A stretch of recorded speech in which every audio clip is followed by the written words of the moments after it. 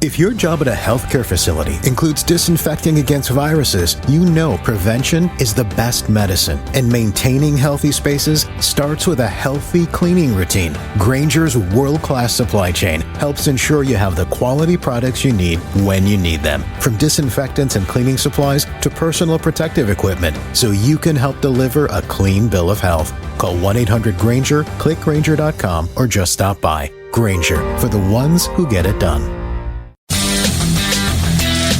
Hey, Furman from Evo! Welcome to lovely Las Vegas for Coast to Coast Hoops with myself, Greg Hoops Peterson, now part of the VSiN Family Podcast. We've got an excellent podcast for you.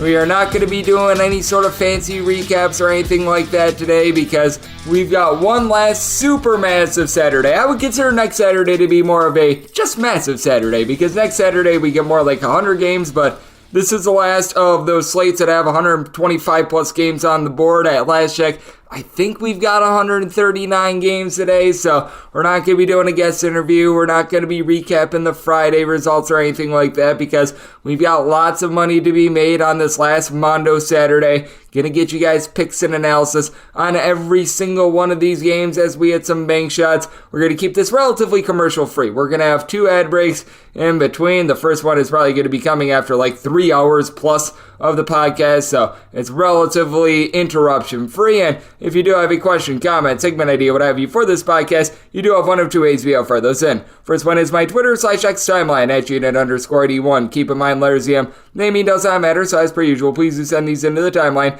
And the other way is find an Apple Podcast review. If you rate this podcast 5 stars, it is very much appreciated. And then from there, you're able to fire in whatever you'd like to hear on this podcast via that 5-star review. And as per usual, we're going to be going with the normal Las Vegas betting board games first, and then the extra games are the games involving teams in smaller conferences. This would be the America East, the Atlantic Sun, the Patriot League, the MEAC, the SWAC, the Southland. If I didn't say the Big South, the Big South. And I believe that we have hit them all. And that should do it for all of the formalities. Let's dive in, give you guys picks and analysis on all of these games as we hit some bank shots. Most financial establishments close at a certain time, but not here. It is time for a side and total on every game on today's betting board bank shots.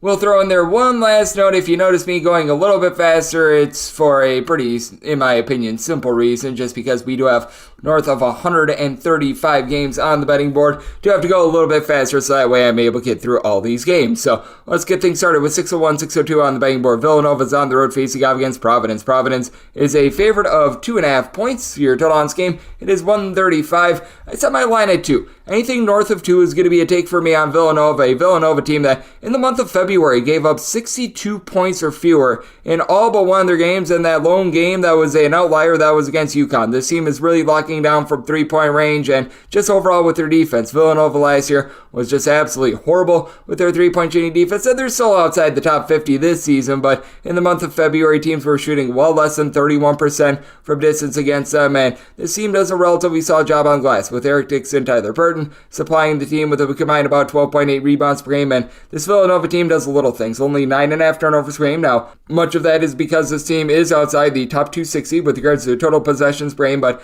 they shoot 81.9% the free throw line. That's a top 5 mark in all of college basketball. Not a great 3-point shooting team, as none of their top 6 scorers shoot above 36.5% from 3-point range, but they do face off against a Providence unit that has been a little bit touch and go ever since Bryce Hopkins has been on the fold. You've got Josh Oduro giving you 16 points, 7 boards, blocking out per contest, and Devin Carter has been a statue suffer. This guy's been amazing. 19 points, 8 boards, 3.5 assists, a steal and a half, a block on 40% 3-point shooting, but really nobody outside of he, along with Mr. Pierre. Jerome Pierre has been able to shoot about 38% from 3. These are really your lone 2 outside threats, and Providence does not have a lot of depth, so they've been having to play relatively slowly as well. They've gotten in trouble with regards to some turnovers with about 12.5 turnovers per game. I do think that overall you have just a little bit more prowess with regards to this Providence team, as I do think that they have the best player out there on the floor in Mr. Devin Carter, but neither of these teams are going to be looking to play fast, and both of these teams really do pride themselves on the defensive side of things. Providence has been ranking overall for the season in the top 50 in terms of points allowed on a per possession basis. They do give up about 8.5 points fewer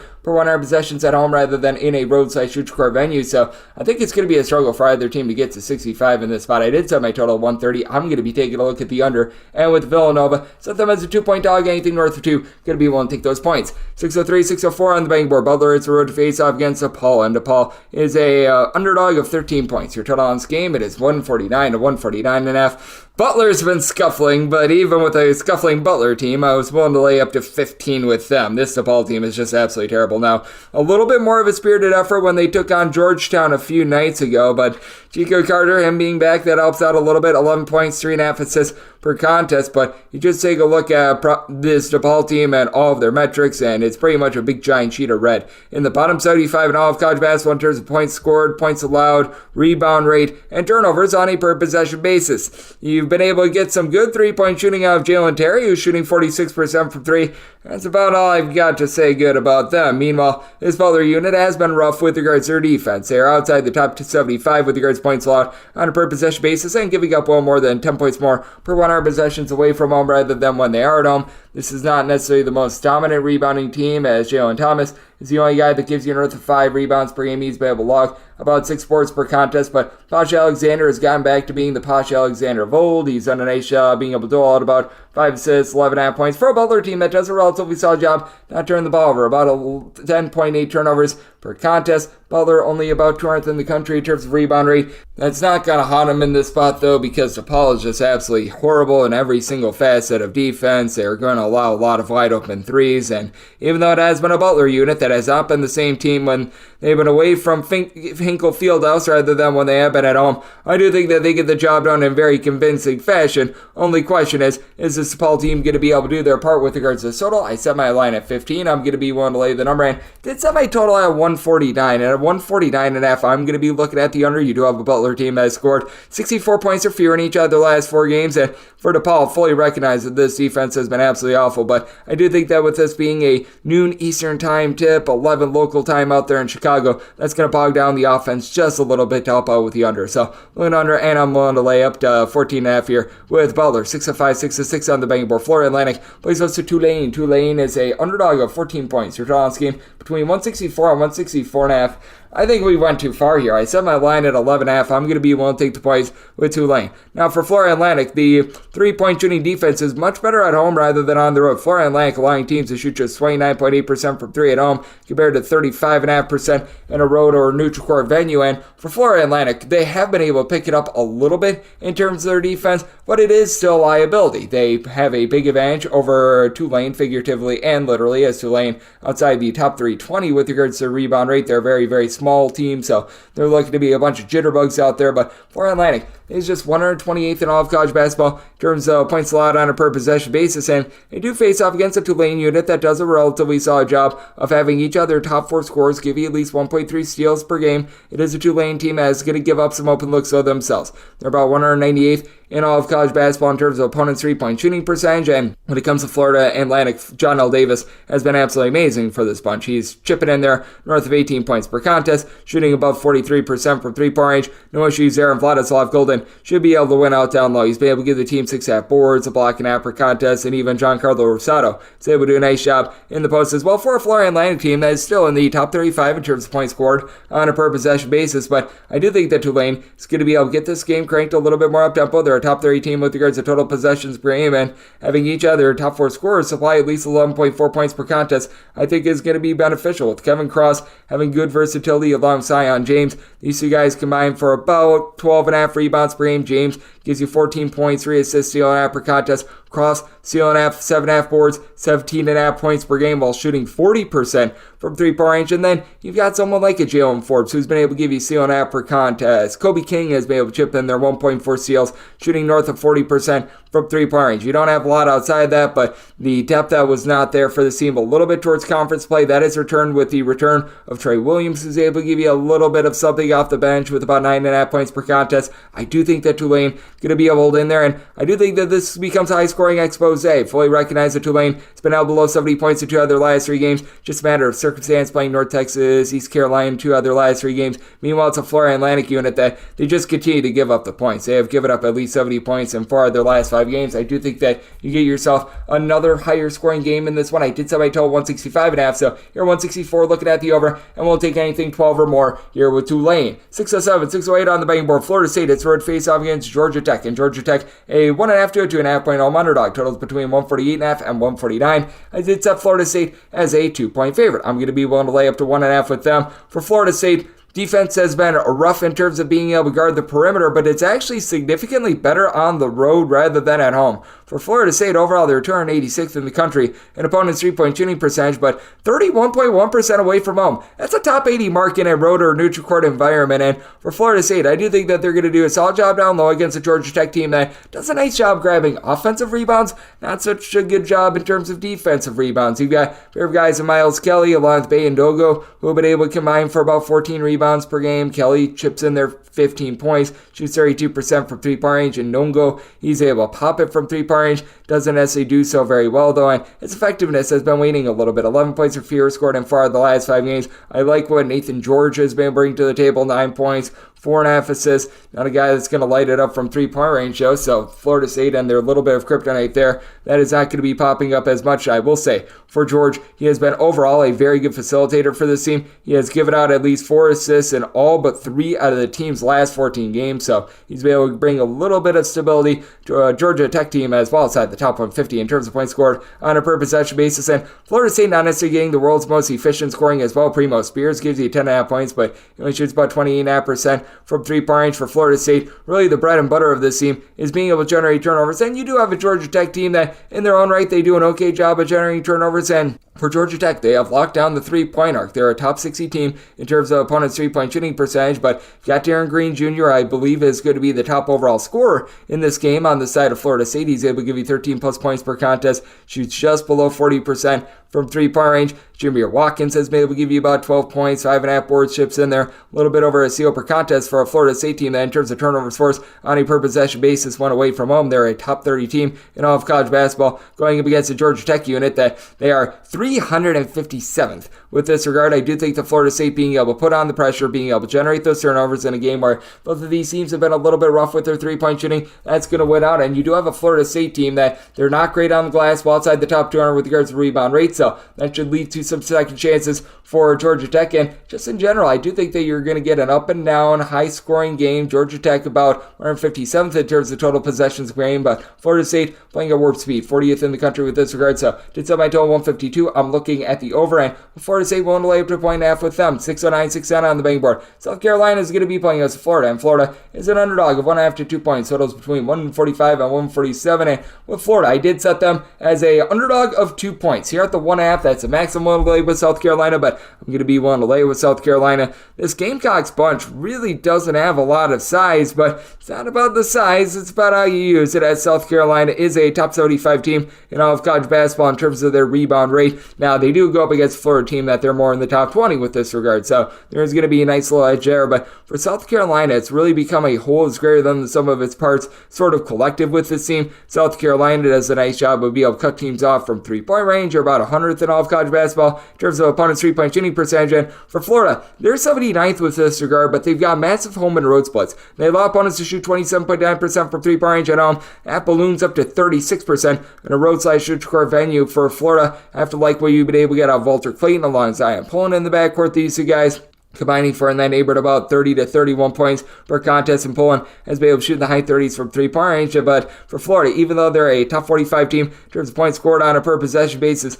this team does shoot just 69% of the free throw line, 33.5% from distance. You've got Jerry Samuel, Alex Condon, Micah Hanglon doing a very solid job down low. These three guys have done a tremendous job being able to combine for about 22 to 23 rebounds per game. But for South Carolina, the guy that I really like down low is the young freshman and Colin Murray Boyles. He has been able to come on very strong for this bunch with at least 7 rebounds in 4 of the team's last 5 games. Had a 31-point performance against Vanderbilt a few weeks ago. He has been a massive X factor after he was missing a few games towards the beginning part of the season. And got to go to scorer Miki Johnson. He and BJ Mack have been able to combine for a little bit over 27 points per game. And for South Carolina. They have nobody other than really Murray Boyles, who gives you north of 5 rebounds per game, but each other top 4 scorers do give you at least 4.3 rebounds per game, and they keep things clean. They only turn the ball over about 10.5 times per contest. South Carolina, very slow, very in control, outside the top 275 in terms of total possessions per game. Florida within the top 50 in terms of total possessions per game. Something's got to give with regards to this tempo, and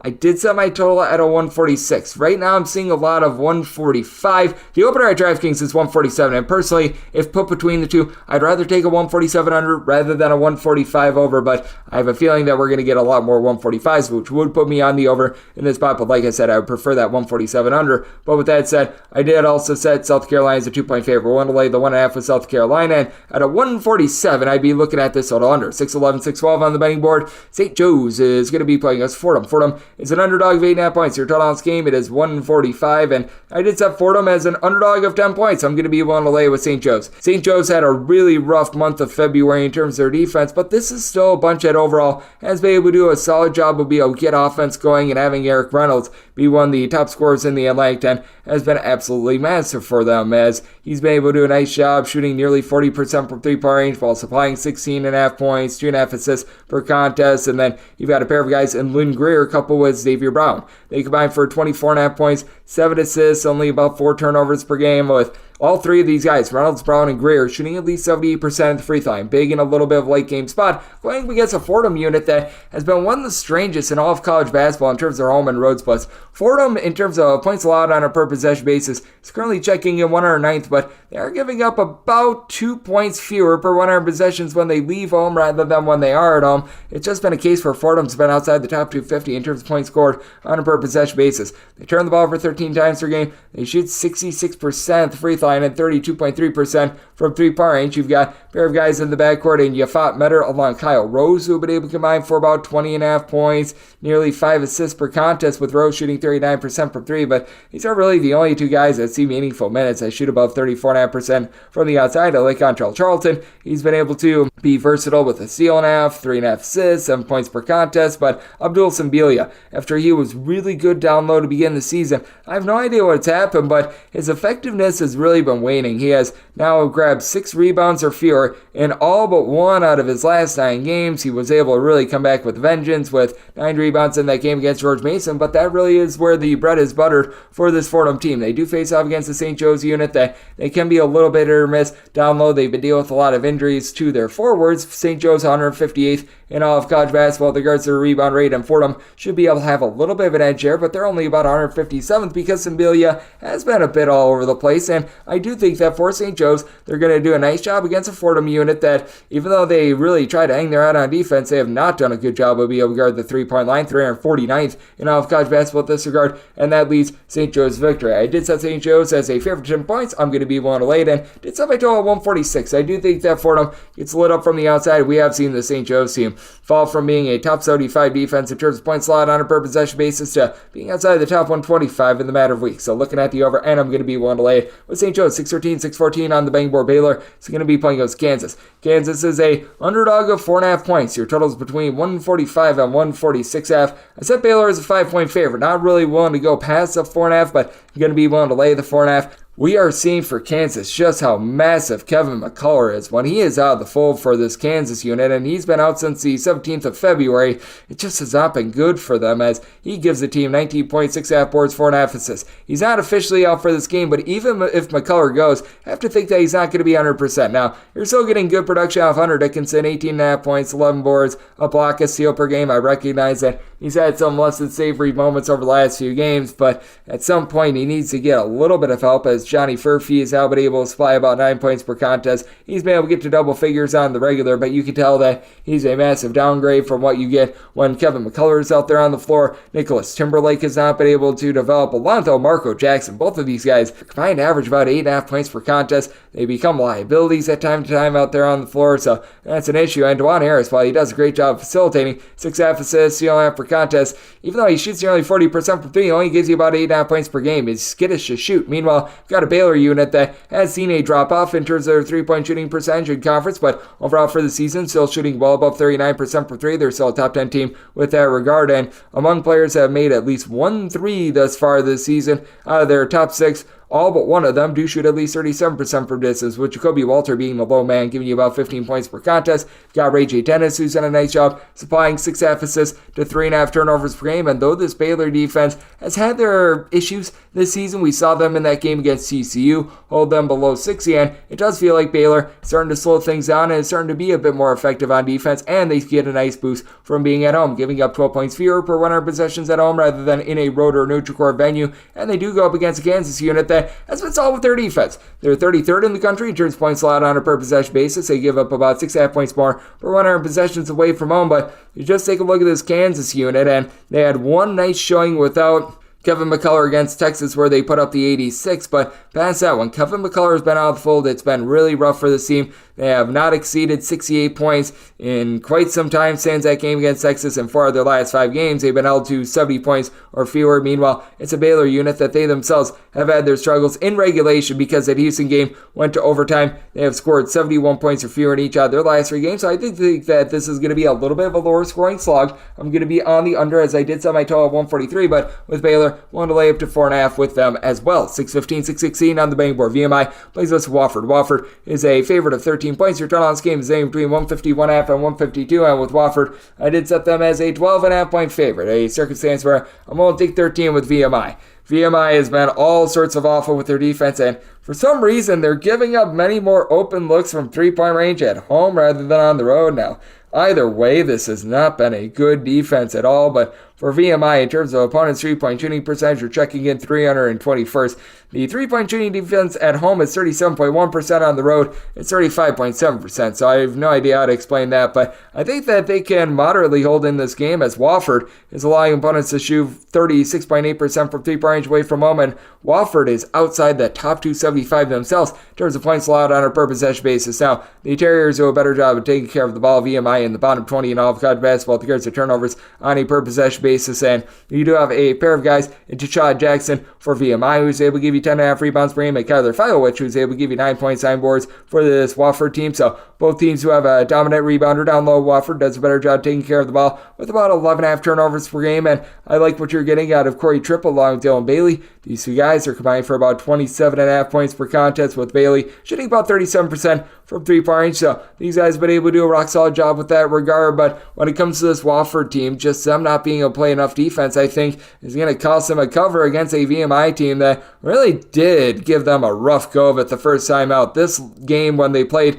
in January, that went to overtime. Wofford was able to get the job done 87-85, and I don't think the VMI duplicates the 8 of 19 3-point shooting, but for VMI, you do have someone that I like that is controlling the point in Brendan Watkins, who's able to give you about 15 points, 3 assists per contest, has been dealing with quite a bit of injury recently, so you got to think that he's probably going to be out of the fold once again, but the guys that are filling in from, they're doing an okay job of being able to dole it out. Tyron Cook has been able to give you about 2.5 assists per contest, shoots 35% from 3-point range, 3+ assists in each of the team's last 3 games. He's given up 3 turnovers or fewer in each of the last 5 as well. I'm not going to call it amazing, but VMI has actually seen a little bit of a drop in turnovers since Watkins has been out of the fold, and I do think that you're going to get just enough out of this VMI team to be able to cover, and both of these teams being as ghastly as they are on defense, I think that leads to offensive fireworks. At my total 154.5, looking at the over, and we'll take 13 plus here with VMI. 617, 618 on the betting board. Elon is going to be playing us of Monmouth, and Monmouth is a road favorite of 2 points. So on this game is between 148.5 and 149. I did make Monmouth a favorite of 4.5 points. I'm going to be one to lay it. Now, Monmouth has some very dramatic home and road splits. They've won all but one of their games when they have played at home. They've picked up a few neutral court wins as well, but in true road games, they've only won one of them thus far this season, but they are going against an Elon team that has been dealing with a injury to one of their main facilitators in Rob Higgins, and this is for an Elon team that is very reliant upon the 3-ball. Elon, even with shooting north of 35% from 3-point range, are only about 181st in all of college basketball in terms of points scored on a per possession basis, and you've got a Monmouth unit that does have a little bit of kryptonite with giving up the 3-ball, but they've been able to run some pretty efficient offense as well. Monmouth about 173rd in all of college basketball in terms of points scored on a per possession basis. They do score about 8 points fewer per 100 possessions in a road or neutral court venue rather than at home. But for this Monmouth team, they're going to have by far the best player out there on the floor, and that'd be Xander Rice. It is Xander's game. He's able to give you 20.5 points, a little bit over seal, shoots 35.5% from three-point range, and then you've got quite a few guys that are able to chip in there and help out from the outside as well. And Jared Valencia along with Abdi Bashir Jr., they both shoot about 40.5% per three-point range, combining for about 15 points per contest. Monmouth, not the most beastly team with regards to rebounding, but you've got Nikita Kuznetsovsky. Hopefully I said that correctly. He's been able to give you about 8 or so rebounds per game, while Jack Collins ships in there a little bit over a steal, 6.5 boards, 10.5 points per game. Just a nice mixer and shaker going up against an Elon team that ranks just 295th in the country in terms of rebound rate. So even though Monmouth is not great at about 260th, they actually do have a little bit of an edge here for Elon. It has been a little bit of a whole is greater than the sum of its parts sort of approach. With Higgins being out of the fold, it's sort of been just a next man up sort of approach with TK Simpkins, Max McKinnon combining for about 25.5 points, 4.5 boards, and you don't have a single guy for Elon that gives you north of 5 rebounds per game. So that's been an issue for them. This Elon bunch, they are able to shoot 36% from three-point range, so they've done a relatively solid job on that front, but just take a look at Elon and the way that they give it up from three-point range as well. That's a big giant issue. Even though you do have a Monmouth unit that does fall off a little bit away from home, the fact that Elon at home is allowing opponents to shoot 36.5% from three-point range, I do think it's pretty glaring. So, circumstance where I did set Monmouth as a 4.5 point favorite, I'm going to be willing to lay the number, and did set my total at 146.5. I do think that Elon is going to need to continue to play a little bit more slowly without Rob Higgins in the fold. It's been a little bit more touch and go for them, and the Elon defense, truth be told, without Rob Higgins in the fold, it actually hasn't been horrible. They've given up 72 points or fewer in 4 of their last 5 games, and it's a Monmouth team that has now given up fewer than 70 points in 3 out of their last 4 games. So looking at the under end, want to lay with Monmouth. 619, 620 on the betting board. It is Wisconsin playing against Illinois. Illinois, a 2.5 to a 3-point underdog with your total 154 to 155.5. With Wisconsin, I did set them as a favorite of 2 points, seeing a lot of 2.5s out there, and I'm seeing a 3 as well. I'm going to be willing to take those points with Illinois. Now, for Illinois, the defense has been overall the last few months catholic. If you take a look at the entirety of the season, Illinois is 107th in the country in terms of points allowed on a per possession basis, but they are giving up nearly 18 points more per 100 possessions when they leave home. And if you look at just since January 1st on, this has been one of the worst Power 5 defenses you're able to find in all of college basketball / Power 6. Meanwhile, for Wisconsin, they are about 170th in all of college basketball in terms of points allowed on a per possession basis, but I'm just not convinced that you get enough possessions for and over in this case, because Wisconsin, even though they're not playing a lot of defense and they've really upped their game on offense, Wisconsin is still 325th in all of college basketball in terms of total possessions per game, and I think that could be the biggest hamperings for being able to get an over in this spot. With Wisconsin, we have seen them be touch and go with their three-point shooting. Certainly have been quite a bit better at home rather than on the road, and this is a Wisconsin team that averages more than 8 points more per 100 possessions at home rather than in a road / court venue. And you have Tyler Wall, Stephen Crowell have been able to do a solid job being able to provide this team with about 13.5 rebounds per game. Crowell continues to shoot 44% from 3, but Wisconsin as a whole, they do shoot just 34% from 3. Still very efficient with the ball. They're only turning the ball over about 10 times per contest. They do shoot those 74.5% at the free throw line, with AJ Storr being able to give you about 16 points per contest, like what he's able to bring to the table. And you've got an Illinois team that has been one of the most efficient offenses in all of college basketball away from home. Terrence Shannon has been a big reason why. After he was out for 6 games, he has come back with a vengeance. 22 points, 4.5 boards, shooting 35% from 3. For Illinois, it's not like the 3-point shooting has been amazing. They shoot 35% from 3-point range, and when they're away from home, they certainly do give up their open looks as well. Illinois, in a road or a neutral court environment, they're allowing opponents from 3-point range to shoot 38%. Meanwhile, the Wisconsin 3-point shooting defense has been much better when they have been at home. Wisconsin allowing teams to shoot about 33.7% from 3 at home, more like 39.5% when they're away from home. But Illinois should have the advantage down low as well. You've got Coleman Hawkins, who's done a nice job supplying about 12 points, 7 boards, trio of assists. He's able to give you a block, a steal per game, shooting in the mid-30s from 3-point range. And for Illinois, you pretty much have out of your top 5 scorers, all but one of them supplying you with at least 4.3 rebounds per game. So they've done a nice job in tandem with that regard. Illinois is 7th in the country with regards to their rebound rate. Wisconsin, they're checking in more around 43rd. So circumstance where I did set my line at 2 here out of 3, I'm going to be willing to take those points with Illinois. And I do think that you're going to continue to see bad defense, I just don't think you get enough possessions for an over in this spot. Semi-total 150. So I'm going to be diving in on the under, and I'm going to be willing to take the points with Illinois. 621, 622 on the betting board. Miami of Ohio hits a road face-off against Eastern Michigan, and Eastern Michigan is a underdog of 3 points with your total 138. I did set Miami of Ohio as a 3-point favorite. We're seeing a few bouncing around numbers as well. This was one where I was seeing closer to 3.5 and 4 out there, and if we can return to more like 3.5 to 4, that would be my buy point. I'll take the points with Eastern Michigan. Eastern Michigan has actually played a little bit of better basketball recently. Now, they've been beating up on a lot of the bottom teams out there in the MAC. When you get to go up against Buffalo twice within a 35-day span, that is going to be certainly a nice booster for your metrics. But you know what? When it comes to Eastern Michigan, they are going to have the best scorer out there on the floor, and that'd be Ty Acuff, who's been tremendous with 21.5 points per contest. Very much a chucker in which you just have to throw the ball up because there's nobody else on the team that's really able to give you some balanced scoring. He only shoots about 30% from 3-point range, while Orlando Lovejoy has been a little bit in and out of the fold. He's been the main Robin for the team. Give you 10 points, 2.5 assists per game. Eastern Michigan's biggest issue is that they only have one guy on the roster that gives you at least 5 rebounds per game.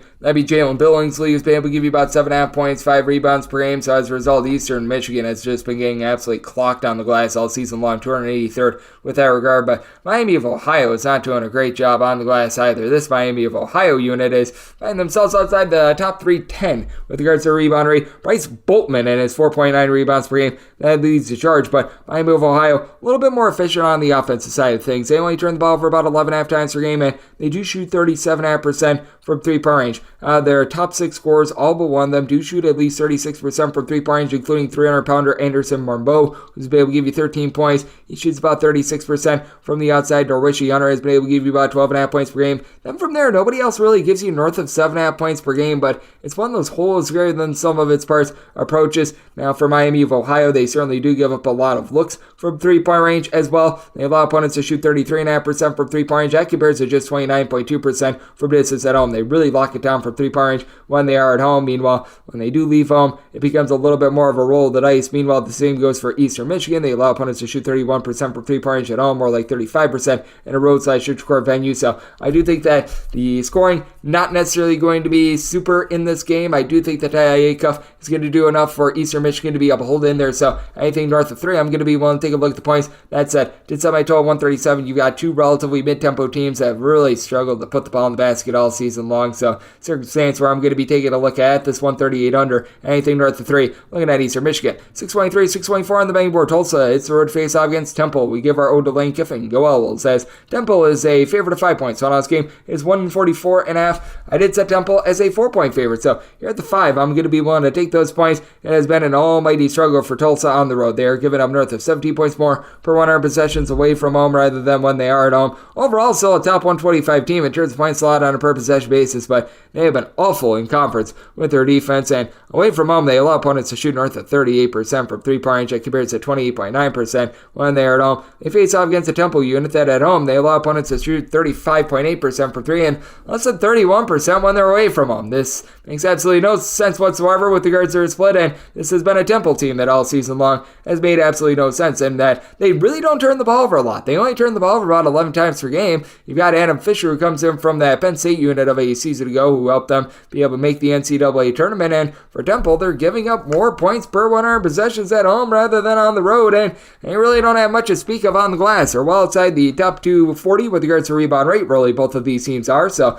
they're going to cancel each other out on that front. You've got a Temple team that does have Isaiah Miller, who's done a nice job being able to give out about 4 assists. He's been able to chip in there 13 plus points per contest. The biggest issue that you've got for Temple is that they were supposed to be a good 3-point shooting team. They're in the bottom 40 nationally in terms of 3-point shooting percentage at less than 31%. You've been able to have Jordan Riley chip in there about 6 boards, 12.5 points per game, but I do think the Tulsa holds in there because they've got the best scorer out there on the floor. That'd be PJ Haggerty with 20.5 points, 5.5 boards. Doesn't pop it well from 3, and Tulsa as a whole, they're only shooting about 32.5% from 3. They are a little bit prone to turning the ball over. They do turn the ball over about 13.5 times per game, but they also are the better team at being able to generate turnovers as well. They as a collective have been able to get about 8.5 steals per game, and if you just take a look at raw turnovers forced on a per possession basis, it is a Tulsa team, but which gets a little bit more muted because they're a top 75 team in terms of total possessions per game, but they're a top 100 team with this regard. Meanwhile, Temple, they're not a team that's wrestling the ball away a ton. They're more around 140th with this regard, so I do think that you're going to be able to see some pretty clean offense. I do think that with both of these teams struggling from the outside, it does help that both of these teams just stink on the glass, which means that you're going to get a lot of second and third chances, but Kobe Williams chipping in there about 12.5 points, being another good facilitator for Tulsa with about 3.5 assists per game, going against a Temple team that just has not been strong with their backcourt, but has all of a sudden found some offense, getting to at least 68 points in 4 of their last 5 games. I do think that you get some explosive offense with a Tulsa team that they themselves have given up now at least 79 points in 3 of their last 4 games, and if you want to go back a little bit further, this team has given up at least 70 points in, I believe, now all but 3 of their games this calendar year. So, circumstance where I'm going to be taking a look at the over. I set my total 146, and I'm going to be willing to take the points with Tulsa, set them as a 4-point underdog. 626 on the betting board. Kentucky plays those to Arkansas. Arkansas is a underdog of 13.5 to 14 points. Your total on this game is anywhere between 167.5 and 168. Last time these two teams played, neither team got to 70. Now, I certainly do think we're going to see a little bit of reversal there. This Kentucky team has been awful on defense, and this Arkansas team has been awful on defense, and I think that you just had one of those just random slogs that we just see from time to time in college basketball, but I think we went too far here. I set my total at 164. I'm going to be taking a look at the under. You got a Kentucky team that I do think is going to be able to light it up from 3-point range. Kentucky shooting 40.7% from 3, top 10 team in the country in terms of 3-point shooting percentage, fewest turnovers on a per possession basis, and points scored on a per possession basis. But the guy that I really like for the team is Reed Shepherd. He does it all. 12.5 points, 4.5 boards, 4.5 assists, 2.7 steals. He's like the only guy on the team. Actually gives you some good defense, and he shoots 51% from 3. As a matter of fact, each of your top 3 scorers for Kentucky shoot above 44% from the outside, and this Arkansas unit just has not been good at home. On the road, you could send them to planet Mars, and it would not be good there. Arkansas is about 205th in the country in opponents' 3-point shooting percentage, allowing opponents to shoot 35.5% per distance in a roadside stretch court venue, and that's the one thing that Kentucky's done an okay job of on defense. They allow opponents to shoot 31.7% from 3-point range at home, and for Arkansas, they've got absolutely no size down low. Trayvon Brazile, he was their main rebounder. He was supplying the team with about 6 or so boards per contest, but he just has not been out there in the fold for this team recently, so that has been a massive issue for Arkansas. You've gotten really good production out of Draymond Mark and Kayleaf Battle. Mark has been able to give you 17 points per contest. Meanwhile, Kayleaf Battle is coming off of one of his best performances of the year, where he was able to put up north of 30 a game or two ago for Arkansas. But for the Razorbacks, it's just been all sorts of bad for them this season. I will say, if you look at the overall defense, they have given up now 73 points or fewer in 3 of their last 4 games. Granted, it's against Missouri, Texas A&M, Mississippi State, but that's been rounding into form a little bit. And strangely, Kentucky has actually been giving up the same amount of points per possession when they've been away from them, rather than when they have been at home. But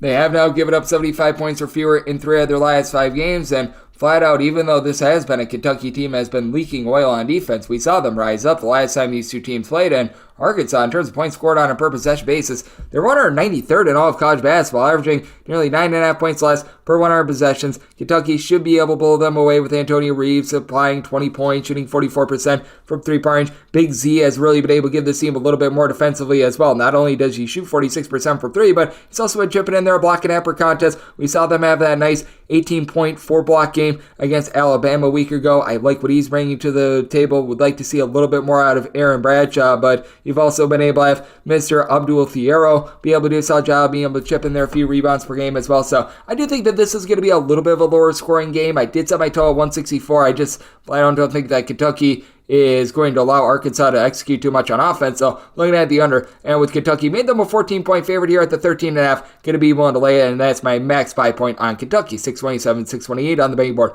Furman plays us of Mercer. Mercer is an underdog of 9 points with your total 148, and I did set my line at 8.5. I'm going to be willing to take the 9 with Mercer. Mercer doesn't necessarily do one thing amazing or one thing terrible. They've just been checking a lot of boxes, and their offense has been able to ascend a little bit recently. This Mercer unit, in terms of points scored on a per possession basis, still well outside the top 200 overall for the season, but they have been able to get past the 80-point plateau, and now 3 out of their last 4 games, 75 plus in every one of them, going up against a Furman unit that has been well outside the top 175 in terms of points allowed on a per possession basis, and Furman has just had a lot of pieces be in and out of the fold all season long. They got a nice boost when they were able to get Marcus Foster back in the fold. He has been one of their top scorers, as he and JP Peaks, between the two of them, are combined to be able to give you about 35.5 points per contest. Foster, lone guy on the roster that gives you north of 5 boards per contest, shoots about 31.5% from 3 points for a Furman team that they only shoot about 32.5% from 3, and typically when you think Furman, you think of a team that's going to absolutely light it up with their offense, and it's not like they're a disaster or anything like that, but they're more around 75th in the country in terms of points scored on a per possession basis, and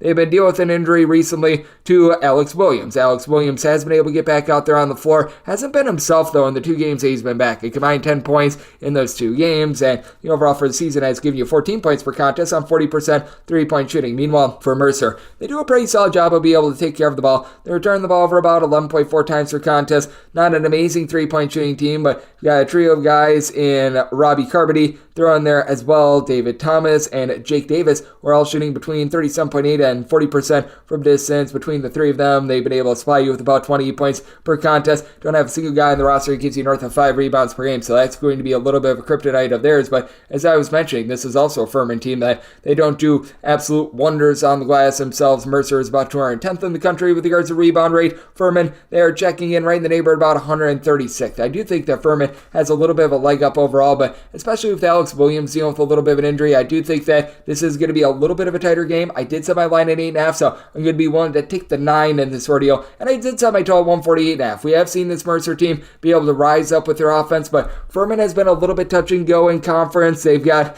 just stretches where they really speed themselves up, and they got stretches where they slow themselves down, and for Furman, they come in having allowed 74 points or fewer in 4 of their last 5 games. So, circumstance where I'm going to be taking a look at the points, set my total at a 148.5. So here at the 148, it's my back spy point on the over to go along with Mercer. 629, 630 on the betting board. LaSalle is going to be playing against George Washington.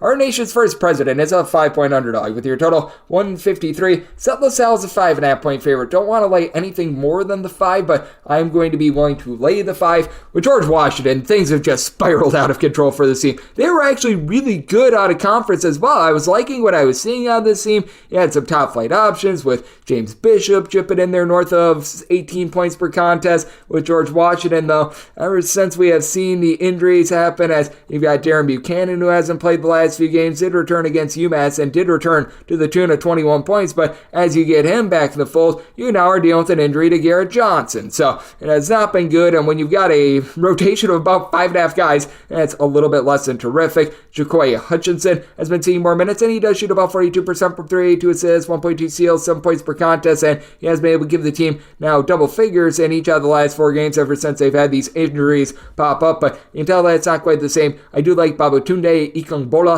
who was able to give you about 2.5 blocks per contest on low for George Washington, as well as George Washington in terms of their percentage of shots that they face on defense that get blocked. They're a top 10 team in terms of non-power conference teams in all of college basketball, but that said, this LaSalle team, even though they're going to be outgunned down low, they're outside the top 275 with regards to rebound rate. I really do like their backcourt. They only turn the ball over 9.8 times per contest. You've got a 40% 3-point shooter, Jamari Brickes, who does a nice job just stuffing the stat sheet. 1.3 steals, 14 points, 5 assists per game, and then Khalil Brantley is able to give you 15 points, 4 assists per contest as well. Now with LaSalle, it's not like they're going to generate a whole bunch of turnovers or anything like that, but they do a nice job keeping things relatively clean there, and they're going to get a lot of open looks from distance against the George Washington team that at home they've honestly done a really nice job of being able to lock down the 3-point arc. George Washington at home, they're allowing opponents to shoot about 30.2% from 3. That goes up 40.2% in a road/neutral court venue. Meanwhile, LaSalle, they're certainly giving up their open looks as well, allowing opponents to shoot 37% from 3. But with George Washington dealing with all the injuries that they are, it is very much muting this offense for LaSalle. I recognize that they are outside the top 225 in terms of just total points scored and points allowed on a per possession basis, but with George Washington going through a funk, having failed to get past the 75-point plateau in 3 of their last 5 games, and this LaSalle team honestly stepping up a little bit more with their defense, giving up 71 points or fewer in 3 of their last 5 games. I think that this total is a bit too high. Set my total 151 after looking at the under. With LaSalle, going to be willing to lay up to 5 with them. 631, 632 on the betting board. Ball State is going to be playing us a Western Michigan. Western Michigan is a underdog of 6.5 points. Your total on this game is 144.5, and I did make Western Michigan the underdog of 6.5 points. I'm seeing a few sixes out there with Ball State at a 6. That's a max I'm going to be willing to lay, but I'm going to be willing to lay with the Ball State unit that has been a little bit up and down all season long in terms of their defensive prowess, but with Ball State, you know that you're going to get really good offensive production. They're a top 45 team in terms of their three-point shooting percentage, and they're going to have the best player out there on the floor. That would be Bashir Jihad, who's been really under the radar, tremendous for this bunch. 8 boards, 19 points per game while shooting 36.5% from three-point range. This Ball State unit has been able to do also a pretty solid job. I'll be able to lock it down in terms of opponent's three-point shooting percentage. Now, hasn't necessarily translated to having just a beastly defense in general for Ball State. They are well outside the top 200 in terms of points allowed on a per possession basis, but they do have some pretty demonstrative home and road splits with regards to their offense. They are scoring 8.9 points more per 100 possessions at home rather than in a roadside shoot-to-court venue. And for Ball State, they allow opponents to shoot 33.5% from three-point range at home.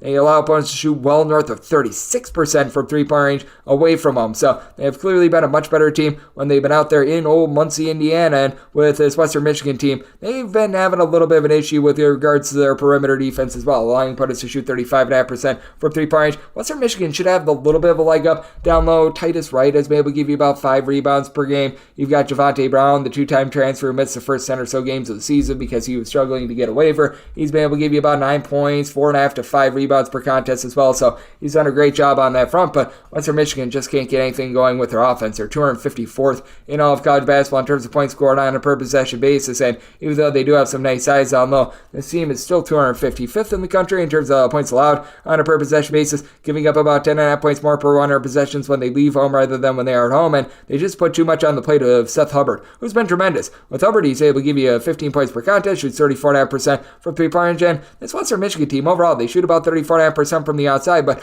they're a low-tempo team that turns the ball over 13.5 times per game, and they also shoot 62% at the free throw line. That is a bottom 25 mark in all of college basketball. I do think the Ball State is going to be able to do a nice job taking it to a Western Michigan unit that has been a little bit better with their offense recently, getting past 67 points in each of their last 3 games, but that was against Miami of Ohio, Eastern Michigan, and Buffalo, a trio of just not so great teams. And for Ball State, they've been able to rise up a little bit more with their defense, giving up 71 or fewer in 4 of their last 5 games. So circumstance where I did set my total 144.5, starting to see this number move to 145, and at a 145, that will be my buy point on the total under, and with Ball State, I'm willing to lay up to 6 with them. 633, 634 on the betting board. Charleston plays us a Hofstra. Hofstra is an underdog of 6.5 points. Total on this game between 152 and 152.5. I set Charleston as a 6-point favorite. 6.5 is going to be my buy point on Hofstra. Hofstra is going to get cooked down, though. This Hofstra unit, in terms of their rebound rate, they are well outside the top 275 in all of college basketball. Not like this Charleston team has been amazing on the glass. What Charleston has been able to do is just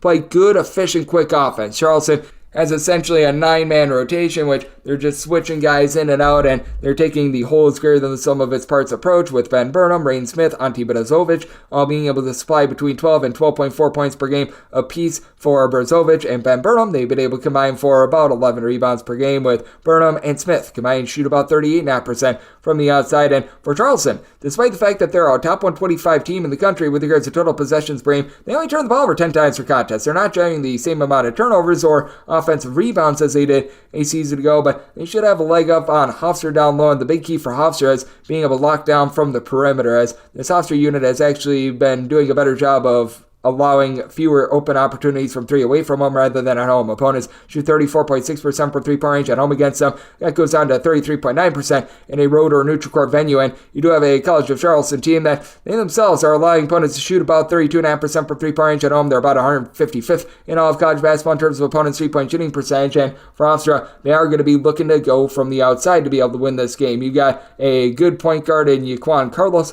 who's doled out 6.3 assists and 2.7 turnovers per game. This in support of Darlston Dunbar, along Tyler Thomas. These two guys, between the two of them, 40.1 points, about 12 boards. Thomas gives you 3.3 assists, and then Dunbar shoots 40% from 3, while Thomas shoots 37% from the outside. For a Hofstra team that as a whole, they do shoot 37.2% from 3-point range. This has been a Hofstra unit that has traveled well with their offense as well. They're only averaging about 0.2 of a point fewer per 100 possessions away from home rather than at home, and they shoot north of 38% from three-point range away from home. That goes down to 35.4% when they are at home. So I do think that Hofstra has the goods to be able to hold in this game. Hofstra has really not been playing super up-tempo, and even though Charleston has become a very efficient offense, it hasn't necessarily been through running it and gunning it. Typically, these Charleston teams, they honestly play a little bit faster than what they are right now. They're about 104th in all of college basketball in terms of total possessions per game, but if you've noticed in CAA play, they're getting faster and faster and faster, and I don't think that the numbers have caught up to them with regards to these totals. So I did set my total 156. I'm looking at the over. And with Charleston, made them a 6-point favorite, so won't take the 6.5 here with Hofstra. 635, 636 on the betting board. You don't just get William, you don't just get Mary, but you get both. The America's favorite tag team, William and Mary, plays those to Hampton, and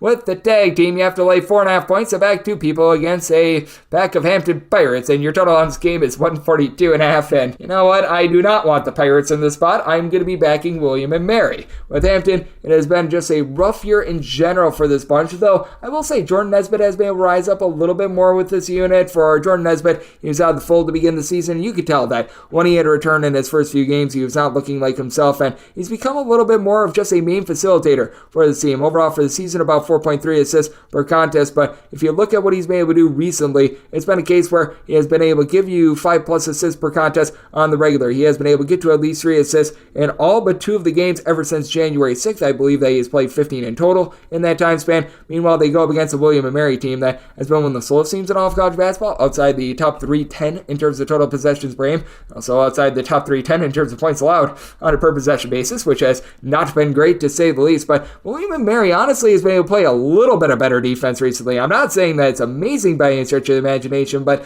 they have now given up 76 points or fewer. Again, not saying that's a ton, but it's something in out of their last 7 games, all but 2 of them. So you know what? Things have been able to improve a little bit with this William and Mary team. You've got someone down low that can be able to win the battle, and Chase Lowe, 12.5 points, 7 boards, 3 assists, good versatility there. And then you've got Glenn Dorsey, Elon Moss in the backcourt, who combined for 27 points with Dorsey, shoots 37% from 3-point range, and they go up against a Hampton unit that does have the best overall rebounder in this game. That'd be Kyrie Smallin. He's been able to give this team about 15 points, 8.5 rebounds per game, but he's been out of the fold the last 2 or 3 games. He's not expected to play in this game as well, so that really hurts the Hampton team that, even with him in the fold down low, they were well outside the top 250 in terms of their rebound rate. Tedrick Wilcox is able to give you about 12 points per contest, but for Hampton, they are only shooting about 32.5% from 3, less than 43.5% from the floor. They are outside the top 300 in terms of points scored on a per possession basis, and they face off against a William and Mary team that, I'm not saying that they're going to absolutely light it up or anything like that, but it is a William and Mary unit that when they do punch the ball inside, they typically do have quite a bit of success. William and Mary in terms of points scored on a per possession basis, about 167th in all of college basketball, despite being well outside the top 225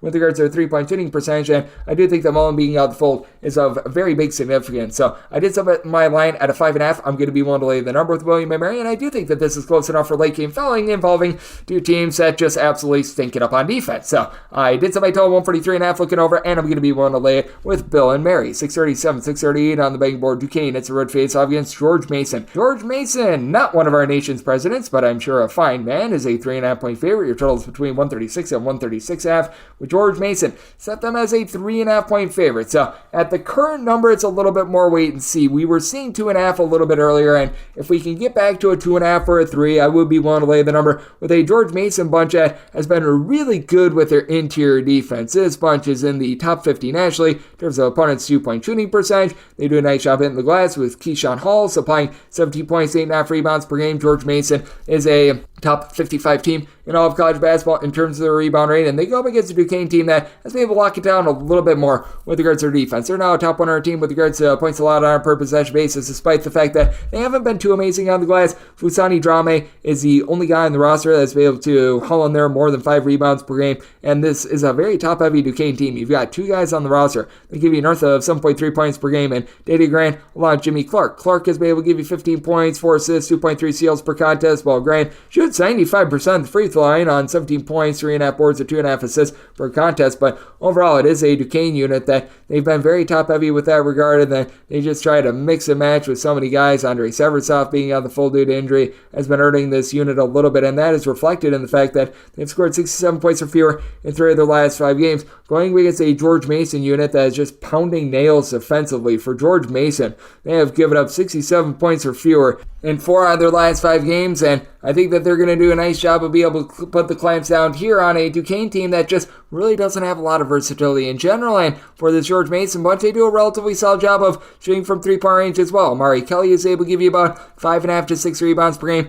He's shooting north of 40% from 3-point range. George Mason from time to time turns the ball over a touch, but they haven't been too bad on this front end. For Duquesne, I just don't know if they're going to be able to attack the main kryptonite of the George Mason team, which is their 3-point shooting defense, as George Mason has been about 294th in all of college basketball in terms of opponents' 3-point shooting percentage, while Duquesne, a top 100 team with their 3-point shooting defense, did semi-total 133.5. Do you think that this is going to be a bit more of a low-scoring slog? So, going to be looking at the under. And with George Mason, if we could go back to that 2.5 to 3 that we were seeing before, going to be one to lay that number, 639, 640 on the betting board. Western Carolina is going to be on the road facing off against Chattanooga. Chattanooga is a favorite of 3 to 3.5 points. Total is 146. Set Chattanooga as a favorite of 5.5 points. So here at the 3, I'm going to be willing to lay the number with Western Carolina. This defense has been very solid, and Vontavious Woolbright is going to be the top player out there on the floor. Woolbright gives you north of 4 assists, 22 points at over 11.5 rebounds per game. Guy has been absolutely ridiculous on that front end. For Western Carolina, when they hit the road, they've actually been better at guarding the arc than they have been at home, allowing opponents to shoot 34.8% at home compared to 32.8% in a roadside-shoot-record venue. Meanwhile, they go up against a Chattanooga unit that does have Sam Alexis, who's been able to do a nice job down low. 13-plus points, right around about 9 rebounds per game. Chattanooga, a middle-of-the-road team with regards to their rebound rate, while Western Carolina is a top 125 team with regards to their rebound rate, and Chattanooga is 259th in all of college basketball in terms of opponents' 3-point shooting percentage, which is a little bit of a problem, but we did see Chattanooga a few weeks ago go on the road, take down this Western Carolina team in a game in which both teams were able to get to 80, and I do think that we're going to get a little bit more of a team effort for both of these teams in terms of scoring, but I do think that this Chattanooga team is going to be a matchup relatively well against a Western Carolina team that's outside the top 200 in terms of total possessions per game, and it's a Western Carolina team that really stands that game against Chattanooga. They have been able to do a relatively solid job with their defense. They've now given up 71 points or fewer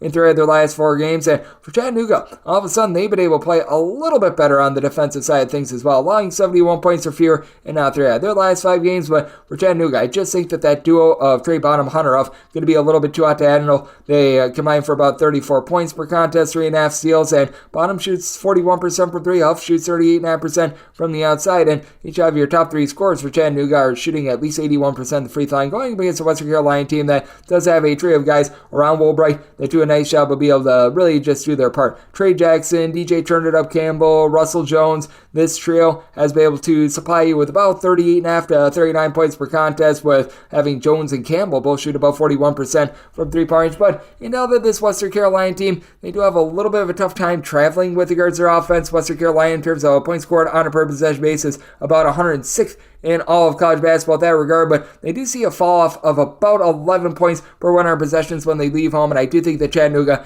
going to do a nice job bottling things up here. I do still think that you get things close enough for late game fouling, and like I said, both teams got to 80 the first time around, so even a little bit of an improvement with regards to defense still puts me on the over. Semi-total 147.5, so laying at the over on Chattanooga, going to be willing to lay up to 5 with them. 641, 642 on the betting board. North Dakota is playing us to South Dakota. South Dakota is a underdog of 8 to 8.5 points. So now this game is between 150.5 and 151. And with South Dakota, I did set them as an underdog of 7 points. I'm going to be willing to take those points.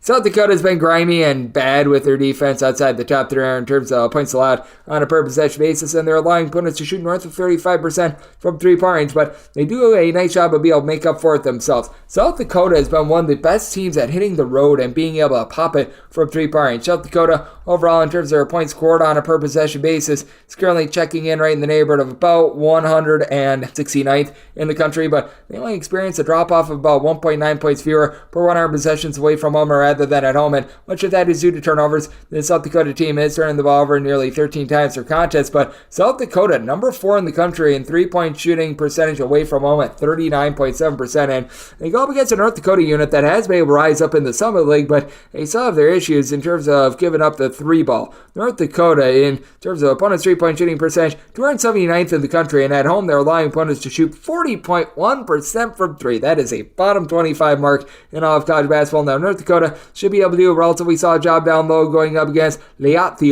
who's been able to give you 9.5 rebounds per game, as they've got Amir Kulajovic, who's been able to give you about 8.5 rebounds per game. I think that both of these teams are going to do a relatively solid job of canceling out in terms of their rebound rate. Both of these teams hovering right around about 125th to 150th in terms of rebound rate, and BJ Omat has been very good for his North Dakota team as a top scorer, 17 points, doesn't necessarily shoot it well from three-point range, and for North Dakota, of your top four scorers, only one of them shoots above 32% for three, and that would be Tyree Eaglestaff, who's been able to give you 14 points per game. But I like the versatility of Tyree Iheanacho and the name as well. Steal and a half, 3.5 assists, 5 boards, 14 points per contest. But with this North Dakota team only shooting about 32% from three, taking good care of the ball with about 10.5 turnovers per game, I do think that it's going to be a little bit rough for them. If you want to attack the South Dakota team, you really do want to be doing it from the outside, since they have been so bad at just being able to guard the arc in general in a road/court venue. They allow opponents to shoot 38.5% from three-point range, and it's not a pair of teams that's going to be generating a whole bunch of turnovers, so you're going to have a lot of clean and efficient possessions there. But for South Dakota, I talk about how bad the perimeter defense is. I'm not saying that they're amazing down low, but with regards to opponents' two-point shooting percentage, they are remarkably better on this front. They're allowing opponents from two-point range to be about more like 51.9%. That's 247th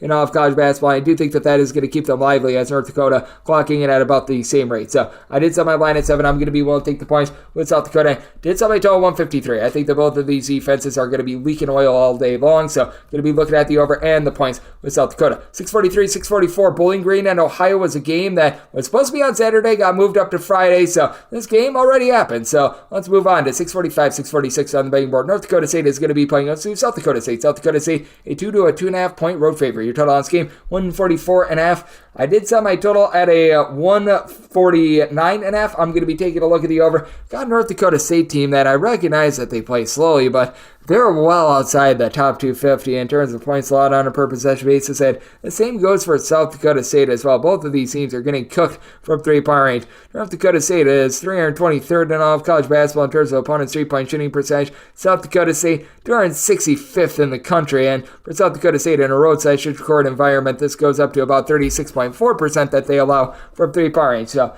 I'm in on the over in this spot, but with South Dakota State, I did set them as a 3.5 point favorite. I'm going to be willing to lay it. With South Dakota State, I do think that they're going to be able to do a little bit of a better job on the glass. North Dakota State has been well outside the top 200 in terms of their rebound rate, and South Dakota State, they're within the top 200 with having a duo in Zeke Mayo along with William Kyle, who have been able to combine for about 12.5 rebounds per game. Mayo is a do-it-all player, 19 points, 3.5 assists, shoots 37% from three-point range, and among scorers that have made at least 1 3 this season, each of your top 4, where the South Dakota State team is shooting at least 37% from three-point range. You've got Charlie Easley, Luca Paolo, who have been able to combine for about 23.5 points per game. They combine to shoot about 40% from three-point range. Meanwhile, for North Dakota State, you do have Andrew Morgan down low, who's able to give you about 5 boards and 13.5 points per game, shooting 35.5% from three. And North Dakota State does shoot 37.5% from three-point range. What's very interesting about North Dakota State, they shoot better away from home rather than at home. Away from home, they're shooting 38.3% from three,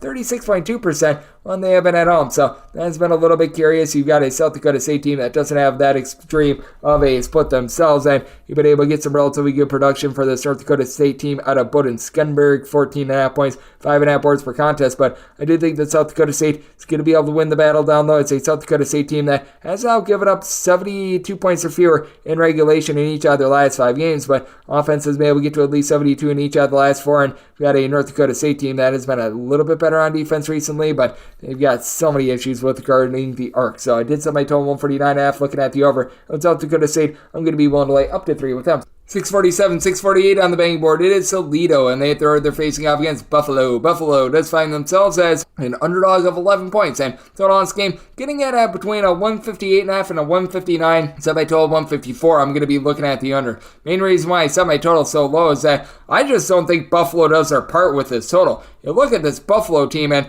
they have been absolutely awful with their three-point shooting. 360th in college basketball at home. They're shooting 24.5% from three-point range, one of their main guards, Anquan Bolden, is currently out of the fold. Anquan Bolden Jr., yes, that is the son of that Anquan Bolden that was a legend in the NFL, but points scored on a per possession basis. Buffalo 335th in all of college basketball, but at home, they are actually in the bottom 10 in all of college basketball with this respect as well. They just have not been able to get anything going, and for Toledo, it's still a team as well outside the top 200 with regards to points allowed on a per possession basis, but they've had a few moments of triumph. They're still one of the lesser teams in all of college basketball in terms of being able to guard the three-point arc, but they've been able to develop a few turnovers, grab a few steals, and they need to go up against the Buffalo team that has scored 72 points or fewer in 4 of their last 5 games. Meanwhile, for Toledo, again, doesn't sound like a whole heck of a lot, but they've now given up 76 points or fewer in each of their previous 3 games, and up until that point where they had that double overtime game against Appalachian State, they were getting their act together on defense. You've got Raheem Moss, you've got Darius Maddox.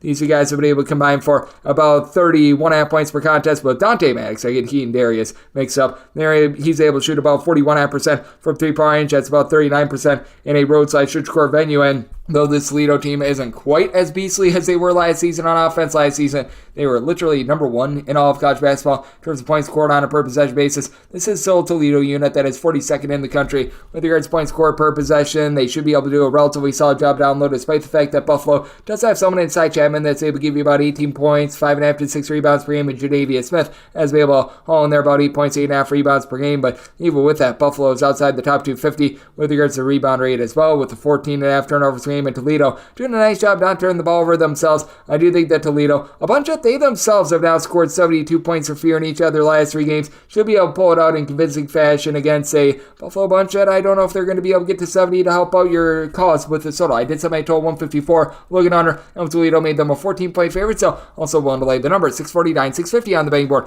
Texas is back to being a favorite at home against Oklahoma State. Oklahoma State, a 9 to 9.5 point underdog with your total 145.5. I did set Texas as a favorite of 11 points, so I'm going to be one to lay it. Texas was one of the more dominant performances in college basketball a few nights ago where they just completely dump trucked Texas Tech, and for the Texas unit, does feel like they're starting to figure it out, and they're doing a better job down low with Dylan Mitchell now giving you about 10.5 points, 8.5 rebounds per game, and for Oklahoma State, the improvement the team has showed has been nice. Javon Small's come up big, 14 points, 4.5 boards, 5 assists per contest, but Oklahoma State is not the same rebounding team that they have been in past years. Oklahoma State about 168th in all of college basketball in terms of their rebound rate, going against a Texas unit that does leave a bit of something to be desired, 121st in the country with this regard, but Texas has been so much better on defense at home rather than on the road. As a matter of fact, for Texas, they're giving up about 20.8 points fewer per 100 possessions at home rather than in a roadside shoot court environment, and they've got a pair of guys in Dylan DeSue and Max Asmus. They're both giving between 16.5 and 17 points per game, with DeSue shooting 53% from 3. Was out of the fold to begin the season, but has really been kicking it up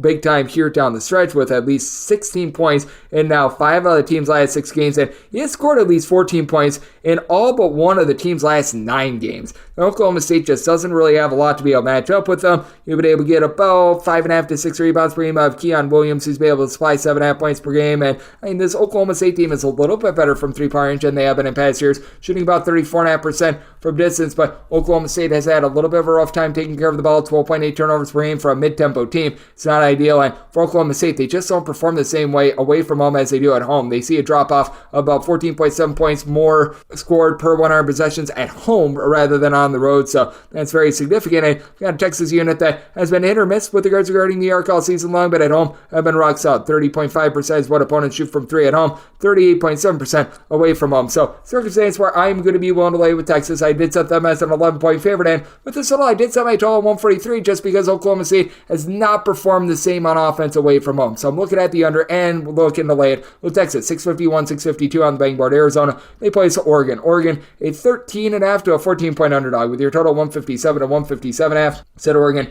as an underdog of 12.5 points. Certainly, I think that Arizona should be a large favorite, but I'm going to be willing to take the points with Oregon. Now, the trepidation that you do have with Oregon, this defense takes a massive nosedive away from home rather than at home. Oregon is allowing opponents to shoot just 30.9% from 3-point range at home. This goes up to 36.5% in a roadside shoot court venue, and you got an Arizona team that gives up more than 20 points fewer per 100 possessions at home rather than away from home, while Oregon Oregon. They're giving up about 9.4 points more per 100 possessions when they leave home. But with Oregon, I do think that they're going to do an okay job down low. Arizona is a top 5 team with regards to rebound rate. It's really hard to win the battle down low against them, but you've been able to have N'Faly Dante do a nice job ever since he has come back from injury, supplied the team with about 8 rebounds per game, 13 plus points per contest, and I do think that Oregon is just going to do enough to be able to be somewhat efficient on offense, because you do have a pair of guys in Jermaine Cuisinart along Jackson Shellstead, who have done a nice job being able to combine for about 27 points per contest. With Shellstead, he's seen his three-point shooting percentage drop off a little bit. Both of these guys shoot between about 34 to 34.5% from the outside. It's an Oregon team that they shoot it relatively well at the free throw line. Other than Dante, each of your top 6 scorers do shoot above 72.2% at the charity stripe, though that does include Jesse Zarzula, who's now out for the season. Nate Biddle has been out of the fold for quite some time, so that's been a little bit of an issue, but you have Gary Oquendo, who's able to shoot about 39.5% from three-point range. They do face off against an Arizona team that they are prone to giving it up a little bit from three-point range, 182nd in the country in terms of opponent's three-point shooting percentage, but you've got Caleb Love, who's been able to supply 17 plus points per contest. He has been great on offense, while Umar Ballo has been just an absolute man down low. He's able to give you a double-double north of 10 points, 10.1 rebounds per game, while Arizona just has really good facilitation by committee. Pell Larson, Caleb Love, they combine for about 7 assists per contest, and then you throw in their Kylan Boswell. They give this team 3 different guys that give you at least 3.4 assists per game. Arizona, a top 25 team in terms of total possessions per game, yet they only turn the ball over about 12 times per contest. So it's a very interesting circumstance here. This is an Oregon team that has been able to be much more efficient on offense this year than the last few years. They're about 94th in the country in terms of points scored on a per possession basis, but I do think that you do just enough for Oregon to be able to keep this total under, and as I was mentioning with Arizona, they're a heck of a better defensive team at home rather than on the road, so I did sell my total 156.5, looking at the under, and with Oregon, I'm willing to take 13 plus here with them. 653, 654 on the betting board. UNC Wilmington plays host to Towson, and Towson is an underdog of 5.5 points. Your total on this game is 132. I did set Wilmington as a favorite of 6.5 points. I'm going to be willing to lay this number. Towson has been tremendous on the glass, a top 35 team with regards to rebound rate. You've got a Wilmington team that is, though, number 1 in all of college basketball in terms of fewest turnovers on a per possession basis, and Tarzarian White, I do think, is going to be able to take over this game. 20 plus points, he's able to supply you with 6 boards, shoots so well from 3-point. Now, for UNC Wilmington, they do have a kryptonite of really giving it up from 3-point. Wilmington is now well outside the top 190 in terms of points allowed on a per possession basis, which much of the crux of the issue being the fact that they are 301st in all of college basketball with regards to opponents' 3-point shooting percentage, while Towson,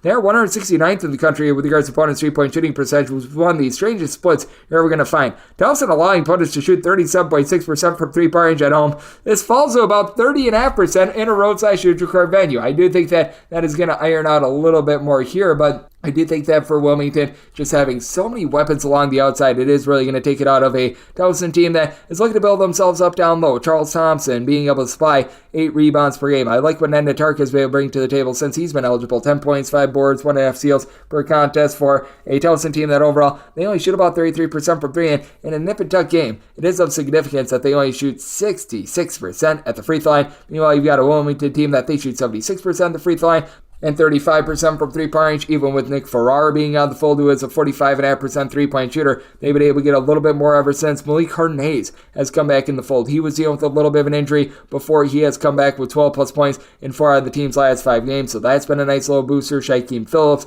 3.8 assists, 1 turnover per contest. This is a Wilmington team that they do a great job of just crossing their T's, dotting their I's, playing good, efficient offense. Meanwhile, you've got a Towson team that they too have been able to do a little bit more on offense, 80 plus points in 2 of their last 3 games, but they've just been sporadic all over the place, going against the UNC Wilmington team that they've been able to do a little bit more with regards to their defense. It doesn't sound like a ton, but this bunch has now given up 73 points or fewer in all but 2 out of their last 5 games. I do think that UNC Wilmington, with their backcourt, going to be able to win out in this spot. I did tell Wilmington as a favorite of 6.5 points, so I'm going to be willing to lay up to 6. And in terms of this total, I did set it at a 134.5 because I do think that with Wilmington, despite them being a slow tempo team, both of these teams outside the top 225 in terms of total possessions per game, I just think that they find a way to be able to execute, and they themselves are giving up a lot of open looks. So I'm going to be looking at the over, and I'm going to be willing to lay it with Wilmington. 655, 656 on the betting board. Creighton plays those to Marquette. Marquette, a 4.5 to a 5-point underdog. Totals between 153 and 154.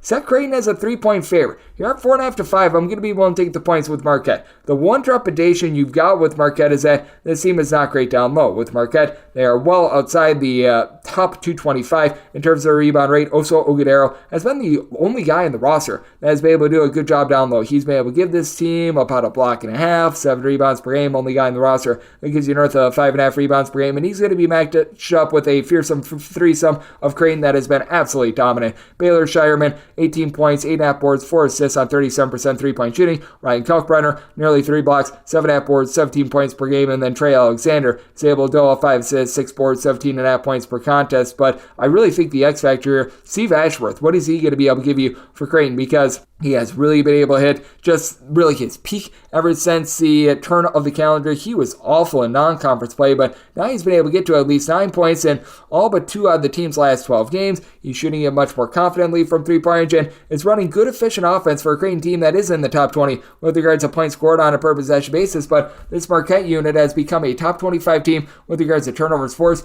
on a per possession basis. If they can force Ashworth into just a few turnovers, that's going to go a long way for a Marquette team that is 37th in the country in terms of points allowed on a per possession basis. Now, they do allow 11 points more per 100 possessions when they leave home rather than when they are at home, and they do face off against a Creighton unit that they have relatively similar splits home and road. They're only giving up about 0.9 points more per 100 possessions when they leave home rather than when they are at home. They're more around 74th in the country with this regard, but this is also a Creighton team that has been a better three-point shooting defense as well. Marquette, they are allowing opponents to shoot 35.4% from three-point range in a roadside court venue. Meanwhile, this is a Creighton unit that, in terms of opponents' three-point shooting percentage, you're a top 75 team in the country, allowing opponents to shoot 30.4% from three-point range when they're at home. But just have my concerns with Creighton not having a lot of depth. And then you've got that man in Tyler Kolek, who has been so amazing for Marquette, 15-plus points, 7 assists. He's been able to haul in there right around 5 rebounds. He does a nice job of just running efficient offense for a Marquette team that has a little bit more mid-tempo this year, but they're only turning the ball over 10.5 times per contest. I do think that having Cam Jones shipping in there 16 points, Stevie Mitchell being able to give you something with regards to 2 steals per contest, 8.5 points per game, that Marquette is going to be able to hold in there in a game where I think we're going to see just a little bit more defense than expected. I did set my total at a 153, so you're at a 154. I'm looking at the under, and I'm going to be willing to take the points with the Marquette, set them as a 3-point dog, 657, 658 on the betting board. Davidson plays us the UMass. This is a pick'em game with your total between 140 and 141, and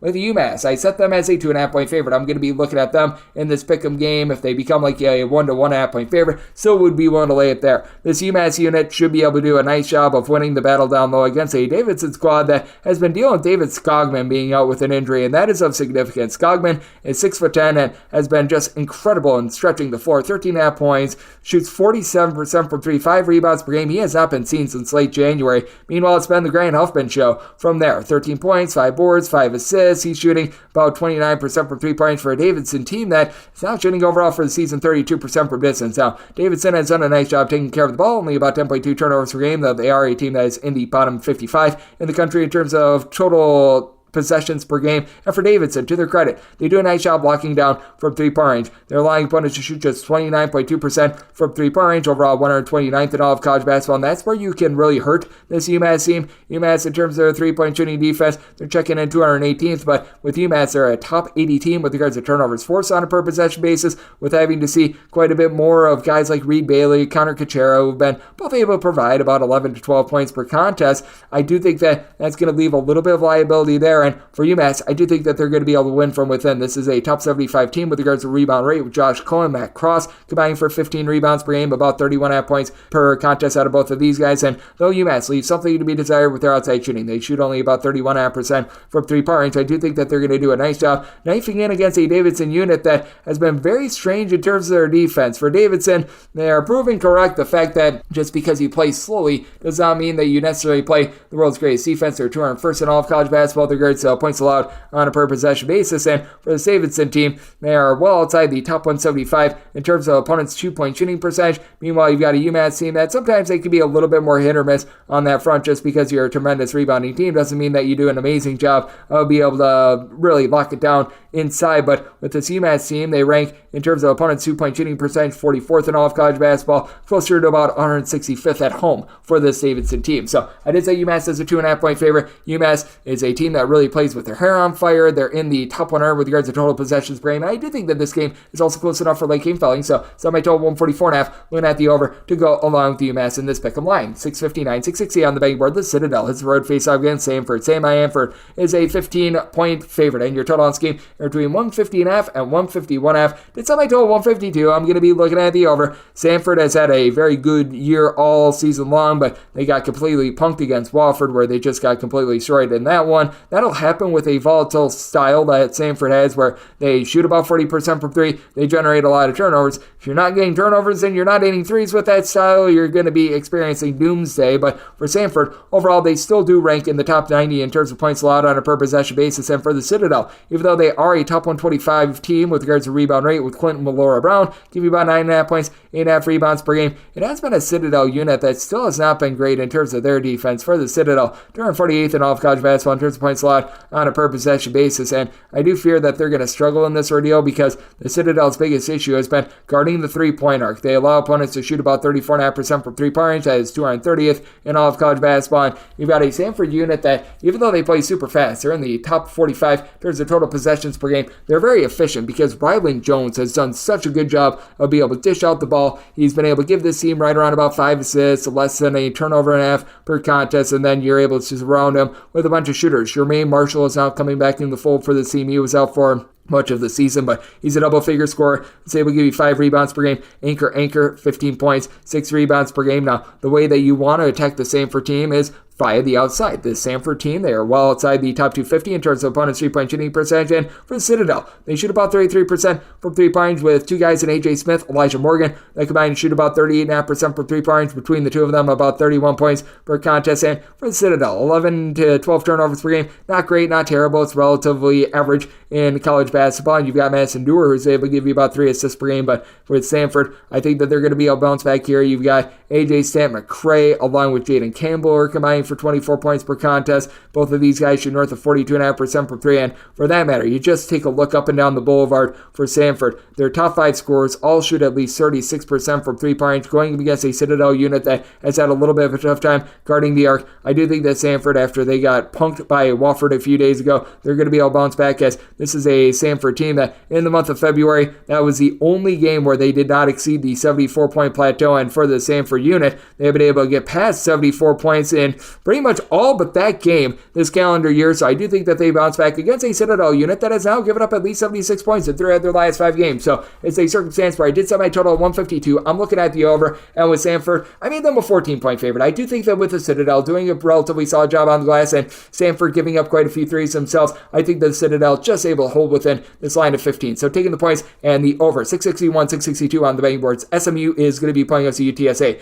Meet for the Roadrunners, who find themselves as 17-point underdogs, seeing at 16.5 out there as well. 159 is your total. And with the Roadrunners of UTSA, I'm going to be willing to take the points. I think that we've went a little bit too far here. I did set my line at a 16 with SMU. This team is still a top 40 team in all of college basketball in terms of points allowed on a per possession basis, but we have been noticing the defense has been leaking a little bit of oil. And with this UTSA team, they've got really good offense. You've been able to get north of 15 points per game out of Jordan Ivy Curry, who's shooting in the high 30s from 3-point range. Now, for UTSA, they're well outside the top 260 in terms of points allowed on a per possession basis. They've been getting absolutely cooked there, but SMU is a little bit of a top-heavy team in terms of their perimeter offense. You've got Drake Phelps, who gives you 14 points, 2 steals, 3 assists per game, but out of their top 5 scorers, one guy shoots above 23% from 3. That'd be Tuck Harris, who shoots 40% from the outside, 13 points, 3.5 assists per game. Now, from there, you've got guys like Ricardo Wright, B.J. Edwards, that are able to shoot it well from 3-point range. Check,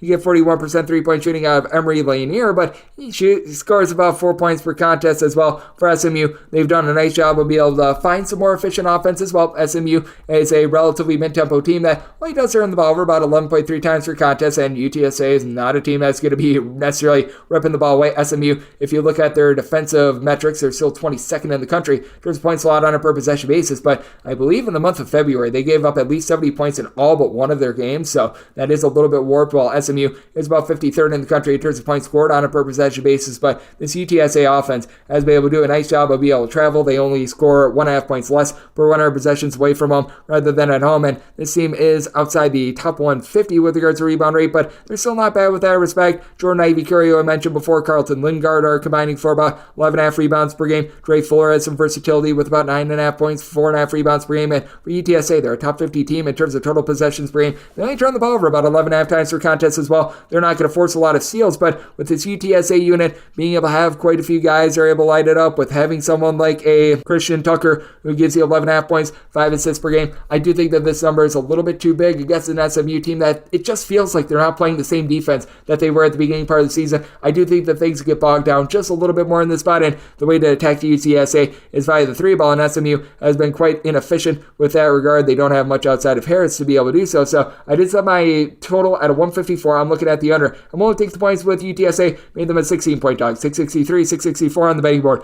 Minnesota plays us to Penn State. Penn State is a 6.5-point underdog. Totals between 151 and 152. Man, it's been a run if you've been backing Minnesota on the spread. And you guys know on this podcast, I've been doing a lot of that. 24-4 against the spread for Minnesota. Let's hope it's 25-4. I said Minnesota is a 7-point favorite. Don't want to lay anything more than the 6.5, but I'm going to be willing to lay it. This Minnesota team has just been so different at home rather than on the road. And you've got Dawson Garcia, who's going to be able to take over the game. 18 points, 6.5 rebounds per game. Not saying this Minnesota team is amazing on the glass, but they get to go up against a Penn State team that's outside the top 300 in terms of their overall rebound rate. Goodis Wahab has been able to do a relatively solid job. He's been able to hold in for this team right around about 7.5 rebounds per game, but keep in mind, Kanye Cleary is no longer with Penn State. He was shooting about 37.5% from 3, 16.5 points per game. Now, I will say, without Cleary, this team has gotten past the 80-point plateau in each of their last 3 games. They have given up now at least 74 points in all 3 of those games, but you do go up against a Minnesota team that you want to talk about a home and road split.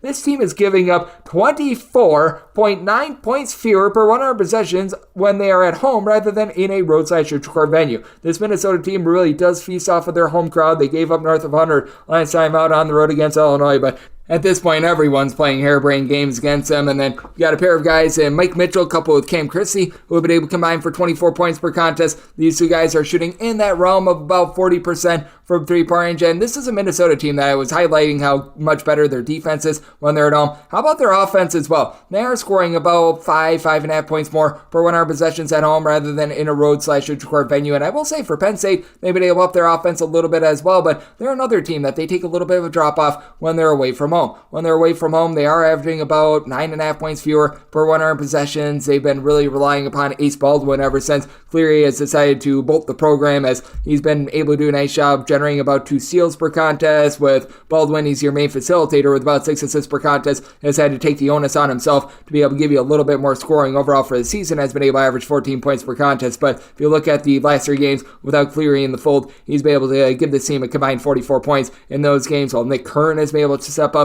giving 9 points per game, but it's a Penn State team that they do shoot only about 33% per 3, and I mean, with Penn State, they're a top 25 team in terms of turnovers forced on a per possession basis, and Penn State has also been a very good perimeter defense as well. That travels. They are allowing opponents in a road/court venue to shoot about 31.4% from 3-point range, but I do think that Minnesota finds a way to be able to win from within. Elijah Hawkins, he's been very good at being able to reduce his turnovers from a season ago. Last year, led qualifying D1 players with about 4 turnovers per game. That's down to about 2.7 per game this season, north of 7 assists per contest, top 5 mark in all of college basketball. And I do think that Penn State continues to play harebrained games like they have been without Cleary. I do think that this is an up and down game and could be close enough for late game felling. I did set my line at 7 at the 6.5. It's a max I'm willing to lay, but I'm going to be willing to lay it, and did set my total 153, so also going to be looking at the under to go along with old reliable Minnesota. 665, 666 on the betting board. It is LSU on the road facing up against Vanderbilt. Vanderbilt is a home underdog of 3.5 points. Draws game between 143.5 and 144 made LSU a 5-point favorite. I'm going to be one to lay it. I just cannot trust in this Vanderbilt defense at all. With Vanderbilt in terms of points allowed on a per possession basis,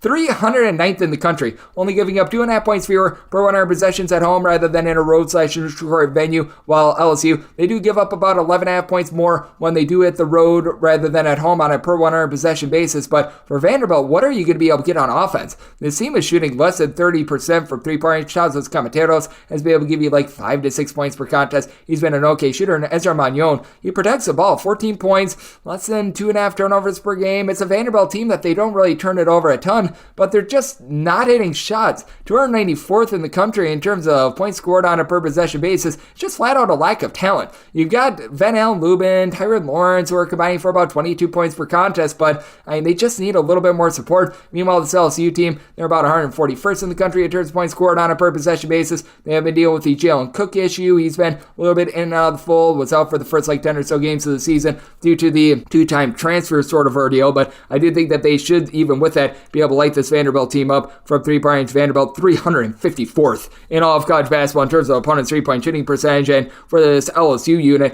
it has been a case where Will Baker has been one of your top rebounders with about 5 boards per contest. LSU well outside the top 175 with regards to rebound rate, but you're not getting a lot of rebounding out of this Vanderbilt team either. And I do think that for LSU, they should be able to do a nice job, be able to generate some turnovers, top 75 team with regards to turnovers forced on a per possession basis. And with Trey Hannibal being able to give you about 3 assists per contest, shooting 43% from 3, is just a good stabilizing piece. I do think that LSU going to be able to get it done against a Vanderbilt team that, as I've been saying throughout, this has been an awful defense that's given up at least 76 points in each of their last 4 games for a LSU team that, while they have struggled on offense, they've failed to get past 70 points in 3 of their last 4 games. This feels like a good get-right spot for that offense. I set my total at 145. I'm looking at the over. And with LSU, I'm willing to lay up to 4.5 with them. 667, 668 on the betting board. Morehead St plays us a Lindenwood. Lindenwood is a 20-point underdog. The last game is anywhere between 134.5 and 135. I did set Lindenwood as an underdog of 20 points. So we're going to see if we can get down either below 20 or north of 20. This was a number that I saw a little bit earlier get to 20.5, and if I were to guess, I do think that this number is probably going to be going a little bit northward at anything north of 20. It'll be my buy point on a Lindenwood team that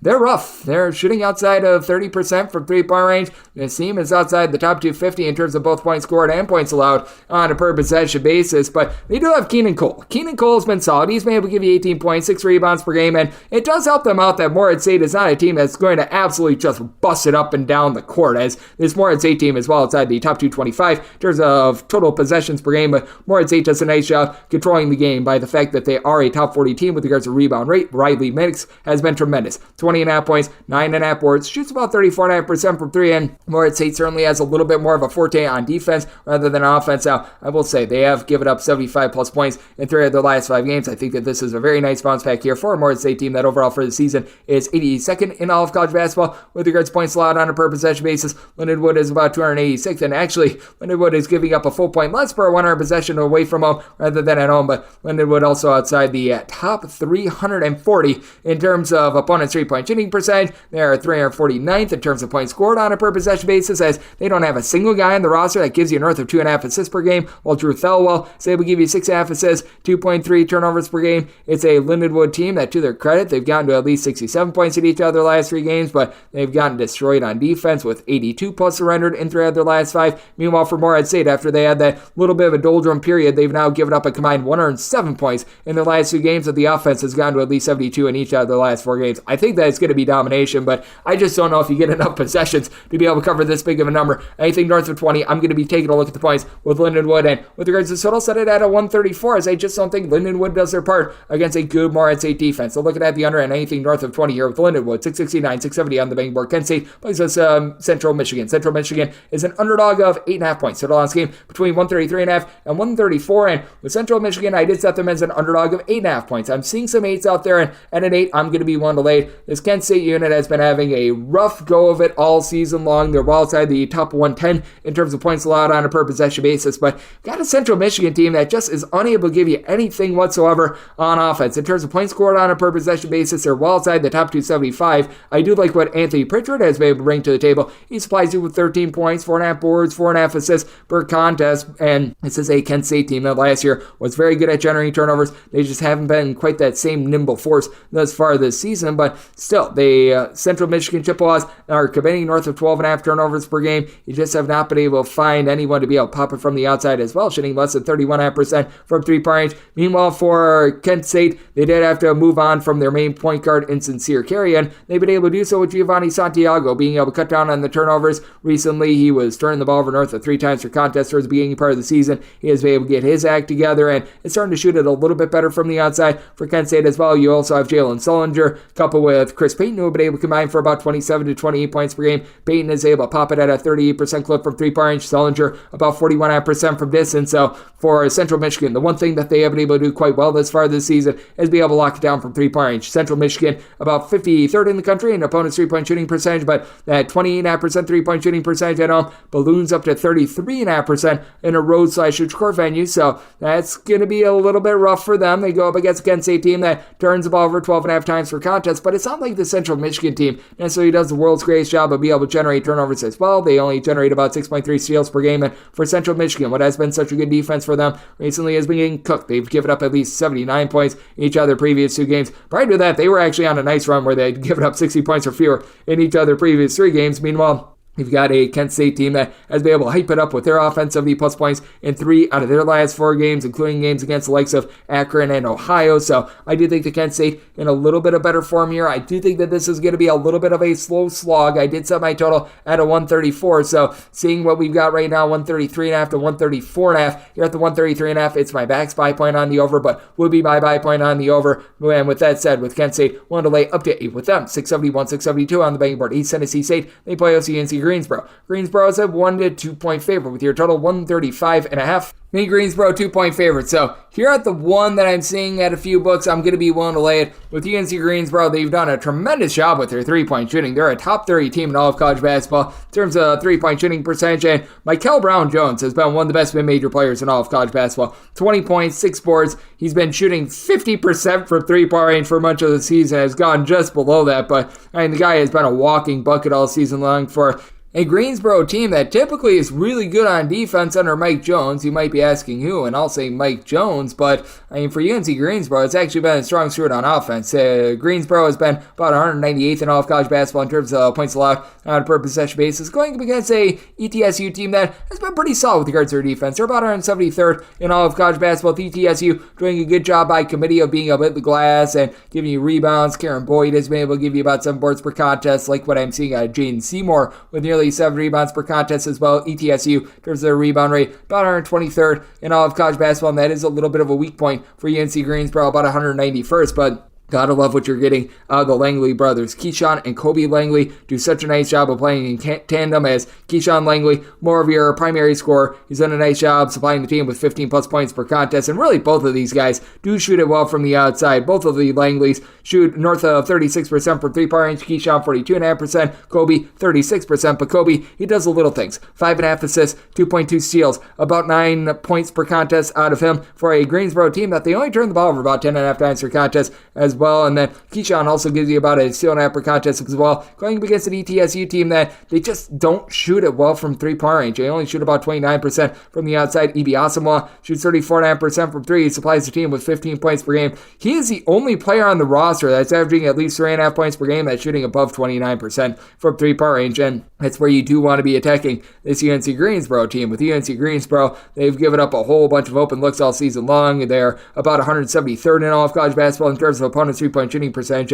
That's actually come down to about 32.7% in a roadside shoot venue. And to the credit of ETSU, they've been able to do a solid job locking down from three-point range at home at about 32% is what they're allowing opponents to shoot from three-point range at home. But I do think that in the end, the backcourt of UNC Greensboro just going to be a little bit too much. And even though ETSU has a little bit of an advantage down low, you've got a Greensboro team that I think is going to be able to do an okay job of being able to rip the ball away. And for this Greensboro team, it's been touch and go in terms of the defense all season long, and they're going to have their hands full with the guy that's able able to give you about 2.5 blocks per contest in Jabari Parker. But that said, when it comes to this UNC Greensboro team, defense has looked much better, giving up 65 points or fewer in 4 of their last 5 games. So willing to ride with them, set them as a 2-point favorite. And this time I total 136. I do think that this is going to be a game close enough for late game falling in. I do think that Greensboro continues their hot offense. So looking at the over and willing to lay it with Greensboro. 673, 674 on the betting board. Colorado State plays us Wyoming. Wyoming is an underdog of 15 to 15.5 points. And on this game is 142.5. And with Wyoming, I did set them as an underdog of 14.5 points. 15 plus, I'm going to be willing to take them. For Wyoming, they've been a very befuddling team in terms of their defense, as they've actually given up fewer points on a per possession basis when they've been away from home rather than when they have been at home. And they've got one of the best home court environments in all of college basketball. Now, for Wyoming, the defense hasn't been good anywhere. They're 321st in all of college basketball in terms of points allowed on a per possession basis. But Colorado State is well outside the top 100 with regards to points allowed on a per possession basis, and they're getting cooked from three-point range at home, allowing opponents to shoot 36% from three-point range. And that's the one way in which Wyoming is going to be able to hold in this game. They've got a pair of guys that really do stroke the ball from three-point range, with having a pair of guys, Sam Griffin along with Akul Koch, who have been able to combine for about 31, 32 points per contest. Both of these guys shooting north of 37% from distance. I think that keeps them lively. Now for Wyoming, they do need to make sure that they don't turn the ball over too much, as that has been a kryptonite for them. They've been a bottom 75 team in all of college basketball with regards to turnover rate, with 13.5 turnovers per contest. But if this is a case where they're able to get to the free throw line, each of their top 4 scorers do shoot at least 80%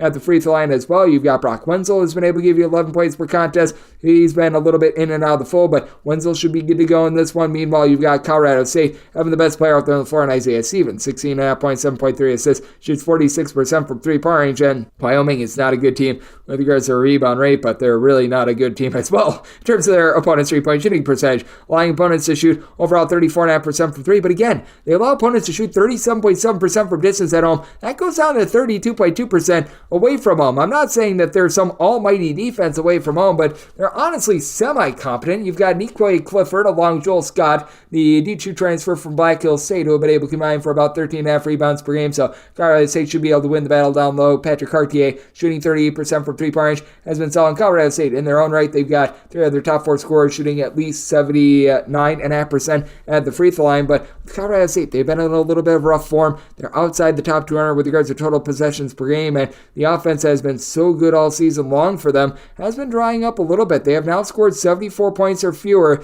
in 4 out of their last 5 games, and last time they exceeded the 75-point plateau, you have to go all the way back to January. So I do think that Wyoming has enough to be able to hold in this game. It's a Wyoming unit that they have been able to get to at least 69 points in 4 of their last 5 games. I do think the Colorado State going to bust out a little bit more in terms of their offense. I did set my total at a 144.5. I'm looking at the over, but I think Wyoming holds in there. I'm willing to take the 15 with them to go along with the over. 675, 676 on the betting board. It is Iowa State on the road facing off against Central Florida. Central Florida, a 3.5 to a 4.5 point underdog. Your total on this game between 133.5 and 134. Made my line 6. I'm going to be willing to lay it with Iowa State now. Fully recognize that Iowa State has some big time home and road splits, and really both of these teams too. You've got a pair of top 20 teams in terms of points allowed on a per possession basis, with Iowa State currently clocking in number 2 in all of college basketball. But Iowa State, they do allow about 23 points more per 100 possessions away from home rather than at home, and Central Florida is allowing about 17.5 points fewer per 100 possessions at home rather than in a roadside shoot record venue. But for Central Florida, I just don't know if they're going to be able to take advantage of the main kryptonite of Iowa State to be able to get this one in. And that would be with Iowa State the fact that they do allow you a few open looks from three-point range. In a road or neutral court environment, they allow opponents to shoot 37.5% from three-point range. Meanwhile, you've got a Central Florida team that, much like Iowa State, they're looking to generate turnovers. Both of these teams are very good with that regard, and Iowa State, obviously, the creme de la creme with that regard is Iowa State, a top 5 team in all of college basketball with regards to turnovers forced on a per possession basis. But I just take a look at the backcourt tandems in this one, and I do believe in Iowa State's quite a bit more. You've got Keshawn Gilbert, Taman Lipsby, who have been able to combine for just under 27 points, 9 boards, 9.5 assists, to go along with 4.5 steals per game, with Lipsby now shooting 36% from three-point range. And for Iowa State, under the radar, this is a top 35 team in the country in terms of points scored on a per possession basis, while Central Florida is well outside the top 80. Now, Central Florida, they do a relatively solid job on the glass, a top 55 team with regards to rebound rate, with having Abrima Diallo along with Omar Payne combined for 3.5 blocks per contest. contest. They both are able to combine for just under 10 rebounds per game, with Yellow being able to give you 6 points per contest. But Central Florida just really can't shoot from 3-point range. They shoot as a collective 31.9% with Darius Johnson,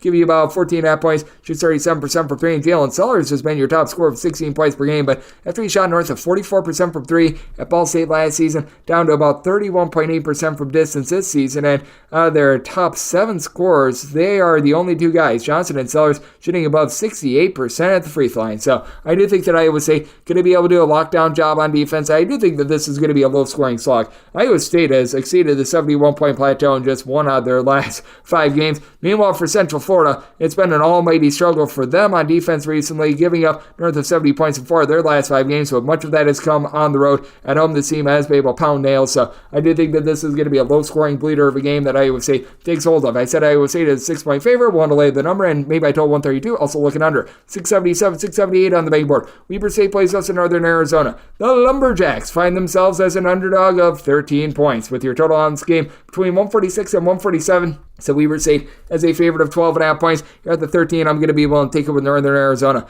Northern Arizona, top 100 team in terms of cutting teams off from 3-point range. And you do have a Weber State unit that does have quite a few guys that they like to bomb it from 3-point range. Now, Weber State is going to have by far the best player in this game. Dylan Jones, 20.5 points, 10 boards, 5.3 assists per contest. It's hard for anyone for Northern Arizona to match up with. But Trent McLaughlin has been rock solid with 16.5 points. It's a Northern Arizona team that is only shooting about 31.5% from the outside. They do face off against a Weber State team that has been much different at home rather than on the road. They allow opponents to shoot 32.5% from 3-point range at home. This balloons up to about 34.7% in a roadside shoot-to-court environment. And for Weber State, defense has been acting up here in conference. They're down to about 180th in the country with regards to points allowed on a per-possession basis. But they do go up against a Northern Arizona team that, despite their good lockdown perimeter defense, they are still about 285th in the country in terms of points allowed on a per-possession basis. And this is a Northern Arizona team that is going to turn the ball over quite a bit, about 12.5 turnovers per game, but Carson Bacham being able to supply about 6.5 rebounds, a double-figure amount of points.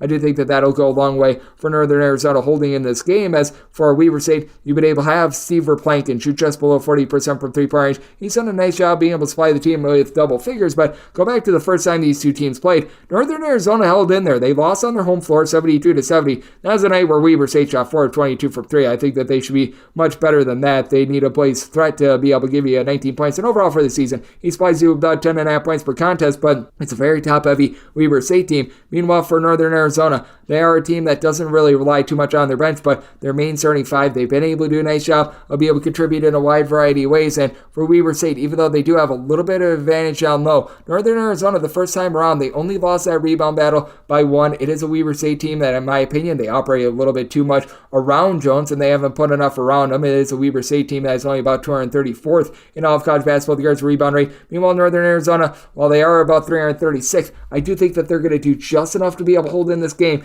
I do think that this number has become a little bit too inflated. I did set my total at a 144.5 with the way that Weber State has been falling off a little bit more with regards to their defense, but they still at the same time are well outside that top 275 in terms of total possessions per game, so I just flat out don't think you get enough possessions for an over. Looking at the under, and I'm going to be willing to take the points with Northern Arizona. Made them a 12.5 point underdog, 679, 680 on the big board. Little Rock plays us to Tennessee Tech. Tennessee Tech, an underdog of 12 to 12.5 points. Settles between 141.5 and 142.5. With Tennessee Tech, I set them as an underdog of 15 points. I'm going to be willing to lay it. Little Rock has done a really nice job of being able to up their tempo, and Little Rock is on a really nice burner run out here in the OVC. I believe that they've won something like 6 or 7 straight games. Actually, it's now 8 straight with what they were able to do on Thursday to Tennessee State, pounding them by 25 points. And for this Little Rock bunch, the offense has been just a machine. 80-plus points scored, and now each of their last 4 games, they've gotten to the 77-point plateau in 5 out of their last 6, and they've got a nice backcourt duo in KK Robinson and Jameer Chaplin, combining for 31 points, 2.3 steals. These guys don't really shoot it well from 3. It's a bunch that has one guy that's able to shoot about 38% from the outside, and Bradley Douglas as a whole team shoots about 33.7% from the outside, but they should be benefited by the fact that Tennessee Tech cannot guard the arc to save their lives. Tennessee Tech, in terms of opponents' 3-point shooting percentage,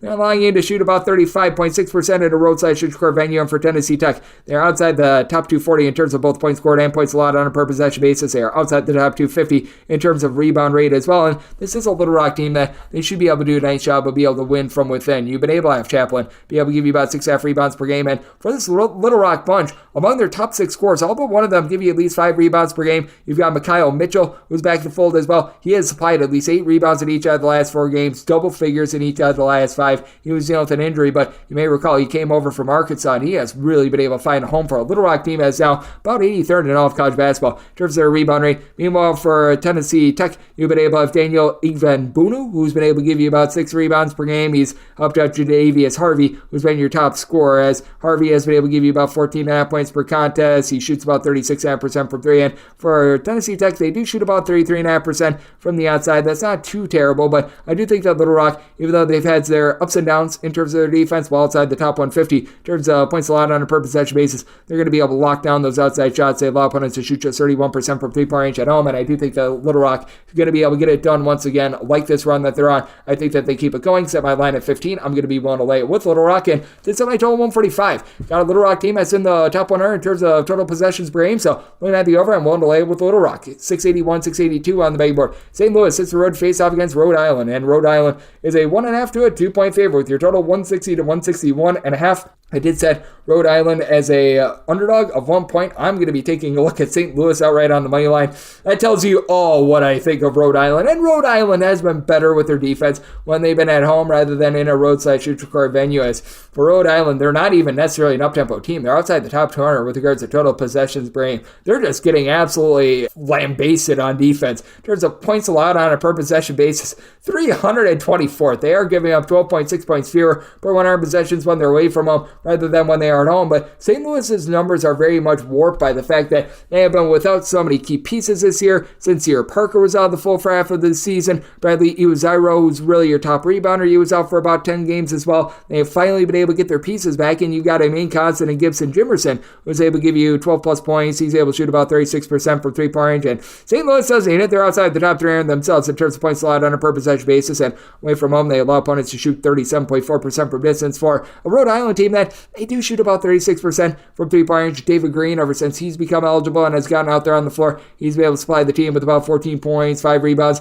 per contest, but it is a squad that still just has not been able to guard the arc. This is a Rhode Island team that is in the bottom 20 nationally in terms of turnovers forced on a per possession basis, so that's going to allow Rhode Island to not be able to generate those fast break buckets, and that's going to allow St. Louis to be able to get into their happy zone on offense. You've got Terrence Hargrove, who's got some versatility, 13 points, right around about 6 boards, and for the St. Louis team, one thing that they've been able to do very well, stroke it from 3-point range. They shoot about 37% from 3-point range. That is a top 50 mark in all of college basketball. In Rhode Island, 311th in terms of opponent's 3-point shooting percentage. I do think that St. Louis gets the job done outright, and I do think that both of these teams, that they don't necessarily play up tempo. They're both going to be able to get to right around about 75. I think you come up just short with regards to the possessions in this game, though. I set my total at 155, so I'm looking at the under. I like St. Louis outright on the money line, set them as a 1-point favorite. 683, 684 on the betting board. Charlotte plays close to South Florida. South Florida is a underdog of 3 points. So on this game between 135 and 136.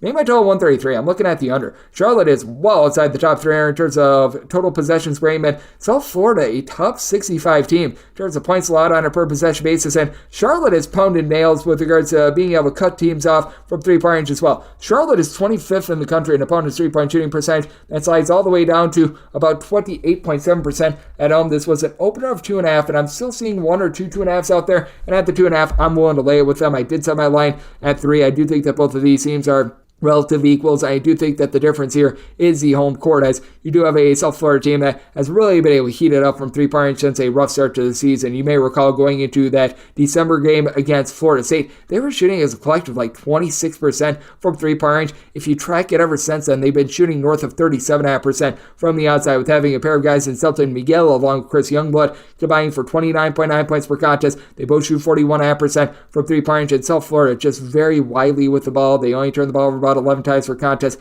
Each other top 3 scorers, and if you look at their top 7 scorers, 6 of them shoot at least 75.4% at the free throw line. The one issue that you do have with South Florida, they're outside the top 2 arm with regards to rebound rate. You've had Keyshawn Pryor be able to give you about 7.5 boards, 12 points per contest. He and Brown and Stroud are the only 2 guys on the roster that do give you north of 3.6 rebounds per game. Meanwhile, for Charlotte, you've got Igor Milicic, who's just all sorts of versatile, shoots in the high 30s from 3-point range, supplies the team with about 8 rebounds. He's been able to throw in there about 14 points per contest, so do love what he's able to bring to the table for a Charlotte team that they're not necessarily dominant on the glass either. They're about 209th in all of college basketball with regards to rebound rate, but do like Lucial Patterson. He's been able to give you about 14.5 points per game for a Charlotte team that really doesn't turn the ball over a ton. 9.6 turnovers per game. Now they're only shooting about 32.5% from distance. It's going to be a little bit of a hamperance against a South Florida team that has done a nice job of being able to guard the 3-point arc, but I do think that Charlotte, with the way that they've been able to take care of the ball and the way that Charlotte does a nice job of just being able to lock down on defense, this Charlotte unit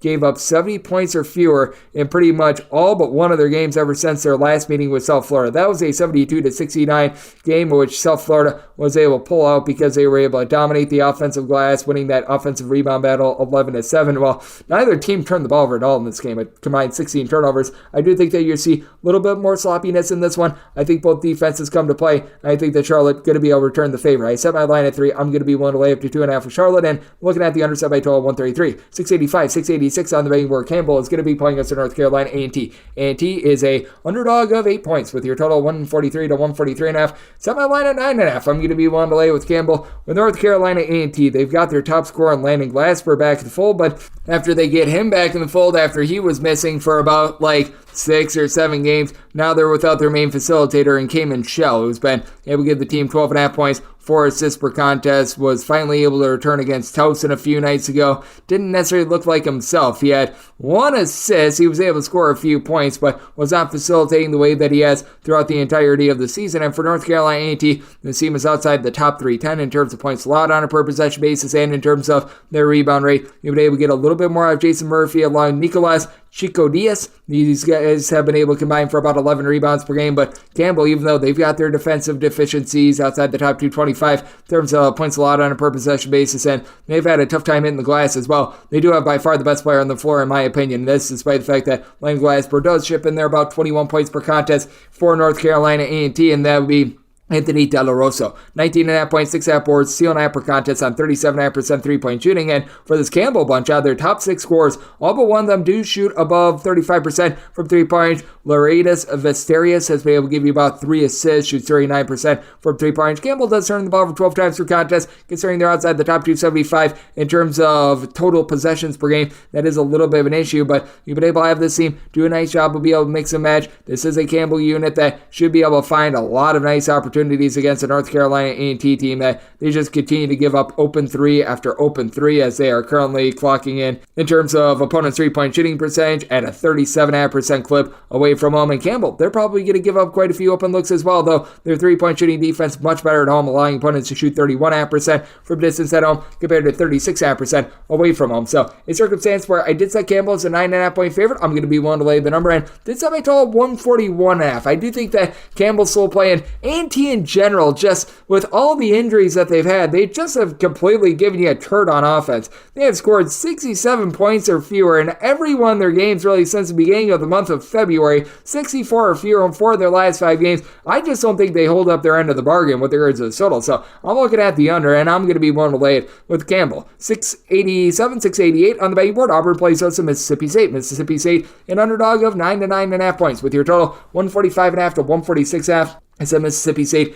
as a underdog of 7.5 points. So I'm going to be willing to take the 9 to 9.5 with Mississippi State. This is still a top 35 team in all of college basketball with regards to points allowed on a per possession basis. And while Auburn does see a nice boost at home rather than on the road, and this is an Auburn team that legitimately is one of the most balanced teams in all of college basketball. Top 40 team in terms of both points scored and points allowed on a per possession basis. They take away the three-point line. They're 18th in the country. Jalen Williams, who was dealing with a little bit of an injury, double-figure scorers, shooting in the mid-30s from three-point range. He's back as fold as well, but I do like for Mississippi State the way that they just maul on the glass. You've got Tolu Smith back in the fold. He, Charles Matthew, Jimmy Bell, between the 3 of them, you're getting nearly 21 rebounds per game. With Tolu Smith, he's not really going to stretch a floor, but you do finally have someone in Josh Hubbard who's able to pop in from three-point range for this team, as he's been able to do a nice job shooting above 35% from distance. One of your main guys with about 16 points per contest for Mississippi State could use a little bit more facilitation, as right now Charles Matthews is leading the way with 3 assists per contest, but it is that Mississippi State team that has been much better on offense this season than they were a season ago. Meanwhile, Auburn has G&I Broom cleaning up down low. 8.5 boards, 16.5 points, shoots 37% from 3 for an Auburn team that legitimately has out of their top 5 scorers, 4 of them shooting at least 37% from distance. Now,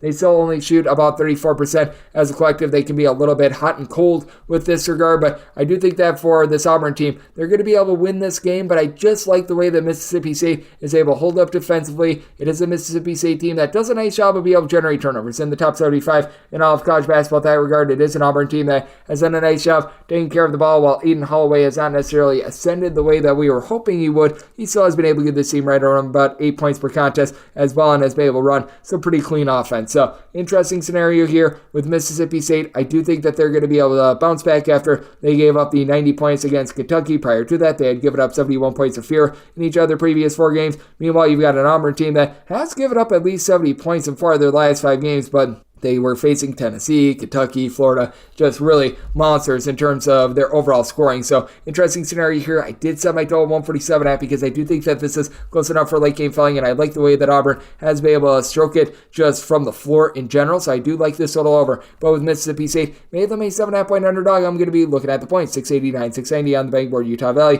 Please also UT Arlington. UT Arlington, a 1.5 to a 2 point underdog with your total 145.5 to 147.5. I did say UT Arlington as an underdog of 2 points. So I'm going to be willing to lay up to 1.5 with Utah Valley. Utah Valley has had a rough season all year long in terms of shooting it from 3. They're a bottom 30 team in the country with regards to 3-point shooting percentage, but they get to go up against a UT Arlington team that they have been terrible all season long at guarding the perimeter. UT Arlington is 254th in the country in terms of opponents' 3-point shooting percentage, and you go up against a Utah Valley team that is going to have the best low post player in this game, and Trayvon Doris, at the very least from a defensive standpoint. 7 boards, blocking half per contest, double-figure amount of points per game. It is a Utah Valley team that has been able to lock it down from the perimeter as well. 95th in the country in terms of opponents' 3-point shooting percentage. They go up against a guy in Philip Russell, who's been solid since he's become eligible. He's giving you 15.5 points per contest, shooting in the mid-30s from 3-point range for an Arlington team that does a relatively solid job on the glass as well. You've got Jamar Wilson, along with DeJuan Gordon. These 2 guys supply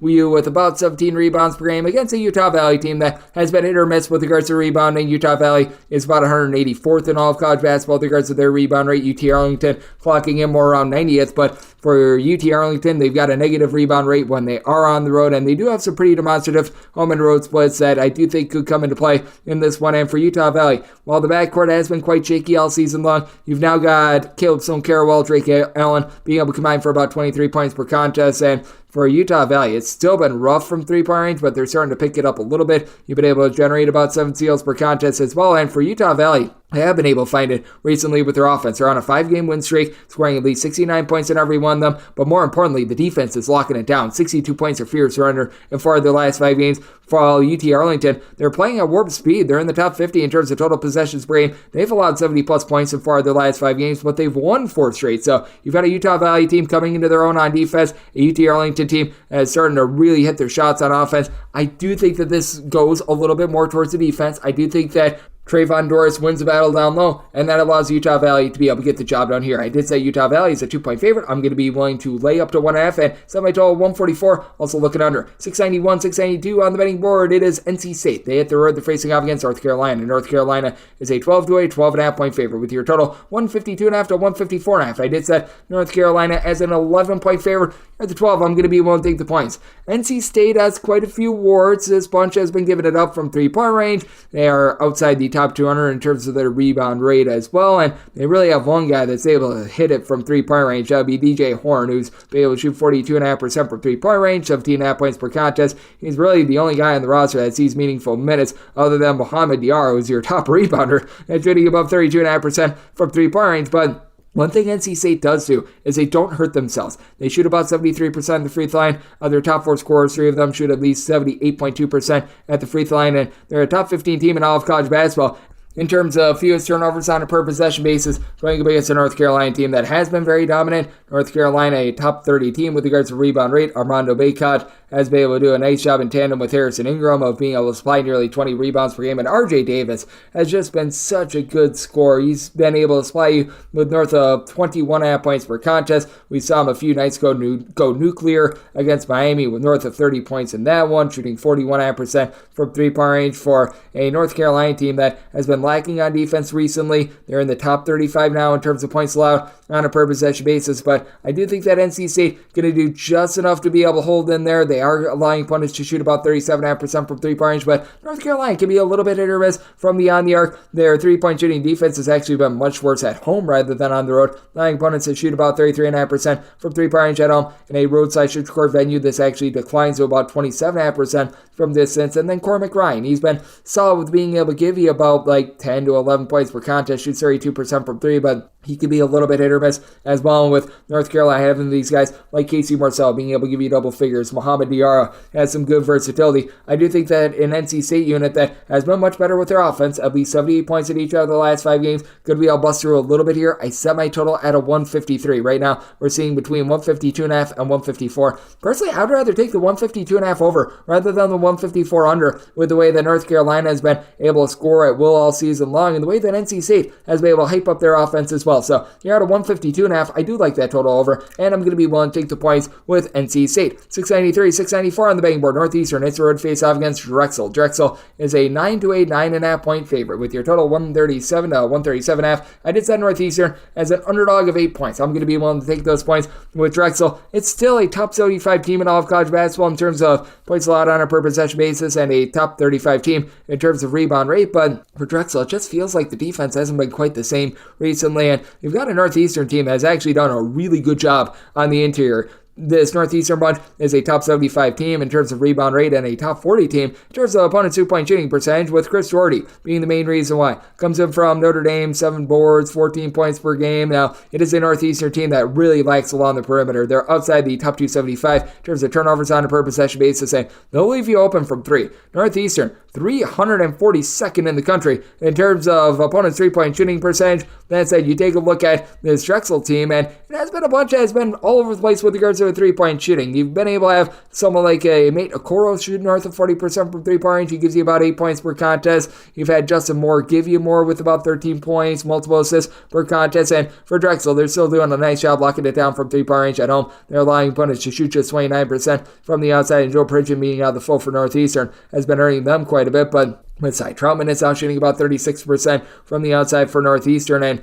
this is a Northeastern team that, coupled with Drexel, are both just very, very slow in general. Both of these teams outside the top 275 in terms of total possessions per game, yet despite that, it is a Drexel unit that has now given up at least 69 points in their last 5 games, while they themselves have gotten to at least 70 in 4 of their last 5 games. Meanwhile, you've got a Northeastern unit that is starting to improve with regards to their defense. 73 points of fear surrendered in each of their last 3 games. Now, the question for Northeastern, are they going to be able to match up well with Amari Williams? 12.5 points, 8 boards, a steal, nearly 2 blocks per contest. But for Drexel, even though the offense has been a little bit better, I do think the Northeastern does a good job of being able to guard from within. Drexel, I still have my question marks with their outside shooting, and I do think that that's going to turn this game into a big, giant, slow slog against 2 teams that really don't push tempo. I did set my total at 134. I'm looking at the under, and I'm going to be willing to take the points with Northeastern. Set them as an 8-point dog. 695, 696 on the betting board. Washington plays us at USC. USC is an underdog of 5.5 points. On this game between 153.5 and 154.5. Made USC a 5-point underdog. So here at the 5.5, I'm going to be willing to take the points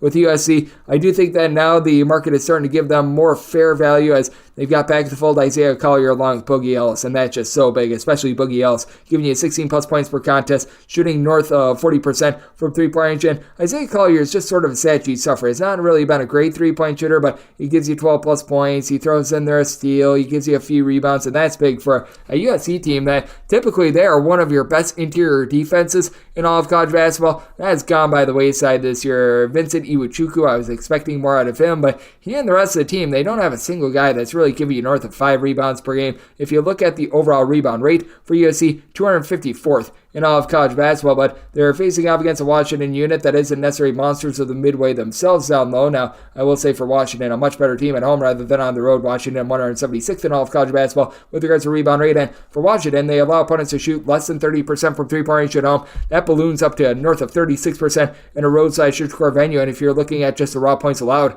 on a per-possession basis for Washington, giving up about 4 points fewer per 100 possessions at home rather than on the road, and this Washington team has been playing at warp speed. They're a top 50 team in terms of total possessions per game. You've got the Kentucky connection going on with Xavier Wheeler, Keon Brooks being able to supply about 37 points per contest. Wheeler 6 assists per game, but as we know, he gets loose with it. Both he and Collier are given their respective teams worth of 3 turnovers per game, and for USC, the wells just really run dry with their offense. I wish I could put it any other way, but you date it back ever since that game against Colorado, and they have scored 73 points or fewer in every one of their last 6 games that have wrapped up in regulation, because that Cal game also went to overtime. And for USC, there was a point in mid-January they had gotten to at least 70 points in all but 2 of their games thus far this season. Meanwhile, you do have a Washington team that's just bleeding points right now, giving up 77 plus in each of their last 4 games. It is a Washington unit that has some versatility, with Moses Wood being able to supply 12 points, 4.5 rebounds per game, but with USC giving it up from 3-point range outside the top 3 with that regard, I do think that points are going to be very plentiful in this spot. I did set my total at a 157. I'm going to be looking at the over. With Washington, could only make them a 5-point favorite. Willing to take the points with USC and the over. 697, 698 on the betting board. Stony Brook is going to be playing us to Delaware. Delaware is an underdog of 1.5 points. The last game is 146, and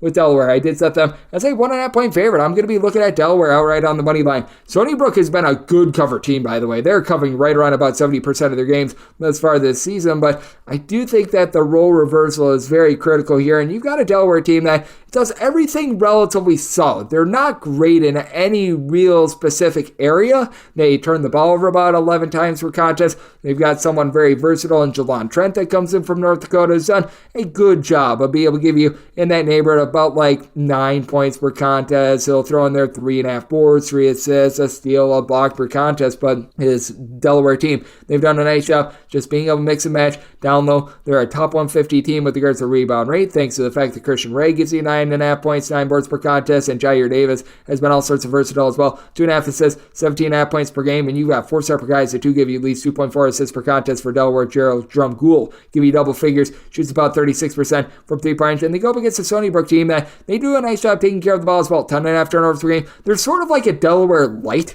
They've got 2 guys in Charles Mado, coupled with Andre Snoddy, who will be able to combine for about 12 rebounds per game. Stony Brook outside the top 200, though, with regards to rebound rate, as outside that, you don't have a lot. Keenan Fitzmaurice is a 7-footer that's able to let it fly from 3-point range, and you gotta love the fact that Dean Noel has been able to chip in their 12 points per contest, but Stony Brook, their main kryptonite, they are horrible at guarding the arc. Stony Brook, 258th in all of college basketball in terms of opponents' 3-point shooting percentage. Now, I will say, at home, they allow opponents to shoot 31.5% from 3. This balloons up to 38.5% away from home, but with Delaware, they guard the arc well at home and on the road. 31.3% overall, 30.9% at home, 31.6% away from home. I think that that's going to be the big difference in this one. I do like Delaware outright on the money line, and I did set my total at a 143.5. Pair of teams that are a little bit more slow. They've got their warts on defense. They've got some triumphs on offense. Neither team turns the ball over a ton, but I just don't know if you get enough possessions in this one, especially with the Delaware unit having given up 70 points or fewer in 3 of their last 4 games, and this being a Stony Brook team that has gotten their act together on defense as well. They have now given up 73 points or fewer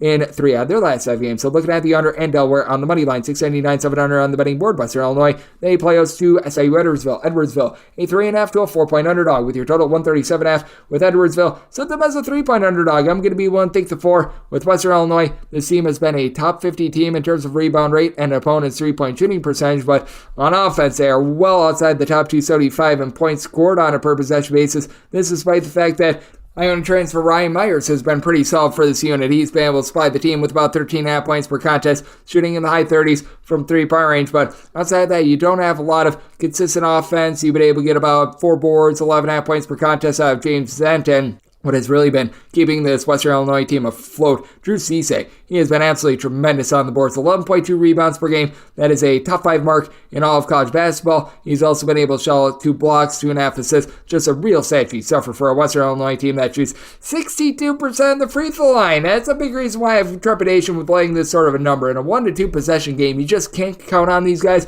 being able to hit their free throws. You've got 2 of their top really 7 scorers that are going to be active for this game because they've been dealing with injuries all season long, to one Mr. Shea Davis, who has been able to get out there for the first time in eons just a few nights ago, shooting above 68% of the free throw line. So that's a little bit of an issue. Meanwhile, you've got an Edwardsville team that has the Wright brothers, and Shamar and Lamar Wright. Those are Lorenzo Wright's sons, as Lamar Wright, 10 points, shoots about 32% from 3, gives you a block per contest, plays a little bit more down low, while Shamar Wright, a little bit more on the perimeter, steal and a half, 14 points on 35.5% three-point shooting, and it is an Edwardsville team that has taken a step back from their defense last season. Last season, they were one of your better mid-major defenses in all of college basketball, outside the top 160 this season, and they're getting torched from three-point range. Away from home, they're allowing opponents to shoot 39.5% from three-point range, but DeMarco Minor, despite being just 6 feet tall, he gives you 3.2 assists, a steal, throws in their 15.5 points, 8 rebounds per game, while Edwardsville, I think, is going to lose the battle on the glass, or well outside the top 200 with regards to rebound rate. They do have much more offensive explosiveness, scoring at least 70 points in each of their last 5 games,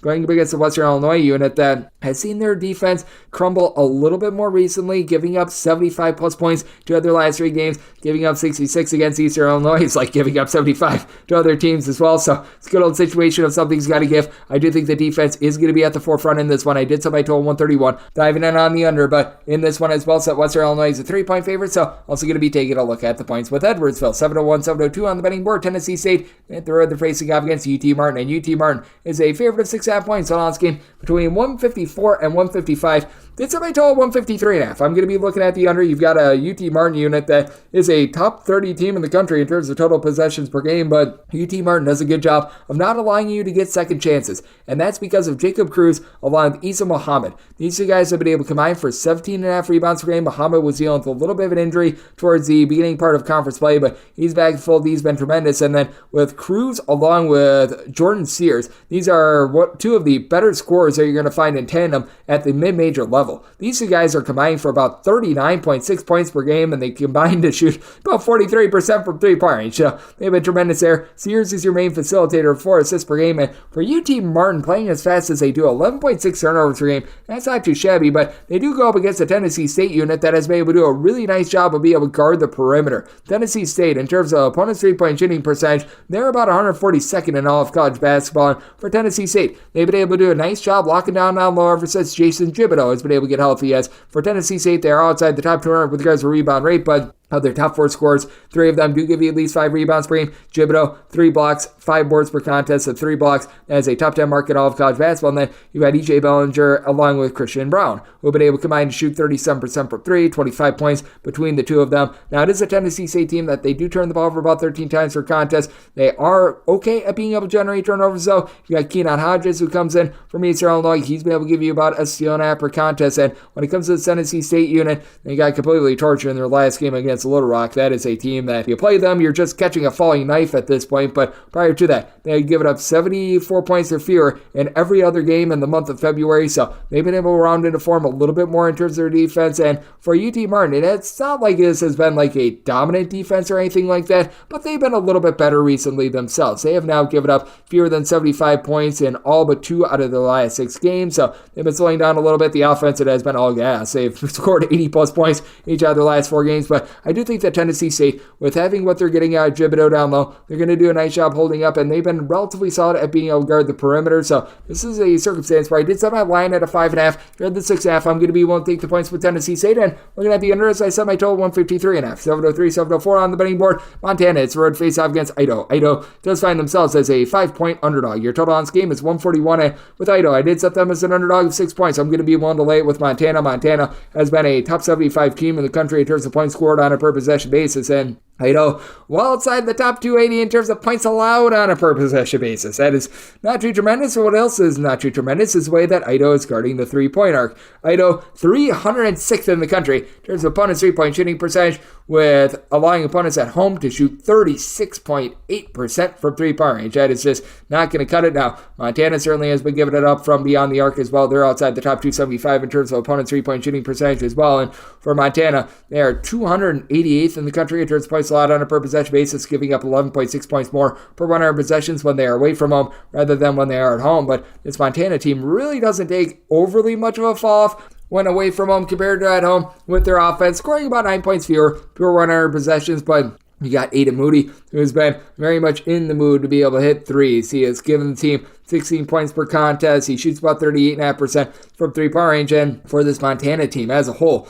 with Money Williams being out of the fold, so you exclude him, their top 5 scorers, 4 of them shoot at least 38.3% from three-point range. They turn the ball over less than 10 times per contest. And you've got an Idaho team that they just really lack pizzazz, and they don't give you a lot down low. Montana has been a top 150 team in terms of rebound rate, with Deshaun Thomas giving you 5.5 rebounds per game, while Lou O'Kay is able to give you 7 boards. And for Idaho, other than Julius Mims, who's been solid, giving you 11.3 points, 7.3 rebounds per game. Nobody else on the roster gives you north of 4 rebounds per game. Quinn Denker, 12.5 points, 3.5 assists, shoots about 33.5% from 3, but you just don't have consistency on offense either. For Idaho, give them a little bit of credit for the fact that they don't turn the ball over, and they certainly are a better offensive team when they're at home rather than on the road. 256 in all of college basketball regards to points scored on a per possession basis. But for Idaho, this has just been a really rough go of it for them in general in terms of just finding anyone that's able to take hold of this offense. I do think that Montana takes it to them on their home floor. I did set my total at 144. This Montana team, they're super slow. They're outside the top 275 in terms of total possessions per game, but they just execute. And Idaho, they execute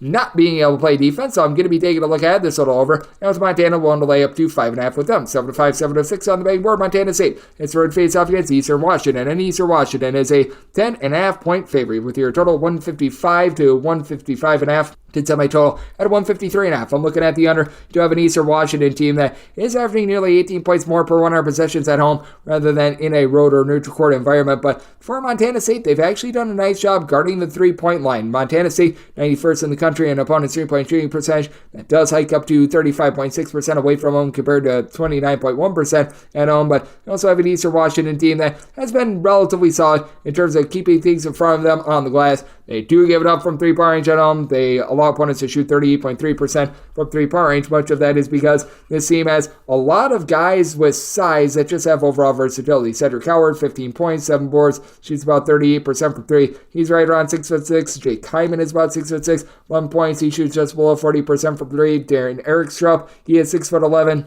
Only gives the team about 3.5 boards, but he shoots 34% from three-point range. So got a lot of just bigger guys that are able to stroke it from three-point range. Going up against the Montana State unit that they've got Robert Ford III, who's 6 feet tall, but does it all. 15 points, 8 boards, 3 steals, 3 assists. Shoots 42.5% from three-point range. He has been magnificent for this unit that does turn the ball over about 11.8 times per contest. That's a little bit outside the top 175 in terms of ball security. And for Montana State, though, they do a good job of being able to guard the arc there. 205th in the country in terms of points allowed on a per possession basis, facing off against an Eastern Washington team that is giving up about 1.4 points more per 100 possessions at home rather than away from home. But this is a Montana State unit that as well, they're just 231st in the country in terms of points scored on a per possession basis.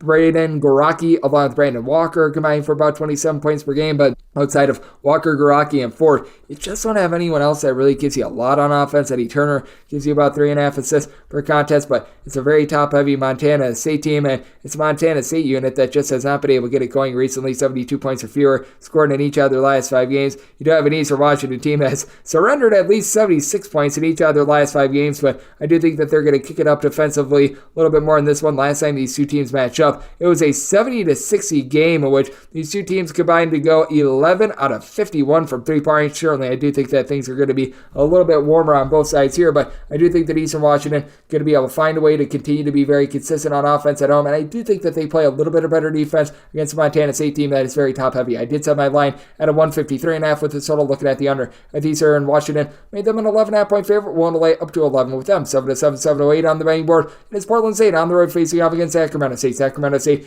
a 1.5 to a 2.5 point underdog with your total 130.5 to 132. And with Sacramento State, I made them the 2-point favorite. I'm going to be looking at them outright on the money line. Sacramento State, I do think is going to be able to win this game from within. That is the big advantage that they've got. With Sac State, in terms of their rebound rate, they are 22nd in all of college basketball. Meanwhile, Portland State, in terms of their rebound rate, they are clocking in 261st. That is a massive disadvantage to overcome, and for Sacramento State, they really don't do anything else well. They're well outside the top 250 in terms of points scored on a per possession basis. They are a low-tempo team that turns the ball over 14.5 times per game. They rely a little bit too much on Duncan Boom Boom Powell, 7 boards, 2 assists, 12 points per contest. He leads the team in pretty much every statistical category while shooting 29% from 3. And for that matter, you've got one player that's averaging north of 3.1 points per game that shoots above 32% from 3-point range. But for Portland State, you don't have a lot of pizzazz with this team. KJ Allen is the only guy that gives you double figures. 12.5 points, 7 boards, shoots 38.5% from 3. And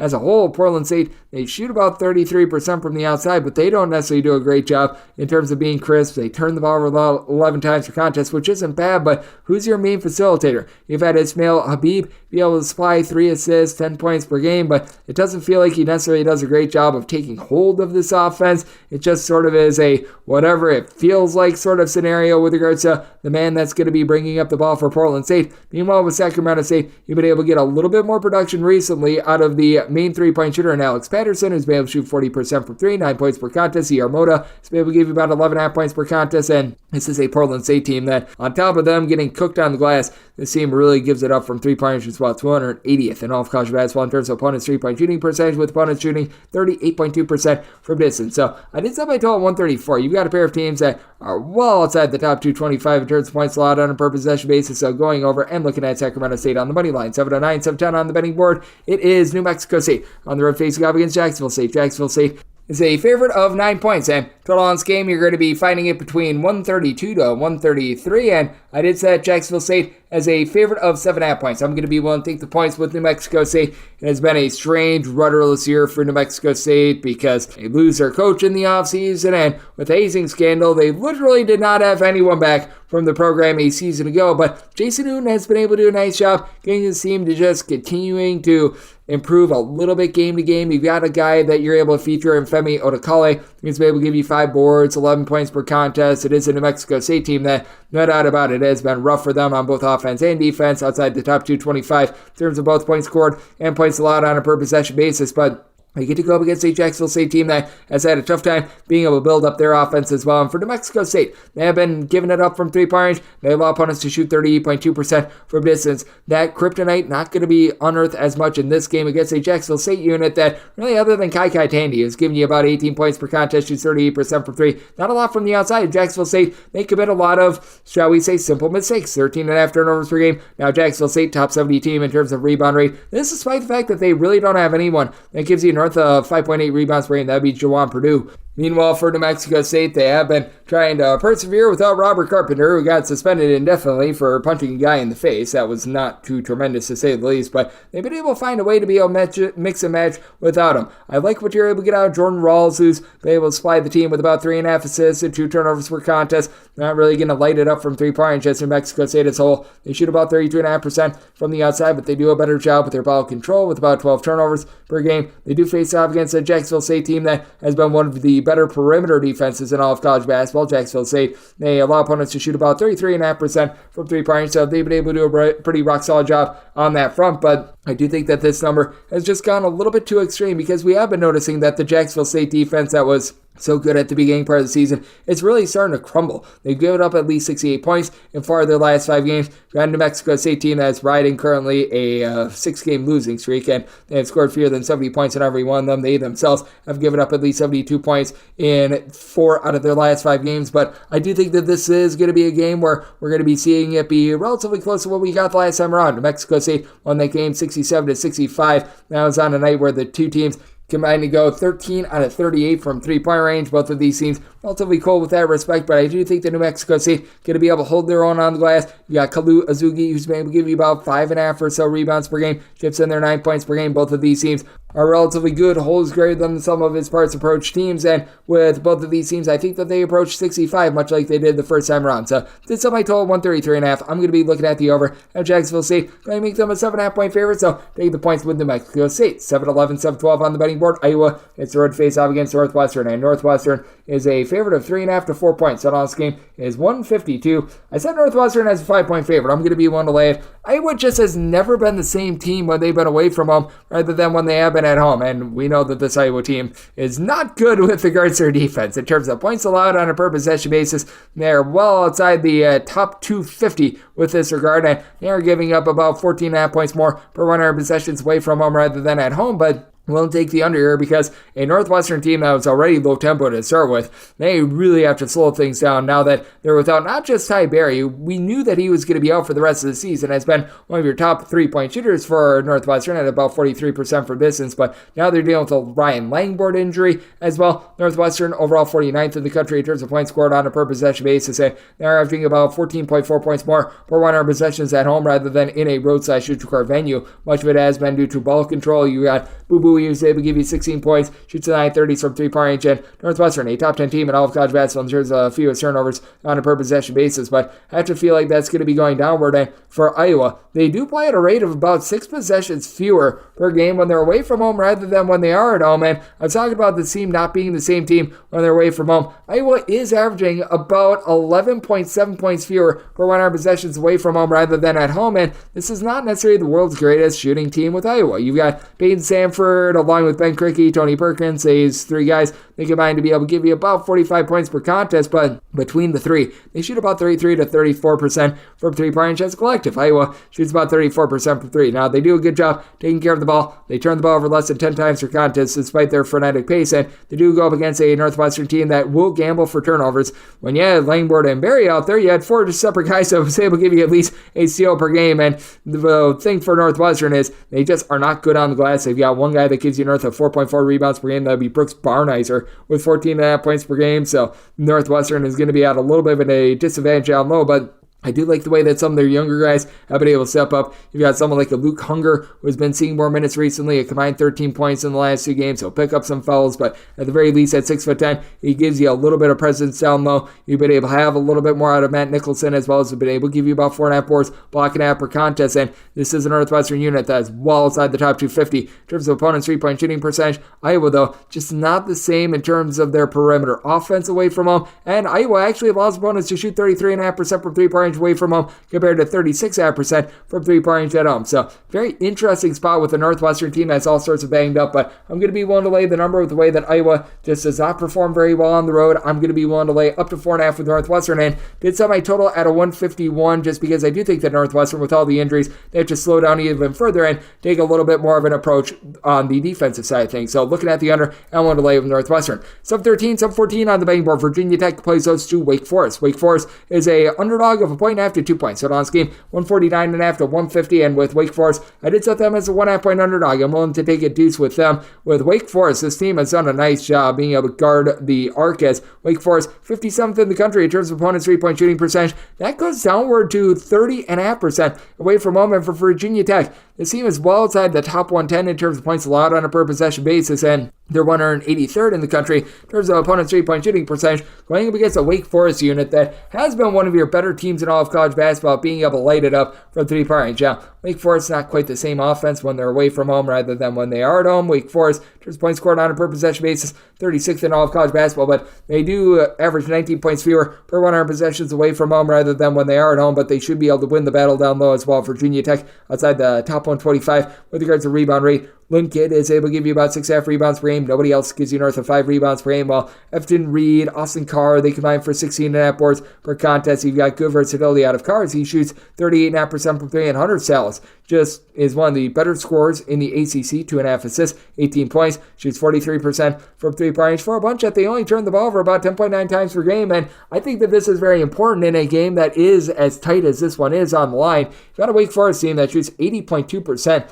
at the free throw line. I do think that that can keep them very lively in this game. Kevin Boopy Miller has been able to give you about 4 assists, 15.5 points per contest as well, so love his game. Wake Forest not a lot of depth, but go up against the Virginia Tech team that has Sean Badula committing 3.4 turnovers per game. That's a top 10 mark in all of college basketball with regards to turnovers on a per game basis. This Virginia Tech team does shoot about 35.5% from 3. Hunter Couture, 13.5 points, shoots 42% from 3, and though Padula turns the ball over quite a bit, the team as a whole, they only turn the ball over about 11.2 times per contest, so they've been relatively solid on that front, but you just need to get a little bit more. I have guys like Tyler Nickel, Majel Petit, who have been able to combine for about 15 points per contest. Virginia Tech just does not have a lot down low, and with Wake Forest having Efton Reed doing what he's doing down low, and this Wake Forest unit doing a much better job on defense, giving up 70 points or fewer in 3 of their last 4 games, going up against a Virginia Tech team that's getting all sorts of destroyed on defense, allowing 75 plus in 4 of their last 5 games. That should be able to keep Wake Forest in this game. I did set my total at a 151.5.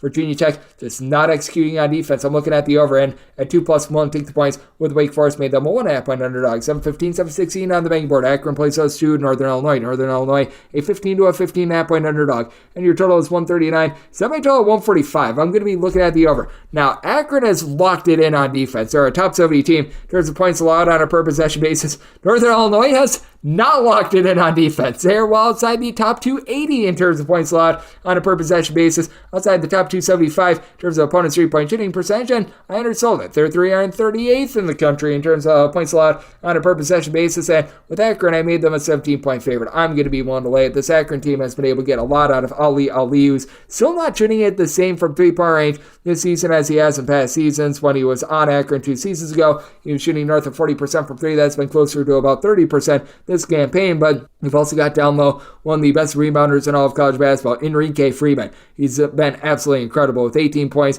13 boards, a block and a half per contest. There's nobody on Northern Illinois that's going to be able to match up, though. I do like what they've been able to get out of Yannick Koenig-Niederhauser, the gentleman from Switzerland, 4.5 boards, right around about 2 blocks per contest. And for Northern Illinois, David Quaid has been a nice go-to scorer with about 20 points per contest, 3.3 assists, shoots 34% from 3. But Northern Illinois, on top of their defense being absolutely ghastly, they're now outside the top 250 with regards to points scored on a per possession basis. They're turning the ball for 13 times per contest. They're shooting 68% at the free throw line, and it's just all sorts of bad for this unit. They are coming off of a nice road win against Toledo, so give them credit there, but this defense has given up at least 72 points in each of their last 4 games. They had a game against Buffalo where they were able to hold up, but Buffalo, I mean, they are just all sorts of awful, and last time these two teams faced off, Akron was able to put up 73 on them. That was a game where Northern Illinois, they shot 32% from the floor. They had just 51 points as they went 4 of 22 from 3. I certainly do think that is going to be up in this one. It is an Akron unit that has been able to do a nice job being able to guard the 3-point line, 29th in all of college basketball, but I don't think they're quite that impressive. But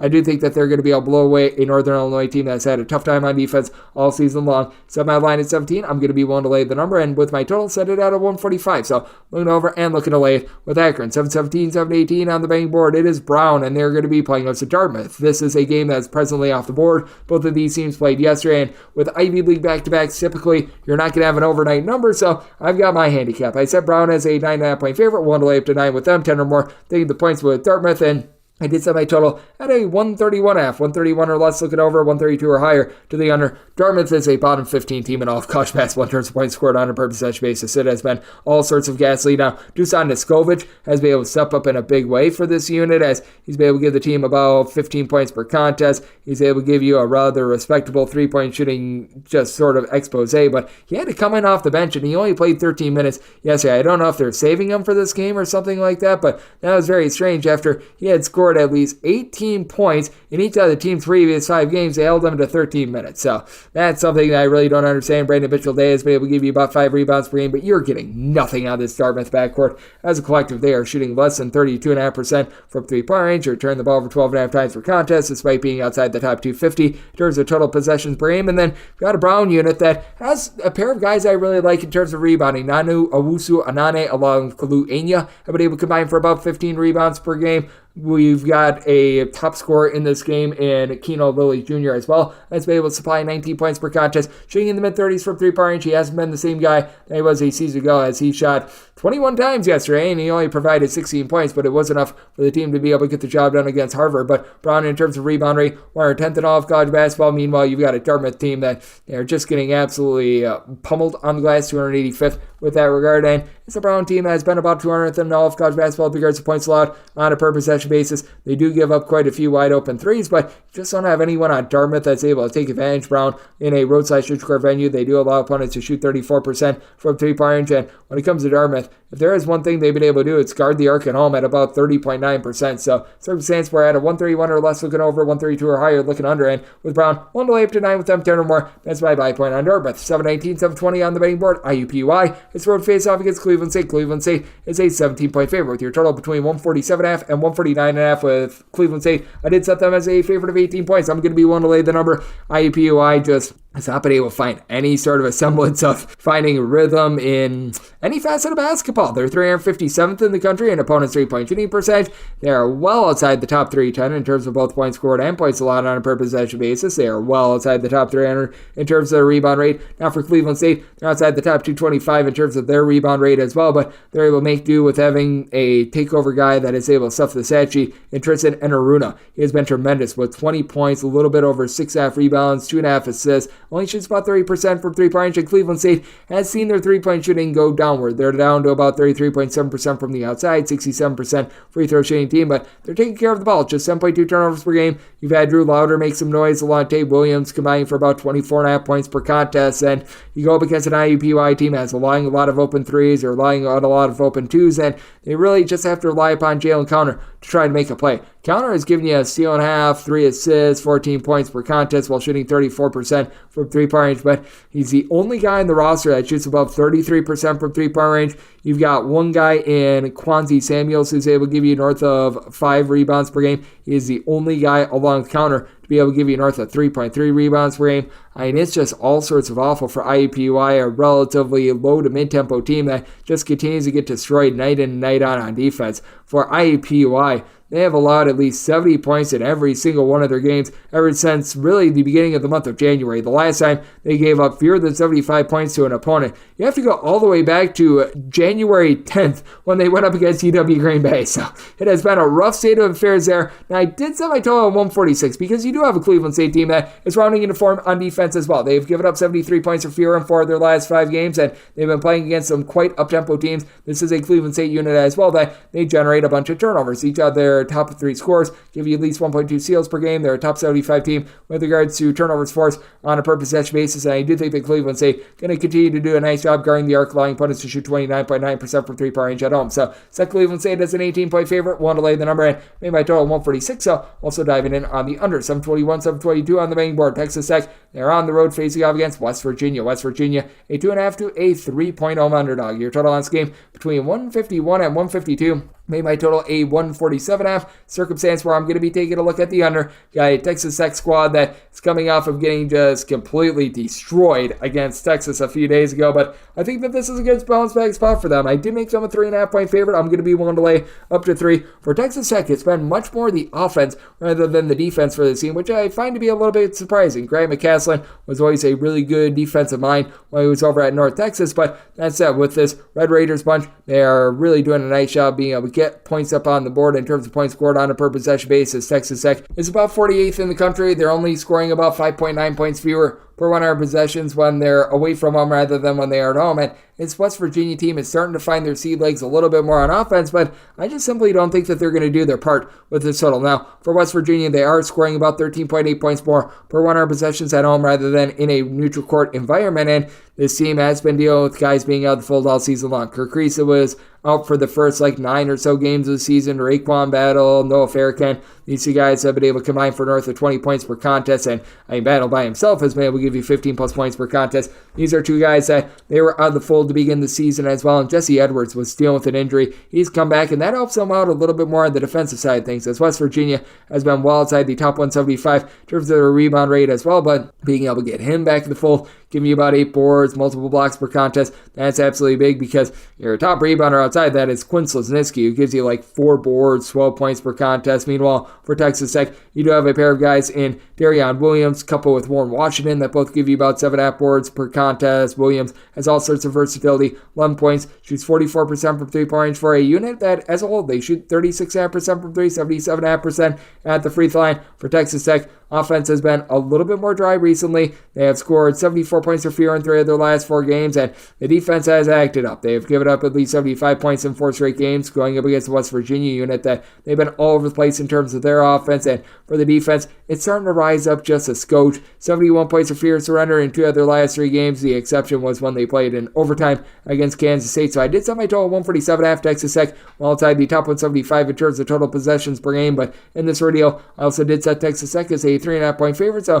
going to be willing to lay the number, and I'm going to be taking a look at this total under as well. 723, 724 on the betting board. Western Kentucky, they hit the road face-off against Florida International. International is a 4 to a 5-point home underdog. Total on this game are between 160 and 161. I made my total of 163. I'm going to be taking a look at the over. You've got a pair of teams that last time they faced off, both of these teams, they were able to get past the 90-point plateau, so I do expect a nice expose of points here. And for Florida International, this team just gambles for turnovers. They're a top 5 team in terms of turnovers forced on a per possession basis, but you're also going against a Western Kentucky team that they've been a little bit hit or miss with regards to their offense as well. They're only about 216th in the country in terms of points scored on a per possession basis, but I do think that they're going to be able to find a way to be able to persevere through a Florida International team that at home has been one of the worst 3-point shooting defenses in all of college basketball. For Florida International, when they don't get that turnover, they allow you a wide open shot from 3-point range. 362nd out of 362 D1 teams in terms of opponents' 3-point shooting percentage. Now,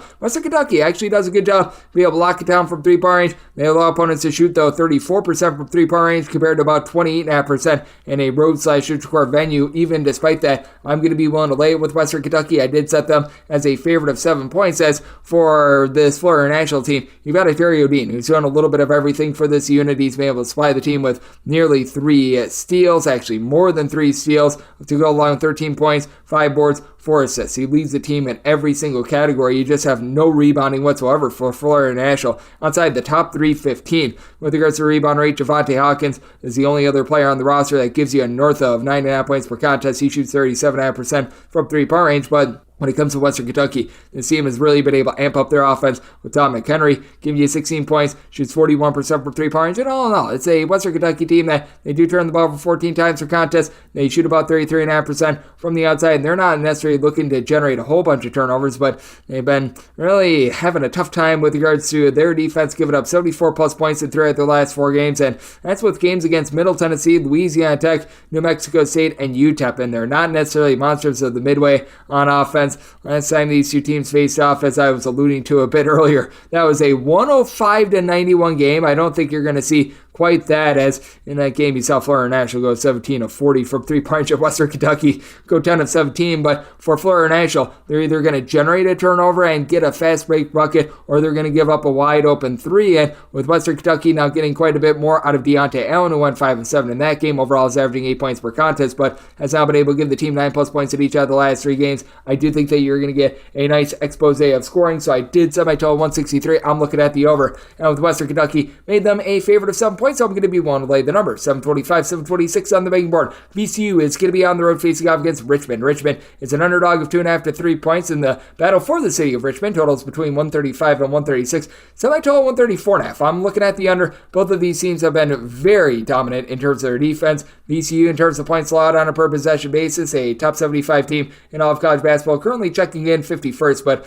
they're only giving up about 2.8 points more per 100 possessions when they leave home rather than when they are at home. And Richmond has been a top 40 team in terms of opponents' 3-point shooting percentage all season long. 23rd in the country in terms of points allowed on a per possession basis, giving up 10.7 points fewer per 100 possessions when they are at home. Now, VCU's biggest attribute for them in this one is the fact that they are the better team on the glass. Richmond is outside the top 275 with regards to their rebound rate. Meanwhile, VCU is a top 75 team with regards to theirs, but this is a VCU unit that they don't necessarily have anyone that gives you north of about 6 or so rebounds per contest. It's been all about what you've been able to have Tubi Lual, who's been able to give you about 6 rebounds per contest. But for VCU, their offensive numbers are a little bit warped because they've been having guys out of the fold all season long. Sean Bearsell has been in and out due to injury all season, but he's good to go in this one. He's been able to give the team a combined 25 points in the last 2 games. Joe Bishmili, about 14 points, shooting 41.5% from 3. And for VCU, the main constant has been Max Shulga, 15 points, 3.5 assists per contest. But for VCU, they do turn the ball over a little bit over 12 times per contest.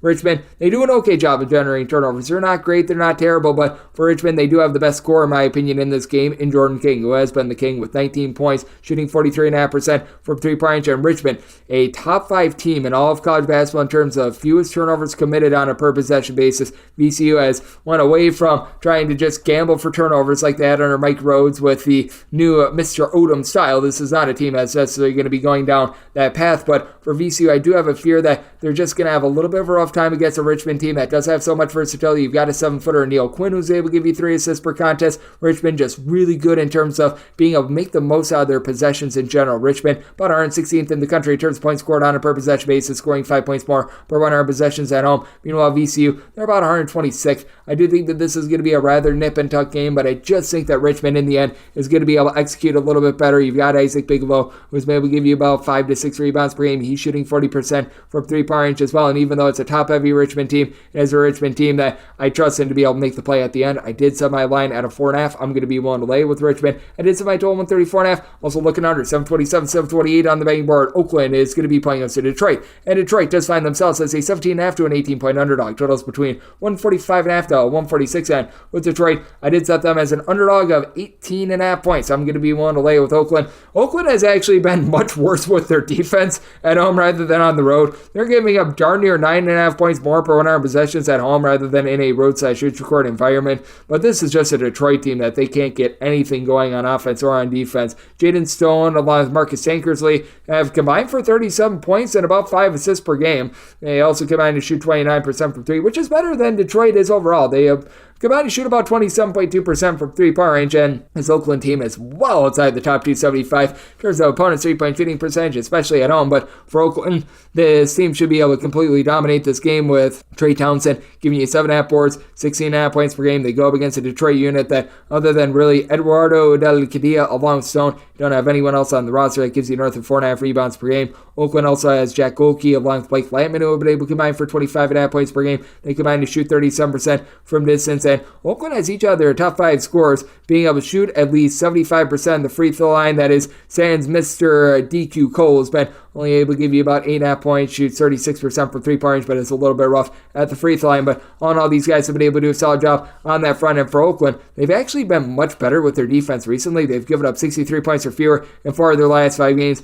Most of those games were on the road. I have no idea how it keeps happening, where Oakland is really good on defense on the road, not so great at home, but you've also got a Detroit unit that, man, it has been rough for them on defense. They have now given up fewer than 70 points in 2 out of their last 5 games, so yay, verily there. But that's it. This team has still given up at least 75 points in all but 2 of their games since January 4th. So good old situation of something's got to give. This is a circumstance where I did set my total at 150.5. Oakland has been playing a bunch of high-scoring games at home, and this Detroit team is getting completely gashed in every single facet of defense. So I'm going to be taking a look at the over. Now with Oakland, made them an 18-point favorite, one to lay up to 17.5 with them. 729, 730 on the betting board. Georgia plays host to Texas A&M, and A&M finds themselves in a pick'em game / as a 1-point underdog. Total on this game is 146.5 with Georgia. I did set them as a 1.5-point underdog. I'm looking at A&M outright on the money line. Now for Texas A&M, it has been an underachieving and sad season for them, but they still do one thing really well. They hit the glass. They're a top 15 team in all of college basketball in terms of rebound rate. Georgia outside the top 50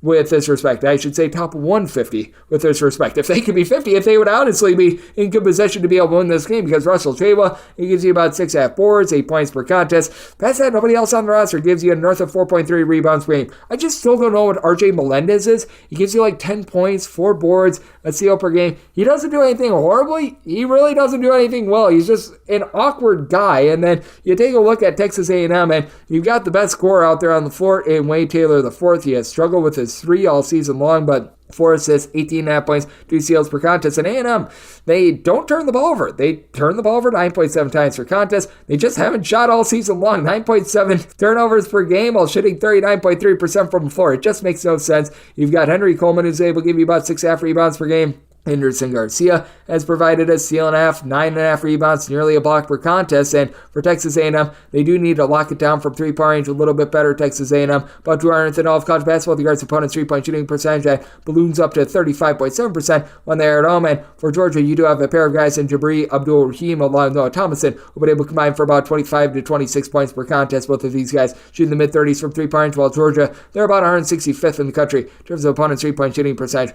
Recognize that it's been rough all season long for Texas A&M from a scoring perspective, but I do think that they get it going here against a Georgia team that has been all over the place in terms of their defense, and it is a Georgia unit that comes in having given up at least 78 points in 3 of their last 5 games, and I do think that Texas A&M, they're going to be able to get the job done in this ordeal. I did set my total at 145.5. Here at the 146.5, I'm looking at the under. I think that A&M does a good job holding Georgia to one-and-done opportunities, and I do like Texas A&M outright on the money line / as a pick 'em. 731, 732 on the betting board. Pittsburgh, it's a road face-off against Boston College. Boston College is a 1 to a 1.5 point underdog at home. Totals between 145.5 and 146. Set Pittsburgh is a 2-point favorite. I'm willing to lay the 1 to 1.5. Pittsburgh has been a really good defense all season long. Top 50 team in terms of points allowed on a per possession basis, and I like the way that Blake Hinson matches up with Quentin Post. Quentin Post is one of the biggest matchup nightmares in all of college basketball. A true 7-footer that is able to shoot north of 40% from 3, gives this Boston College team right around 15 points, 7 boards, multiple blocks per game, but this Boston College team gets absolutely torched from three-point range. Boston College is, in terms of three-point shooting defense, 295th in the country, allowing opponents to shoot 35.8% from distance when they're at home. Meanwhile, this Pittsburgh team travels with their defense. In terms of opponents' three-point shooting percentage, 17th in the country, allowing opponents to shoot about 32.3% from three-point range in a road/shoot-score venue. And for Pittsburgh, even though you haven't necessarily been able to get a whole bunch of scoring out of your main point guard in Carlton Carrington, he's done a really nice job of just contributing in so many different ways. 13 points, 5 boards, 4.1 assists per contest. He'll throw in there a little bit on the defensive side of things as well. And for Pittsburgh, the team does a really good job of being able to rebound by committee, other than what you're able to get out of Quentin Post, coupled with the fact that you've been able to have about 6 or so rebounds per contest as well out of Mr. Devin McLaughlin. You just don't have a lot down low for Boston College. You're well outside the top 125 with regards to rebound rate. Meanwhile, Pittsburgh is in the top 50 because even though you only have one guy that's able to give you north of really 5.3 rebounds per game in Ishmael Leggett along with Carrington, you've got a lot of guys that they chip in there like 4.5 rebounds per game. You've got someone like Zach Austin who's able to give you a block, 4.5 rebounds per game. Guillermo Diaz-Graham has been able to do a nice job down low. Frederico, 5 boards, right around a block and a half per contest. And Pittsburgh turns the ball over just 9.3 times per contest. Boston College, they do a nice job holding on to it as well with 10.5 turnovers per game. You got Wacky Zachy, Jaden Zachary's shooting 36.5% from 3, 11.5 points per contest. But it's a Boston College team that still isn't necessarily super up-tempo. You've got a Pittsburgh team that comes in really good form with their defense. They have now given up 70 points or fewer in all but 1 out of their last 7 games. They had a really nice month of February there, and it's a Boston College unit that has outscored 70 points or fewer in each of their last 2, and I do think that they get held down here. I set my total at a 140. I'm looking at the under, and I like Pittsburgh here as a favorite and a very, very tight line. Set them as a 2-point favorite, so 1 to lay up to 1.5. 733, 734 on the betting board. It is Virginia on the road facing off against Duke. Duke is an 8.5 to a 9.5 point favorite. Total on this game, 125. I did set my total at 128. I'm going to be looking at the over, not necessarily because I think that this Virginia team is going to go on some sort of a scoring rampage or anything like that. This is more or less taking a look at the fact that Virginia is not the same team defensively away from home. Virginia is giving up, in terms of points on a per possession basis, 25.2 points more per 100 possessions away from home rather than at home. Now, we recognize it with Virginia. They're one of the bottom teams in all of college basketball in terms of total possessions per game, but that's of significance. And for Virginia, they are going to get lambasted on the glass. Ryan Dunn is the only guy that gives you north of 3.5 rebounds per game, 8.5 points, 7 boards. He's not shot it well from 3-point range, but has given you 2.3 blocks per contest for a Virginia team that is outside the top 240 with regards to their rebound rate. But I do think that Virginia holds in there. I set them as an 8-point underdog. I'm going to be willing to take the points because Virginia, for one, they don't hurt themselves, even though they play very slowly, and they have not been able to get much going on offense as well. Well north of 15 points fewer per 100 possessions away from home rather than at home. You do have Reese Beekman, who takes care of of the ball, and Isaac McNeely, who play well in tandem. Beekman, 14 points, 6 assists, 2 steals per contest. McNeely shooting 45% from 3, falls off a little bit on the road, but I do think that they're going to be able to find a few holes against a Duke team that has been a top 30 team in terms of points allowed on a per possession basis, and a Duke team that is going to be able to dominate down low with Kyle Filipowski, giving you 3 assists, 8.5 rebounds, 16.5 points, and he's shooting about 35% from 3. It is a Duke unit that shoots 38.5% from the outside. That is a top 20 mark in all of college basketball, and when you take a look at this Virginia defense, it certainly is leaking some oil in terms of giving up threes away from home. Virginia overall, in terms of opponents' three-point shooting percentage, it's quite good as they're clocking in 39th, but this goes up to 34.5% away from home, 28.2% at home. And then you've got a Duke team that also does a nice job taking care of the ball with only about 10 turnovers per contest. Jeremy Roach is able to shoot 48% for 3, 14 points per contest. I do think Duke is going to be able to get quite a few points upon the board, but I do think that Virginia, just seeing the ball go through the basket against Boston College, putting up 72, I think that that's a big booster for their confidence as well. And this has been a Duke team that's gotten to at least 76 points in each of their last 5 games. So I think we've gone a little bit too far with this total. Set my total at 128. I'm looking at the over. Duke made them an 8-point favorite, so we'll take the 9 here with Virginia Tech to go along with that over. 735, 736 on the betting board. Wright State, they play us to Northern Kentucky. Northern Kentucky is an underdog of 7 points with your total 159 to 160. And with Northern Kentucky, I did set them as a underdog of only 4.5 points. I'm going to be willing to take the points with Northern Kentucky. It's been a little bit of a perseverance act for them because they have been without their main guy in Sam Vincent, who was able to do a nice job generating a bunch of turnovers for this unit, but they still have their top scorer, Marquise Wark, who's been able to supply the team with 19 points per game.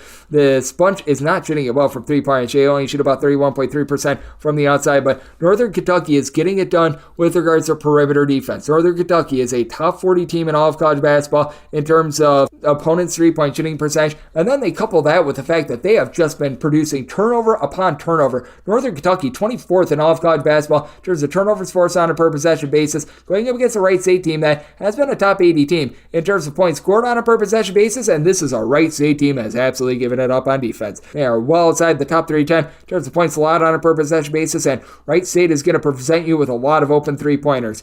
Wright State at home is allowing opponents to shoot 41.4% from distance, a bottom 10 mark in all of college basketball, but for Wright State, they should be able to win the battle down low. Northern Kentucky outside the top 225 with regards to rebound rate. Trey Robinson has been able to give you 6.7 rebounds per game. Really nobody else gives you north of 5.5 rebounds per game. Meanwhile, for Wright State, you've been able to have Alex Hubert-Jersey along with Brandon Noel do a relatively solid job. Hubert-Jersey has been able to give you about 12 points, shoots 40% from 3. Noel shoots 42% from 3, 14.5 points, 7.5 boards, but the backcourt of Trey Calvin, Tanner Holden, they combine for 35.5 points, about 7.5 assists. Both of these guys are able to just pop it well from 3, with Calvin being your main guy at about 40.5% from 3 points, while Wright State as a whole, they're a top 30 team with regards to the 3-point shooting percentage, but I do think that Northern Kentucky going to do a relatively solid job. Will be able to lock them down. This Northern Kentucky team has been solid on defense all season long. They have given up 73 points or fewer in each of their last 6 games. Last time these two teams played, though, Wright State just has a way of getting things to be funky and harebrained. It was an 85-78 expose,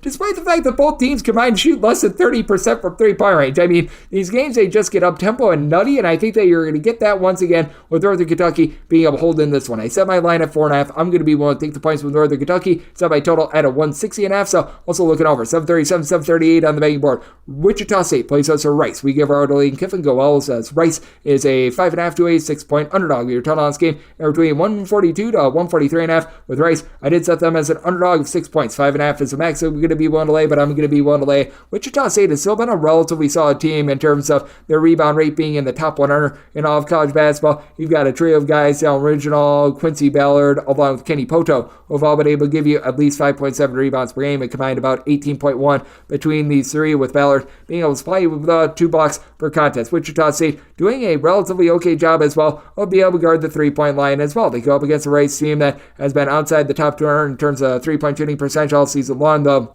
Makai Mason, along Travis Evie, they're now up to shooting about 34 to 34.5% from 3-point range. These two guys have been able to combine for darn near 30 points per contest for this Rice team. But with Wichita State, in terms of 3-point shooting defense, they're about 88th in all of college basketball. At home, they're allowing opponents to shoot just 30.3% from 3-point range. Well, this is a Rice unit that, in terms of their perimeter defense, it leaves a lot to be desired. 341st in all of college basketball with this regard, and it is a Wichita State team that hasn't found a lot of scoring. You've only got one guy on the roster that shoots above 35% 44.5% from three, but that's your top scorer. That'd be Kobe Rogers with about 16 points per contest. It is a Rice unit that has slowed down a little bit. They're more of a mid-tempo team this year, while Wichita State, under the tutelage of a new regime after they made a change in the offseason, they went with the Oral Roberts coaching staff. They have really been hyping up their tempo about a top 120 pace with regards to total possessions per game, and for Rice, they do have a nice versatile piece in Max Fiedler, 9.5 points, 9.5 boards. He's able to chip in there about a block and a steal per game as well, but 5.2 assists out of someone that's 6'10" is just absolutely ridiculous. That should allow Rice to be able to find some holes in this Wichita State defense.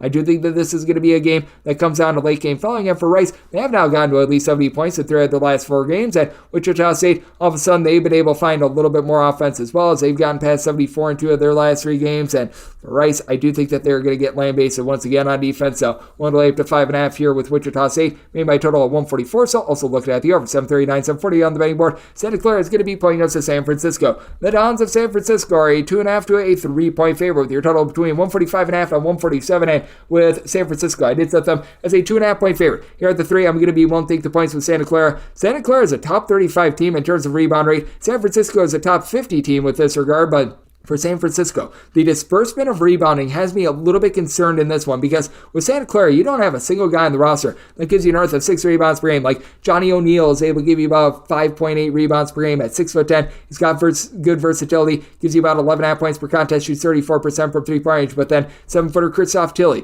4.5 boards, 9 points per contest. You've got someone in Virginia transfer, Francisco Cafaro, 7'1", only gives you like 4.5 points, 4 boards, but he does a good job of mixing and matching for this team. Meanwhile, for San Francisco, Jonathan Mogbo has been awesome. 15 points, 10 boards. He's the only guy in the roster that really gives you north of 3.5 rebounds per game. Now, Marcus Williams shows in there 14 points, shoots about 33.5% from 3-point range. I like the pickup of Malik Thomas from USC. He's been able to shoot 37.5% from 3, 11.5 points per contest. And Mongolian Mike, one of my favorite college basketball players, so versatile, 8 points, 3 boards, 3 assists, shoots 37% from 3 for a San Francisco team that we all talk about the defense. It's in the top 35 nationally with regards to points allowed on a per possession basis, but they're also a top 70 team in terms of points scored on a per possession basis. They generate steals, and this is a Santa Clara team that can get a little bit loose with the ball. They've been turning the ball over about 12.5 times per contest, but I like Carlos Marshall, Adama Ball, being able to give you about 27 points per contest, combining to shoot about 38% from 3-point range, going up against a San Francisco team that certainly they've got so many strengths with their defense. 3-point shooting defense is not one of them. At home, they allow opponents to shoot 34.7% from the outside. This is a Santa Clara unit that they're more around 64th in the country with this regard. So now that we're getting a 3 here with Santa Clara, I'm going to be willing to take the points. San Francisco does a little bit better job guarding the perimeter away from home, and both of these teams haven't quite solid with their defense. And San Francisco, not an up-tempo team, outside the top 250 in terms of total possessions per game. So semi-total 144.5, diving under, and at 3+, take the points with Santa Clara. 741, 742 on the betting board. Cornell is on the road facing off against Princeton. No numbers up on this game because this is another one of those back-to-backs, but that said, with Princeton, made them a 5.5-point favorite with a total of 155.5, so 5 or less, 1 to lay with Princeton, 6 or more taking the points with Cornell, 155 or less,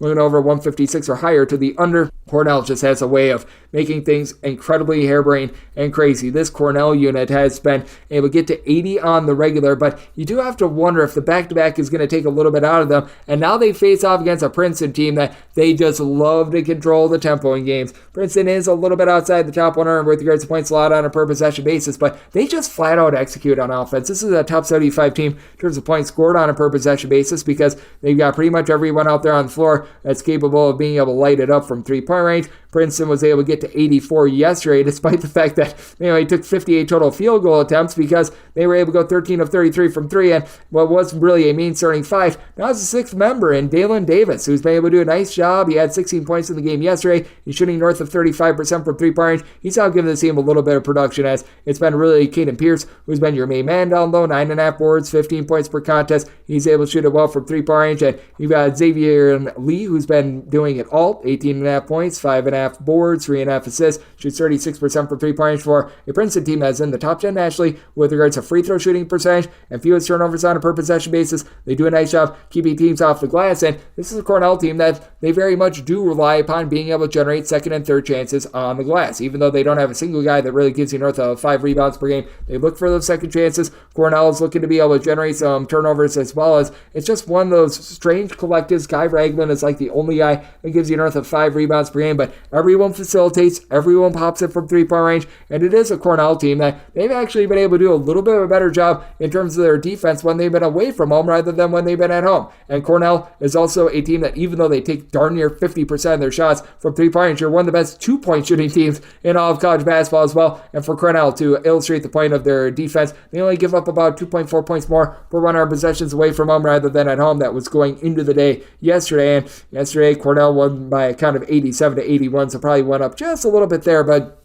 with Cornell, I have to wonder if the legs are still going to be beneath them in this one. You've got Chris Bannon, you've got someone like a Nazir Williams who are combining for about 24 points per contest, but it feels like darn near everyone, sans Kai Ragland, along with Keller Boothby, they all shoot about 34% from three-point range, but I do think the Princeton going to be able to get the job done after first time around. It was a case where these two teams face off in late January, and Cornell, they were able to win by a count of 83-68 on a night where they were able to shoot 9 of 25 from 3, and Princeton, they were off at 5 of 27. I do think that we're going to see a little bit of reversal here, so willing to lay up to 5 here with Princeton, and at a 6 or more taking the points with Cornell, and did semi-total at 155.5, 155 or less, looking over 156 or higher to the under. 743, 744 on the betting board. UTEP hits the road face-off against Liberty. Oh, Liberty Biberty does find themselves as a favorite at home of 10 to 10.5 points. Total this game is 137. I did set this line at a 134. I'm going to be looking at the under. UTEP is number 1 in all of college basketball. In terms of turnovers forced on a per possession basis, going up against a Liberty team that they only turn the ball over about 10 to 10.5 times per game. They're one of the best teams at taking care of the ball in all of college basketball. But what really helps out UTEP in this game, and why I do like them with the points, is that if UTEP is not able to generate those turnovers, they're still a relatively good perimeter defense. They are allowing opponents to shoot 33% from 3. That does hype up to 35.7% away from home, but on up, they've been able to do a relatively solid job on that front. Meanwhile, you do have a Liberty team that has been just so different with their defense at home rather than on the road. At home, they allow opponents to shoot 29.8% from distance. That goes up to north of 33% away from home, and they're facing off against a UTEP team that, regardless of location, they have been very rough with their defense. UTEP, while outside the top 250 in terms of points scored on a per possession basis, while Liberty, they are giving up about 14.8 points fewer per 100 possessions when they're at home rather than away from home. And for this UTEP team, it's been a really good defensive effort for them. 42nd in the country in terms of points allowed on a per possession basis, giving up only about 3.5 points more per 100 possessions away from home. And it's not like they're playing at warp speed or anything like that. And we know that Liberty is going to continue to play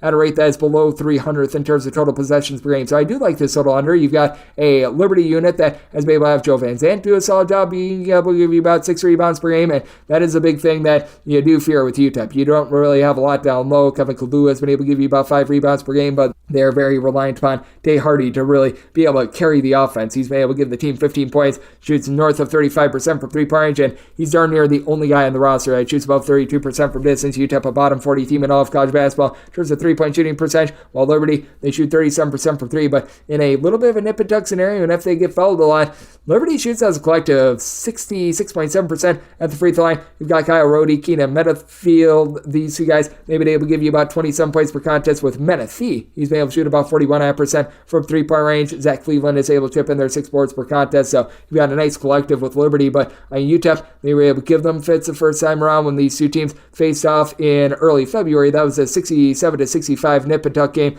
Liberty was able to win that game despite the fact that they had 14 turnovers. UTEP, they just committed more with 18, but UTEP actually won the battle on the glass in that one, and I do think that UTEP going to be able to force Liberty a little bit out of their game, so I did set my line at 8. I'm going to be willing to take double figures here with UTEP and made my total 134, so also looking at the under. 745, 746 on the betting board. Cincinnati, yes, we are on to Cincinnati, and they're going to be playing us to Kansas State. Kansas State is a underdog of 6 to 6.5 points. Total this game is anywhere between 140 to 140.5, and with this one, I did set old Cincinnati as a 6-point favorite at 6.5. I'm going to be willing to take the points with Kansas State. Kansas State has stepped up with their defense. They're a top 55 team in all of college basketball in terms of points allowed on a per possession basis, but they're going to be going against a Cincinnati team that's going to punch them in the mouth down low. Cincinnati, a top 25 team in terms of their rebound rate, though Kansas State hasn't been bad in that aspect as well. You bring in David Ngesson, who's been able to give you 7 rebounds per game. Will McNair has been able to give you about 6 boards as well. The issue for Kansas State has been the offense. Kansas State's offense is well outside the top 175 in terms of points scored on a per possession basis, and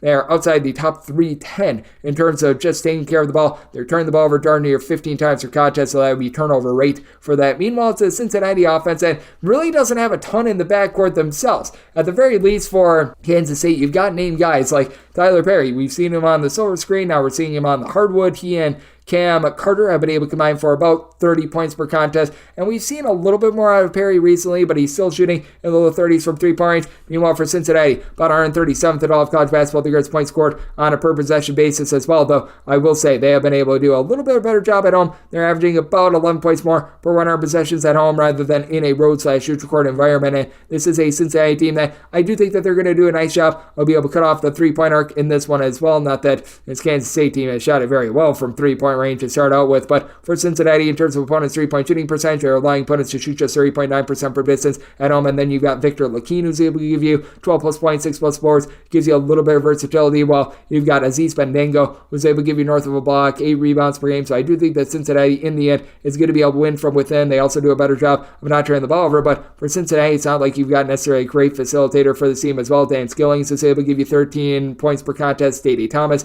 tips in there like 3 assists per game. I do think the Kansas State, who has been able to find a little bit more offense, 72 plus points in 3 of their last 4 games, I do think that they're going to be able to do a nice job of being able to hold in this one against a Cincinnati team that all of a sudden they have scored fewer than 60 points in 3 out of their last 5 games. So I do think that this is going to be a lower scoring slog. I did set my total at a 135 situation where I'm going to be taking a look at the under and anything north of 6 here with Kansas State. 747, 748 on the betting board. Robert Morris is on the road facing off against Fort Wayne, and Fort Wayne is a underdog of 11.5 to 12.5 points. Tonight's game, it is 149.5, and with Robert Morris, I did set them as an underdog of 10.5 points. So I'm going to be willing to take the points with Fort Wayne. This team has done a nice job of being able to generate turnovers. Top 25 team in all of college basketball in that regard, but I've also got a Robert Morris team that has been able to find a little bit more with their offense recently. They had a little bit of a rough slide against Oakland and Northern Kentucky, where they had scored fewer than 60 points in both of those games. But if you take a look at it as a whole for the month of February, they were able to get past the 70-point plateau in all but 2 of those games, and they've been able to find their go-to guy in Marquise Hastings. He stands right around 6'8", 15 points, 8 boards, shoots about 38% from 3 points for a Robert Morris team that isn't amazing with their 3-point shooting, but it's up to about 33.5% from distance. It has improved from the beginning part of the season. Robert Morris going to get lambasted on the glass. Robert Morris, they are outside the top 225 with that regard, but Fort Wayne all season long has been getting absolutely killed on the glass as well. You don't have really anyone other than Eric Mulder who's able to give you north of 5.5 rebounds per game. As a result, this is a Fort Wayne bunch, and in terms of their rebound rate, they are well outside the top 250 as well. So Robert Morris, they should be able to get a little bit of an advantage there, and Robert Morris up to about 140th in the country with regards to their rebound rate. Meanwhile, for Fort Wayne, you've been able to have really good efficiency on offense with them only turning the ball over 10.3 times per contest. This is despite the fact that they are a top 60 team with regards to total possessions per game. Got a pair of guys in Jalen Jackson along with Quentin Morton Robinson. They combine for about 29.5 points per contest. They combine to shoot about 41.5% from distance, and Rasheed Bell has been a big reason why the team has been much more efficient with their offense, because Fort Wayne year in and year out is a good 3-point shooting team, but typically they turn the ball over a lot more. Bello comes in from D2 UW Parkside, 15 points, 4 assists, shoots 33% from 3-point range in his own right. It's a little bit of a top-heavy Fort Wayne team, but it is one that has been able to do a nice job of being able to generate turnovers. And this Fort Wayne team, to their credit, they do a nice job of being able to cut you off from 3-point range as well, allowing opponents to shoot just 31.1% from 3-point range at home. And for Robert Morris, this is a bunch out away from home. They allow you to shoot 35.5% from distance, and with the way the Fort Wayne does shoot it from 3, they should be able to get it done. But with Robert Morris, they've got a little bit of advantage down low. They've also been able to do a better job with regards to their offense as well. So I did set my total 154.5. Going to be taking a look at the over. You've got a Fort Wayne team that, in their own right, they've been having some doldrums with regards to their defense, even though they overall for the season are a top 100 team with regards to points allowed on a per possession basis, with this Fort Wayne bunch having given up at least 77 points each of their last 2 games. So looking over, and I'm going to be taking the points with Robert Morris. 749, 750 on the betting board. Columbia hits the road face-off against Penn. This is another game that is off the board, but I've got my numbers. I did set Penn as a favorite of 4 points, and I set my total at 148. So 147.5 or less, looking at the over. 148.5 or higher. Going to be taking a look at the under. With Penn, I'm going to be willing to lay up to 3.5 with them, 4.5 or more. Taking the points with Columbia. Columbia has been able to do an amazing job with their 3-point shooting. They're a top 40 team in all of college basketball in terms of 3-point shooting percentage, at the very least. That was going into their game against Princeton, where the offense wasn't bad. Defense just got completely cut up, as that has been an issue for Columbia all season long in terms of points allowed on a per possession basis. 196th in in all of college basketball. Give it up about 7 points more per 100 possessions away from home rather than at home, and that's a number that is going to continue to hike up after yesterday. Meanwhile, Penn has been getting just completely lambasted on defense as well. Penn entered into yesterday 299th in the country in terms of points allowed on a per possession basis, and they gave up a good hearty 87 yesterday, so that's not great to say the least. This Penn team is going to give you lots of open opportunities from three-point range. With Penn, they are 282nd in all of college basketball with regards to opponents' three-point shooting percentage. Entering yesterday, that was 34% from distance at home. That probably went up after what we saw yesterday. Meanwhile, this Columbia unit, they're certainly going to give up some open looks as well, allowing opponents to shoot about 34% from distance in a roadside-court venue. But I do like Geronimo Rubio de la Rosa to be able to keep this Columbia team at bay. 13.5 points, 5 boards, 4 assists. He's been able to do a nice job of really stuffing the stat sheet. The one place where Columbia is going to have a tough time is on the glass. This Penn team is a top 80 team with regards to rebound rate. Columbia well outside the top 175 with this regard. As for Columbia, you've been able to have Blair Thompson do a nice job giving you 5 boards. He stands right around 6'8", 6'9", and he's been able to put in there about 8.5 points from three-point range. He's shooting 42% from three-point range, and you just have a lot of those big men that are able to pop in from three-point range for this Columbia team. Like Zine Badri has been able to shoot 40% from three, gives you 5.5 points, but at 6'10", he only gives you about 3.5 rebounds per game. So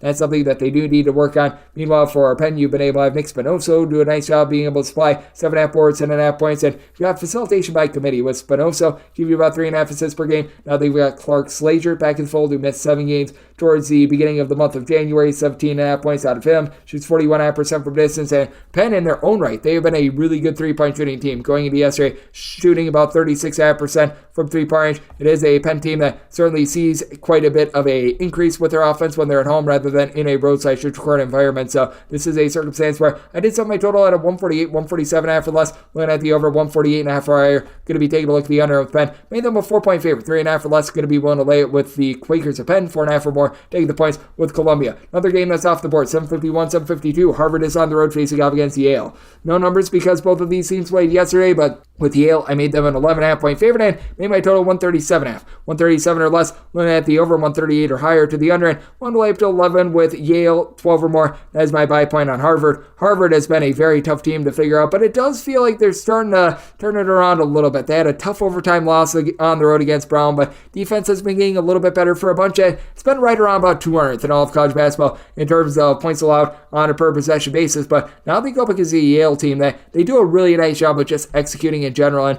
Yale's offense travels. They're only scoring about 4.8 points fewer away from home rather than at home, and you've got someone at Danny Wolf, who has been the Wolf of Yale. He's been able to give the team 14 plus points, 8 plus boards at 7 feet tall. He's able to shoot in the mid-30s from three-point range. That is going to be incredibly hard to guard for a Yale team that they only shoot as a collective about 33.8% from three-point range. That's 183rd in all of college basketball. And this is a Harvard unit that has been all over the place with regards to their offense, with Malik Mack being their main man. He's been able to give you about 18 points from three-point range. He's been able to pop it at about a 36% clip. And Lewis Lesman, he shoots 36% from three as well. But Harvard entering the yesterday, they were shooting about 33% from three-point range as a collective as well, and actually shooting a little bit better away from home at north of 34% compared to the 33% at home. But you have to fear what this team is going to be able to give you on the glass as well. Chisholm Okpara along with Justice Ajabar, they've been able to combine for about 12 rebounds per game, and Ajabar has been able to give you nearly 2 blocks per contest as well, so that's been pretty rock solid. But you've got a Yale team that they don't allow a whole heck of a lot of second chances. Yale is 64th in all of college basketball. In terms of their overall rebound rate, this Harvard bunch, they're clocking in 269th. That is not very nice for this Harvard team. They turn the ball over 12 times per contest. Not great, not terrible, but this Yale team, ever since they really entered the month of December, they've really been able to lock it down in terms of their defense.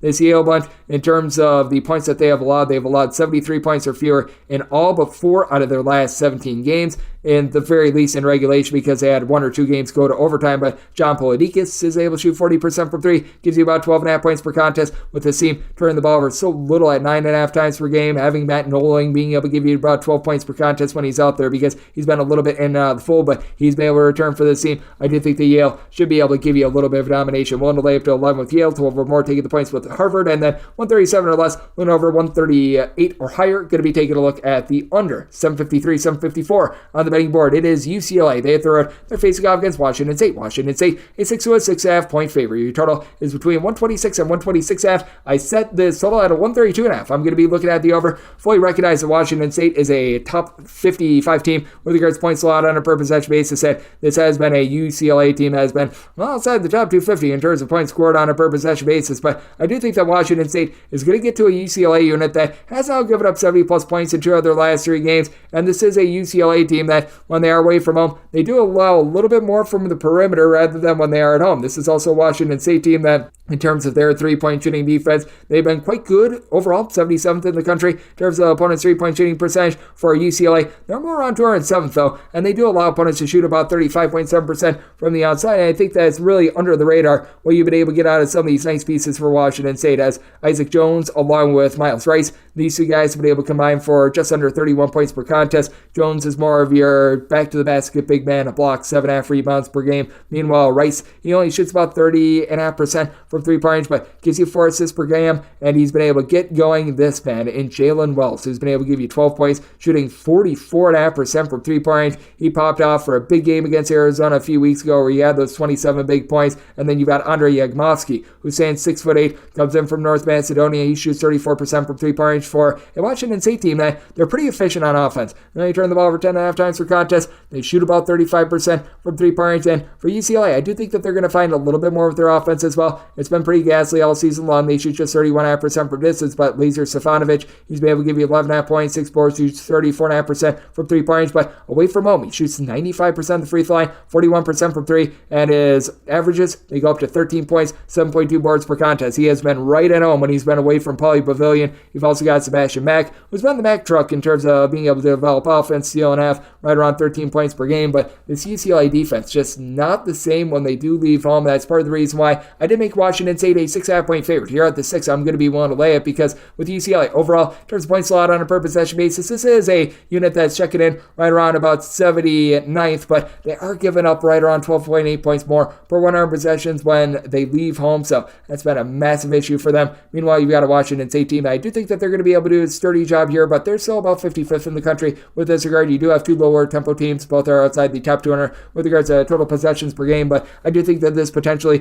could be close enough for late game filling. You've got a Washington State team that's gotten to at least 72 points in 4 of their last 5 games as well. So, circumstance where I'm looking at the over set by total 132.5 and willing to lay up 2-6 with Washington State. 755, 756 on the betting board. Georgetown, they play us to Xavier. The X-Men are a road favorite of anywhere between 7 to 7.5 points. Draw this game is 156.5. Set my line at 8.5. I'm going to be willing to lay it with Xavier. This bunch has been okay with regards to the 3-point shooting. It's not quite what it was a season ago, but you've been able to get guys with versatility to really take hold of this offense. As I love what I'm seeing out of Davion McKnight. He gives you 5 assists, 12 points, 4 boards, shoots 38% from 3-point range. It's a Xavier team that in terms of points scored on a per possession basis, they've been able to ascend as the season has been able to come along, and much of it is because this team has been able to do a relatively solid job of being able to knock down some shots when they've been just up against it. They're shooting about 34.5% from 3-point range. That's about 140th in all of college basketball. Last year was a little bit higher, but they've become a little bit more of an interior team with Abdul Usman doing a really solid job being able to give you about 6.5 rebounds per game. He's able to give you a block per contest. Xavier giving up fewer points per possession this year than they did a season ago, and Desmond Claude along Quincy Oliveri have been able to take hold with about 35 points per contest in Oliveri, shooting about 43.5% from 3-point range, and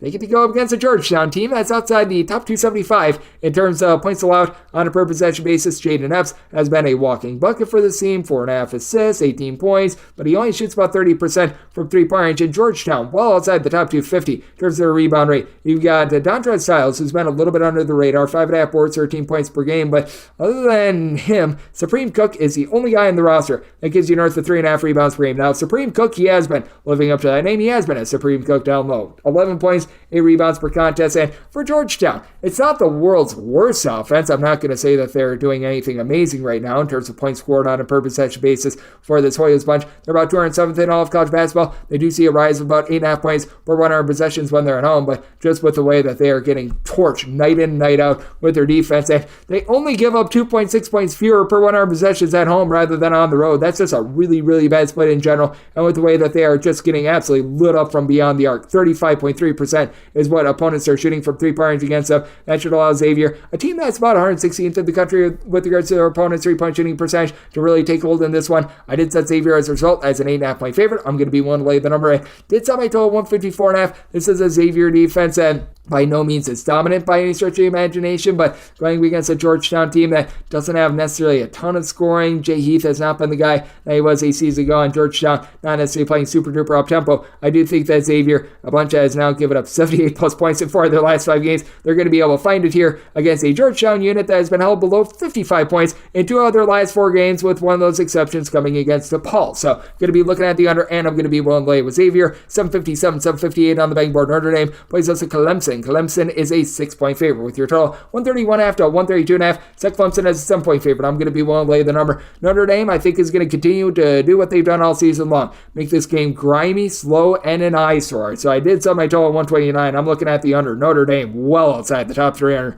with regards to total possessions per game. And Notre Dame is right now just doing the little things that allows them to weasel their way into games. Yes, I use that word very intentionally, weasel their way in, because this is probably the least talented roster in the ACC, but Micah Shrewsbury, I say this as a compliment, he's really gotten the most out of this team. Notre Dame is about 80th in all of college basketball with regards to rebound rate. That's going to be a little bit of an issue against Clemson, because Clemson has been able to have Ian Shefflin be able to give you 9.5 rebounds per game. PJ Hall, 17 points, 7 boards. He has been dominant as a result. This Clemson team has been one of the best on the glass all season long, 50th in the country with regards to rebound rate. And I know that Eli Hershkovich, who has joined this podcast, he is very bullish on this Clemson team, and he's cited the fact that Jack Clark has been able to give you 5 boards, has been a really good defensive player for Clemson. And hey, Clemson, with regards to their defense, I'm not saying that's amazing by any stretch of the imagination, but don't look now, but they've given up 63 points or fewer in 4 of their last 5 games. So I do think that Notre Dame is going to be up against it here. You got Marcus Burton, who's been able to do a really nice job of being a main scorer with 17 points,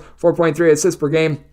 The issue what you have with them, 3.7 turnovers per game. Out of power conference players, that is the top mark in all of college basketball in a bad way, but you do have Brandon Shrewsbury, so maybe give you about 10 points, shoots 37.5% from three-point range, which actually is at 34% from distance at home. It is a Notre Dame unit that, it's just been rough for them on offense. Meanwhile, you've got a Clemson team that has been pretty surgical with that regard. Clemson, in terms of points scored on a per possession basis, a top 40 team in all of college basketball. Meanwhile, Notre Dame, they're clocking in 317th in all of college basketball, scoring about 5.5 points more per 100 possessions at home rather than away from home. Clemson, 13 turnovers per game for this Notre Dame team is what they're going up against. So I do think that that's going to be a little bit of an issue, though. If there is one thing that might be able to keep Notre Dame lively in this one, each other top 3 scorers in Burton, Shrewsbury, Longier, Krozinski, they all do shoot at least 83% of the free throw line, but Joe Girard shooting north of 40% from three-point range, I think it's going to be a little bit too much. It is a Clemson team that, if you look at the overall metrics for the season, they are outside the top 125 in terms of points allowed on a per possession basis, but doing an okay job from three-point range. And really, both of these teams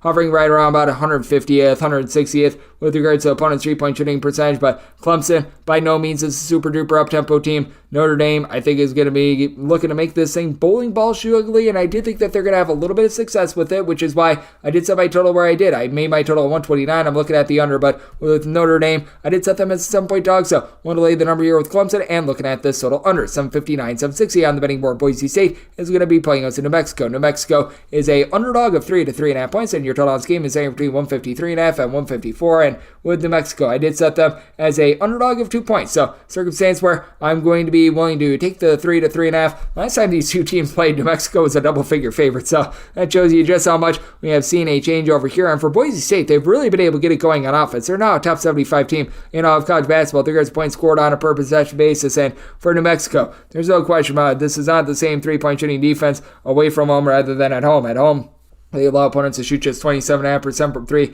north of 36% in a road/shoot-to-court environment. But New Mexico has actually been a little bit more dominant on defense for much of the season rather than on offense. They're 32nd in the country in terms of points allowed on a per-possession basis, facing off against a Boise State team that is a top 75 team with regards to opponents' three-point shooting percentage. Of Boise State, they're about 66th in the country in terms of points allowed on a per-possession basis. You've got to love what you've been able to get down low for Boise State, as Omar Sandley, a couple of Tyson Dagenhart, they've been able to combine for about about 12 rebounds per game. At Jabuzo Egbo, he's able to give you right around about 5 boards per contest, and he has been shooting it very well from three-point range. He's making about 42% of his threes, going up against a New Mexico team that you do have to wonder how much the lack of chemistry in the backcourt has been affecting them a little bit, because Donovan Dent, Jalen House, Jamal Mashburn Jr., they've all dealt with injuries throughout the season. Stands really Dent, but these three guys, they combine for about 45 points per contest. Dent and House have been able to combine for about 9 assists, 4 steals per contest. Mashburn Jr. wanted him to shoot a little bit better than 32% from three-point range, but for New Mexico, what has been really under the radar with them as well, they do a nice job of being able to control the glass. We talk about Boise State and the way that they've been able to hit the glass in terms of their rebound rate. They're clocking in 17th in all of college basketball, but with having JT Toppin being able to give you about 8.5 rebounds per game, Nelly Jr. Joseph, 7.5 boards per contest between the two of them, you get about 3.3 blocks per game as well. New Mexico is about 57th in all of college basketball with regards to rebound rate, and if you look just in a road/neutral court environment, New Mexico is a top 10 team with regards to their rebound rate. I do think that New Mexico is going to do a nice job of being able to hold in there, especially against a Boise State team that really doesn't have that main facilitator. Cam Martin has been leading the way as a 6'9", do-it-all sort of player that gives you like 2.5 assists, 5 points, a few rebounds per game. So I do think that New Mexico going to do a nice job remaining snug in this one. This was an opener of 155 in terms of the total. I'm still seeing a straight 154.5 between 153.5 and 154.5. I'd rather take the 154.5 under rather than the 153.5 over, even though the last time these two teams played, both of these teams, they were really able to gun it. Both of these teams were able to get past the, I believe, 75-point plateau. So I do think that things are going to be a little bit more normal here after Boise State shot it really well from three-point range first time around. I do think that New Mexico is going to be able to win the battle on the glass, be able to remain sturdy in a game where I do think that offense is going to be a little bit more at a premium, with Boise State having given up 66 points or fewer in 3 of the last 4 games. So you're at the 154.5, looking at the under, and I'm going to take the points with New Mexico, set them as a 2-point dogs. 761, 762 on the betting board. Loyola Marymount, they hit the road. They're facing off against Portland. Portland is an underdog of 4 points with your total at a 146 to a 146.5.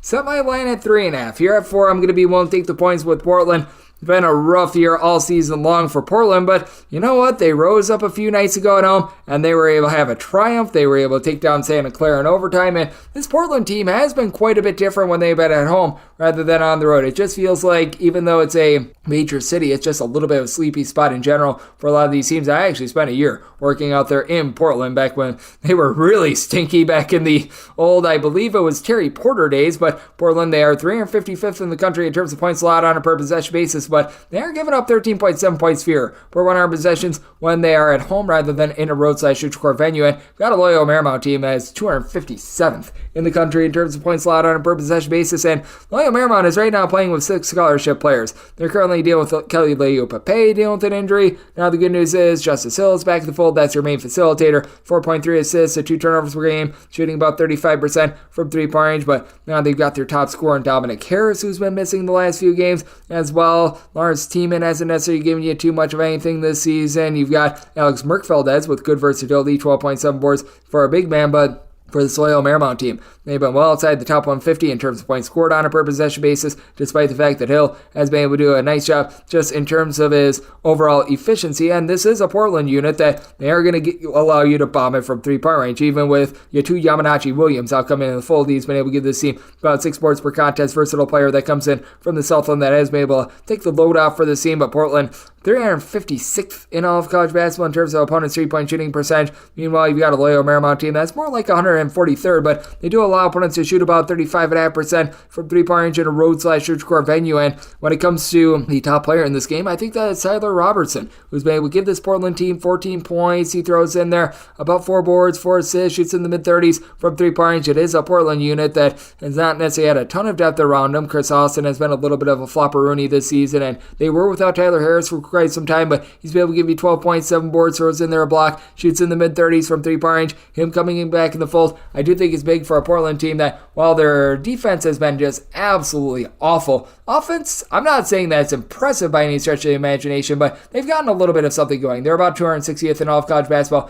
with regards to points scored on a per possession basis, going up against a Loyola Marymount team that they have been held below 70 points in all but 2 of their games ever since Harris has been out of the fold. They're about 121st in the country. The Mount is, in terms of points scored on a per possession basis, starting to get a little bit more going because they had a game against Pacific, and that's always a nice booster for your metrics. But that said, I did set my line at 3.5. I'm going to be willing to take the 4 here with Portland, and did set my total 147.5. 2.5 with this Portland team being much better with their defense at home, though I still do think that both of these teams going to get there. So going to be looking at this 146 over and the points with Portland. 763, 764 on the betting board. Sam Houston State plays us in Middle Tennessee. Middle Tennessee is an underdog of 8 to 8.5 points on this game between 136.5 and 137.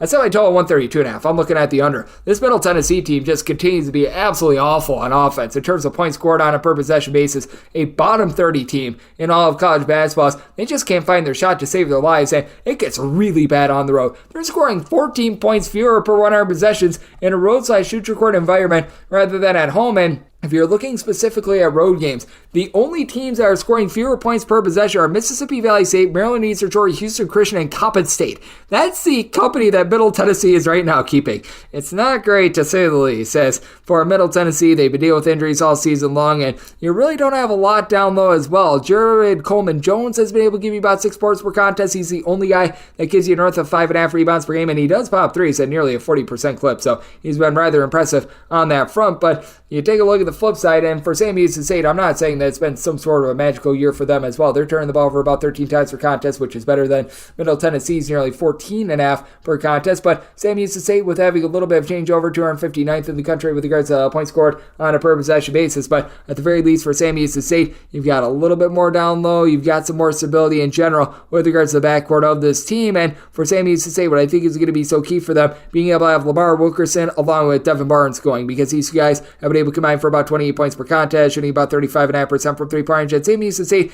as a collective, they are shooting about 35.5% from three-point range. Sam Houston State, not quite what they were on defense last season, where they were a top 50 team in terms of points allowed on a per possession basis. And this is a Middle Tennessee unit that usually they generate a bunch of turnovers. They're in the bottom half in all of college basketball in terms of turnovers forced on a per possession basis. Now, for Middle Tennessee, at home, they defend the three well at 28.6%. On the road, that goes up to 36.5%. This team just in general has not been able to travel all season long. Meanwhile, Sam Houston State at home, they allow opponents to shoot just 30.5% from distance. And for Middle Tennessee, unless if you can really get something going in terms of a facilitation standpoint, as you got Jevin Porter is able to give you 14 points per contest. But Coleman-Jones, who I was mentioning before as their top rebounder, yeah, he's right now leading the way in terms of assists with 2.2 per contest because of all the injuries. It's just not great, to say the least. I think that you get janky, just jacked up offense with this Middle Tennessee team, despite the fact that they've found a little bit more recently, 68 plus points in 4 of their last 5 games. I don't think that that's going to translate, and they just have been a different team on the road rather than at home, and now they face off against the Sam Houston State team, giving up 58 points or fewer in 3 of their last 4 games. So did somebody total 132.5 diving under, and Sam Houston State made them an 8.5 point favorite, so willing to lay up to 8 with them. 765, 766 on the betting board. Purdue plays us at Michigan State. Michigan State, a 10 to a 10.5 point underdog. Total on this game is anywhere between 144.5 and 145. I set Purdue as an 8 point favorite. I'm going to be willing to take the points with Michigan State.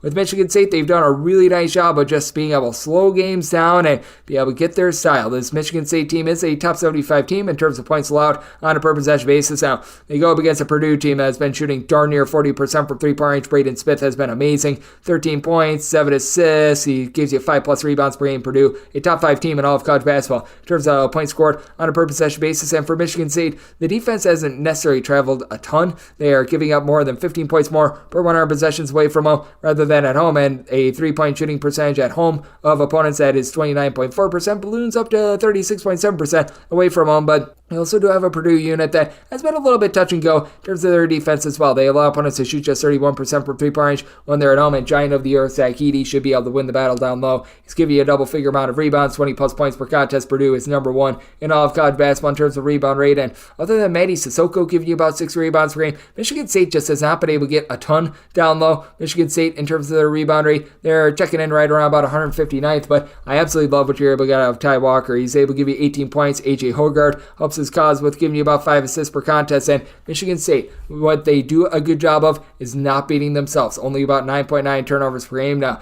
you have to go up against a Purdue team that out of their top 8 scorers have made at least 1 3, all but one of them shooting at least 39% from distance. So that is going to be very, very difficult for them to match up with, to say the least. But while the Michigan State defense, it really takes a pitfall when they're away from home. The offense, it does fall off by about 7.5 points per 100 possessions, but it's not quite as bad. This Purdue team, I do think, is going to continue to be able to execute on offense. They have been amazing all season long, as they're averaging north of 126.5 points per 100 possessions when they're at home. So it's a very interesting circumstance, but I just have that feeling that Michigan State is going to completely put the brakes on this game. Tom Izzo, he's a coach that knows how in the heck to figure it out. He's given up 72 points or fewer, this Michigan State team has in 3 of their last 4 games. And you've got a Purdue team that they've been a little bit rough with their defense, giving up north of 70 points in 3 of their last 4 games. But I think that Purdue is going to get it into their heads that they need to play a little bit more defense as well. I did set my total at 142. I'm looking at the under. And with Purdue, I can only make them an 8-point favorite. So take the double figures with Michigan State and the under. 767, 768 on the betting board.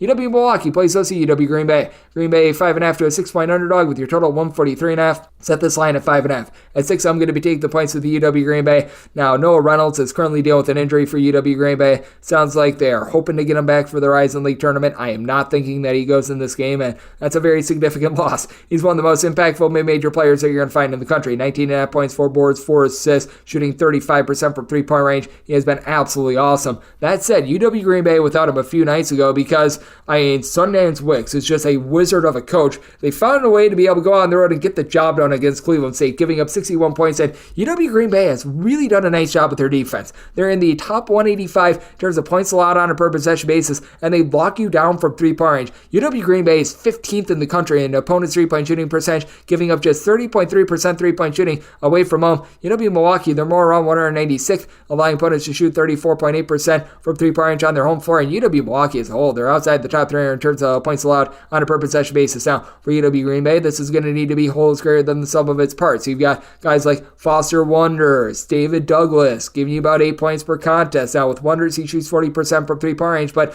with Reynolds out of the fold, each of your top 4 scorers do all shoot at least 35.5% from 3-point range. They go up against the UW Milwaukee team that's just been getting gashed time and time again on defense, so they do have BJ Freeman, who's been amazing. 20.5 points, 6.5 boards, 4 assists, shoots 37% from 3 for a Milwaukee team that, outside of he and Eric Pratt, your number 2 scorer, that gives you 36% 3-point shooting, 12.5 points per contest. They're the only 2 guys that are really healthy right now. They're shooting above 33% from 3-point range. That's why with north of 4.5 points per contest. So that's a little bit of an issue. Now, for this UW Milwaukee team, they're a top 175 team with regards to rebound rate. Facing on Fields is able to give you about 5 or so rebounds per game. And this is a UW Green Bay team that they don't have a ton down low, but they are still 135th in the country with regards to rebound rate, despite the fact that they've got one guy, that would be Elijah Jones, as currently healthy, that's giving you north of 4 rebounds per game. They just find a way as a collective to be able to claw out these games. It's nothing sexy with the UW Green Bay, but I do think that they're going to be able to hold in this one. Here at a 6, I'm going to be taking a look at the points, and with this total, I set my total out of 141.5.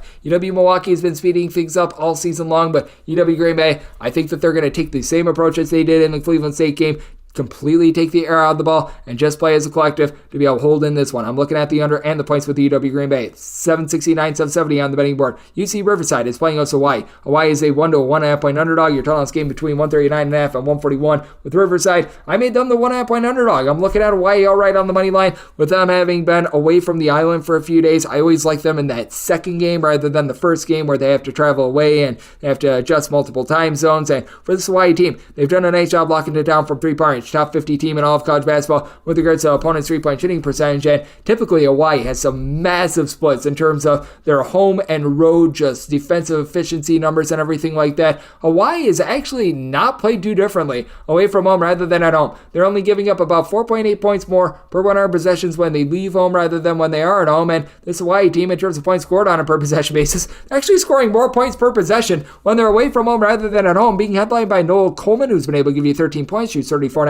from 3. All in all, it's a Hawaii team that only shoots about 33.5% from the outside, but this team has been able to do a relatively solid job down low. Bernardo da Silva, Justin McCoy, they're combining for 13 rebounds per contest. Mo Sek is a big man that's able to give you about a block. He stands 7 feet tall. He's been in and out of the fold a little bit throughout the season, and you've been having in and out of the fold Javon McClanahan, but He's back after he missed quite a bit of time. He's able to dole out right around about 3.5 assists per game. That helps out this bunch. And for UC Riverside, they do a nice job not turning the ball over. They only turn the ball over 9.9 times per contest, top 40 team with regards to just ball security, but they shoot 39.3% from the floor and 31% from three. Isaiah Moses, Brandon Hardress, they combine for 25 points, 8.5 assists, so only about 3.8 turnovers per game, but you really don't have anyone other than your main big man in Brandon Groschetti, who's shooting above 35% per three. He shoots 40% from the outside to be able to supply the team with 8 points per contest. But Kyle Owens is the only guy on the roster that gives you right around about 5.5 rebounds per game, and Hawaii should be able to win this battle down low. For UC Riverside, in terms of just their overall rebound rate, this team is well outside the top 250 with that regard, and they're well outside the top 225 in terms of points allowed on a per possession basis,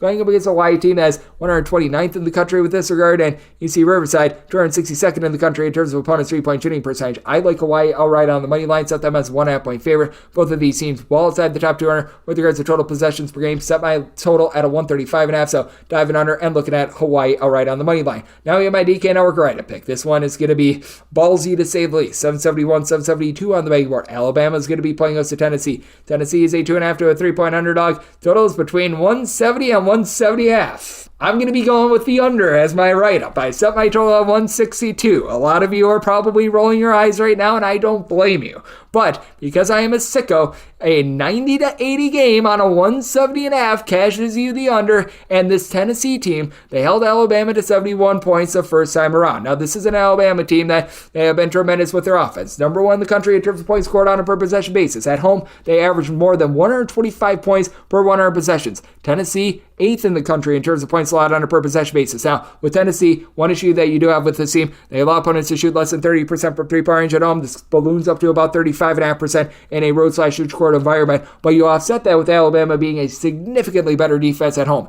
Alabama, they give up 19 points fewer per 100 possessions at home rather than in a road/shoot court venue, and Alabama only allows opponents to shoot 28.2% from three-point range at home. That's Alabama team. They are completely based around making three-pointers. They are 13th in the country in terms of percentage of points that come from made threes at home. 41.1% of their points at home come from made threes, but I do think that Tennessee is going to have that innate ability to just slow this game down a little bit because Alabama's looking to play at warp speed. Tennessee, I'm not saying they're a slug or anything like that, but they're a little bit more of a mid-tempo team. You've got a Tennessee team that as well has been able to do a relatively solid job on the glass as well. You've got someone like Jonas Adu who's able to give you about 7 boards per contest. You've obviously got Dalton Connect who's been doing a nice job of connecting from three-point range. He is shooting north of 40% per three, giving you 20-plus points per contest, but I mean, both of these teams have been really good rebound rate teams, but you take a look at the way that Tennessee has been able to do a nice job of just holding teams to one-and-done opportunities. They've been able to do a relatively solid job there. Less than 20% of opponents' misses do result in an offensive rebound. You've got an Alabama team that certainly has been giving up second chances. They're allowing opponents to get about 28.2% of their missed shots as an offensive rebound, but I do think that Tennessee going to be able to do a nice job of being able to bear down with so many of these guys that you don't hear a lot about, like a Josiah Jordan-James, who gives you like 9 points, 5 boards, a block, a steal. He just stuffs the stat sheet. I think that these are the guys that are going to be able to keep this game a little bit lower scoring for Tennessee. You've got on the flip side someone in Mark Sears who's been able to give you north of 20 points per contest. He has shot it well from three-point range. This is an Alabama unit that has also been able to get Aaron Action Estrada going. He's become the main facilitator for the team. 4.5 assists, 13 points, 5.5 rebounds per game. But Alabama, they're actually a top 55 team with regards to rebound rate, despite not having a single guy that gives you north of 5.6 rebounds per game. That'd be Grant Nelson, who's been able to give you about 5.5 boards per contest. Alabama, to their credit, they also do shoot 79% at the free throw line, but I do think that this Tennessee unit going to do a nice job being able to generate a few more turnovers. You've got an Alabama team that ever since they faced off against Tennessee in late January, they've scored at least 80 points at every single game, but Tennessee has surrendered 68 points or fewer in 7 out of their last 10 games. It's a good old situation of something's got to give. I think that Tennessee is going to be able to lock it down on defense. I think that Tennessee takes this one outright. I set Tennessee as a 2-point favorite. I like them on the money line. Am I right to pick? Because I think that Tennessee prevails. I think that it becomes a lower scoring game. My write-up is going to be on this total under 773, 774 on the betting board. UC San Diego, it's a road. They're facing off against CSUN. Cal State Northridge finds themselves as an underdog of anywhere between 4.5 to 5 points. On this game, between 148.5 and 149.5. I did set my line at 4, so I'm going to be willing to take the points with CSUN. This Cal State Northridge team has been a little bit up and down with regards to their overall production, but this is still a team that ranks in the top 75 with regards to points allowed on a per possession basis. They've been able to do a nice job job in terms of their rebound rate as well, with having each out of their top 5 scorers be able to give you at least 4 boards per contest. That includes Deshaun Allen-Aikens, Deontay Bostic, giving you combined about 33.5 points per contest, and both shoot at least 35% from 3. This for a CSUN unit that they shoot about 67% free throw line from 3-point range. They are shooting as a collective more than they need, but about 30.5%. And for UC San Diego, they shoot about 35% from 3. And what has allowed this UC San Diego team to have so much success, they just don't turn the ball over. About 9.5 turnovers per game. It is a UC San Diego team that is going to give up a few 3-point looks. They're about 132nd in all of college basketball in terms of the opponent's 3-point shooting percentage. And if you really do want to knock off this CSUN team, the way to be able to do it, you do want to be looking a little bit more towards the outside. Cal State Northridge, they do allow opponents to shoot 33.7% from 3-point range in a roadside court environment, and you've got Bryce Pope on the side of UC San Diego giving you about 31.5% 3-point shooting, 18 points CO per contest for a San Diego team that their top 5 scorers, 4 of them do shoot at least 74% the free throw line, and you got a pair of guys in Francis Nworke along with Aniwana Tiat Jones, who have been able to combine for about 11 rebounds per game, while Tyler McGee chips in their 14 points per contest. But I do think that CSUN, after they got completely lambasted by UC Irvine a few nights ago, they get back to basics with their defense. Prior to that, just absolutely pummeling. They were doing a nice job in terms of being able to hold teams down, giving up 74 points or fewer in all but 3 of their games ever since that UC San Diego loss, where San Diego punked them. That was an 83-62 game where UC San Diego went 16 of 40 from 3-point range. I just don't think that we're going to see a replay of that. I do think that CSUN going to do a nice job on the glass, and I do think that the total should be relatively the same. I did set my total 148. You're at a 148.5, seeing some 149.5, so up. Looking at the under CSUN, a top 55 team in terms of total possessions per game, but San Diego, they're a top 125 team in terms of points allowed on a per possession basis themselves. They come in relatively good form, having given up 70 points or fewer in 4 of their last 5 games. So looking at the under, and we'll take anything north of 4 here with CSUN. 775, 776 on the betting board. Cal Baptist plays us DUT Rio Grande Valley. Grand Valley is an underdog of 12.5 to 13 points, with your total between 138.5 and 139.5. And with Grand Valley, I did set them as an underdog of 11.5 points. So I'm going to be willing to take the points with Cal Baptist. This team has just completely fallen off a cliff ever since the Dominique Daniels injury, and he was their top scorer. He was supplying the team with about 19 points per contest, shooting 36.5% from 3. That leaves a team with one guy on the roster right now that is shooting about 34.7% from 3. Scotty Washington, who is able to give you about 8 points per contest. And to the credit of Mr. Washington, he's been able to chip in there a double-figure amount of points in each of the last 4 games, and in all but one of the games that they've been without Mr. Dominique Daniels. And the Cal Baptist team, still a team that's in the top 75 with regards to rebound rate. Ivan Odriogo, along with Hunter Goodrick, they combine for nearly 17 boards per contest. You've been able to have Odriogo give you a block per contest down low as well. And Cal Baptist, they're still a relatively solid defense. You take a look at what they've done recently. They've given up 71 points or fewer in 3 of their last 5 games. That includes an overtime game and games against Charlton State and Grand Canyon. They've done a fine job there, but they also get to go up against a Rio Grande Valley team that has been awful with their offense. They have now scored 70 points or fewer in each of their last 4 games. Recognize that the sky is falling for them. They're outside the top 250 in terms of both points scored and points allowed on a per possession basis, along with ball security. Turn the ball over 14.5 times per contest, but you've got Elijah Elliott along with Hassan Abdul Hakim. They combine for 29 points per contest, and Hakim, he shoots 35.5% from 3. Now, for Grand Valley, they shoot 29.5% from 3-point range as a collective, but they do get to go up against the Cal Baptist team that is 247th in all of college basketball with regards to opponent's 3-point shooting percentage. And for UT Rio Grande Valley, they're not doing a lot right, but they are the better 3-point shooting defense. So I will say, in a roadside court environment, they do allow opponents to shoot 37.1% from 3, but with Blondo Chiquinho not shooting well from 3-point range for this Cal Baptist team, I do think that this turns into a low-scoring slog where UT Rio Grande Valley is not going to be able to get it going, but Cal Baptist, they haven't been able to get it going ever since the Daniels injury. So my line at 11.5, I'm going to be willing to take the points with Grand Valley. Set my total 135.5, so also looking under 777, 778 on the betting board. It is Idaho State. They play us in Northern Colorado. Northern Colorado finds themselves as a 2-point underdog. Totals between 144 and 145.5 with Northern Colorado. I made them the 2-point favorite. I'm going to be looking at them outright on the money line. St. Thomas has been an absolutely impeccable player in college basketball this season. Coming over from Loyola Chicago, where he was a little bit of a flopperoonie, well, he's been able to right the ship here at Northern Colorado. 19.5 points, 9.9 boards, 3 assists per game, and now you've got DeJure Reeves along with Jerron Riley helping on the backcourt. Riley, 5 assists, 11 points, shoots 38.9% from 3. Reeves shoots 38% from 3. He's able to supply the team with 15 points per contest,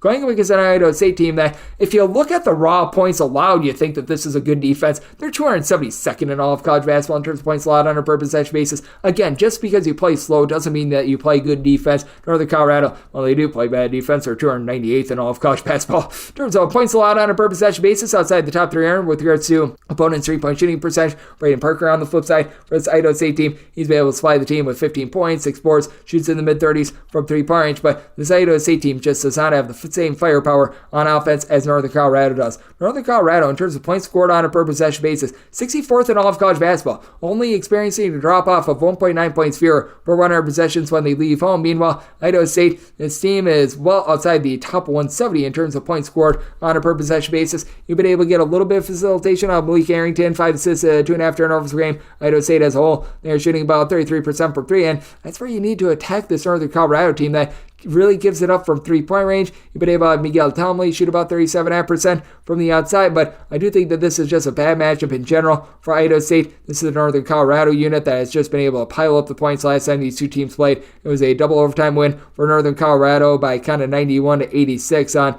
a night where Idaho State went 22 of 35 at the free throw line. I do think that Northern Colorado going to be able to win the battle on the glass with St. Thomas doing a solid job there. Riley Abercrombie is able to give you 5 boards, so I like Northern Colorado outright on the money line and did set my total at a 146 as well. Circumstance where I'm going to be taking a look at the over to go along with that money line. 779, 780 on the betting board. St. Thomas plays us to Denver. Denver is an underdog of 8 to 8.5 points. So on this game is between 154 and 154.5. Good old situation of something's got to give. This Denver team is playing harebrained and super duper up tempo. St. Thomas is in the bottom 50 in terms of total possessions per game and set my total at 153.5. I'm going to be looking at the under. This is a Denver team that experiences a drop off of more than 10 points per 100 possessions when they leave home rather than when they are at home. And for St. Thomas, I did set them as a 7.5 point favorite. I do think that St. Thomas can have a little bit of a tough time matching up with a Denver team that they do bring the thunder from the outside. This Denver team is shooting north of 35% from 3-point range as a collective, and for Denver, they certainly are going to give up their open looks as well. Denver is allowing opponents to shoot 37.1% from 3. That does fall off to about 36.5% in a roadside shoot your car venue, but also for St. Thomas, they allow opponents to shoot north of 34% from 3-point range at home. So Tommy Bruner is leading the country with north of 25 points per contest.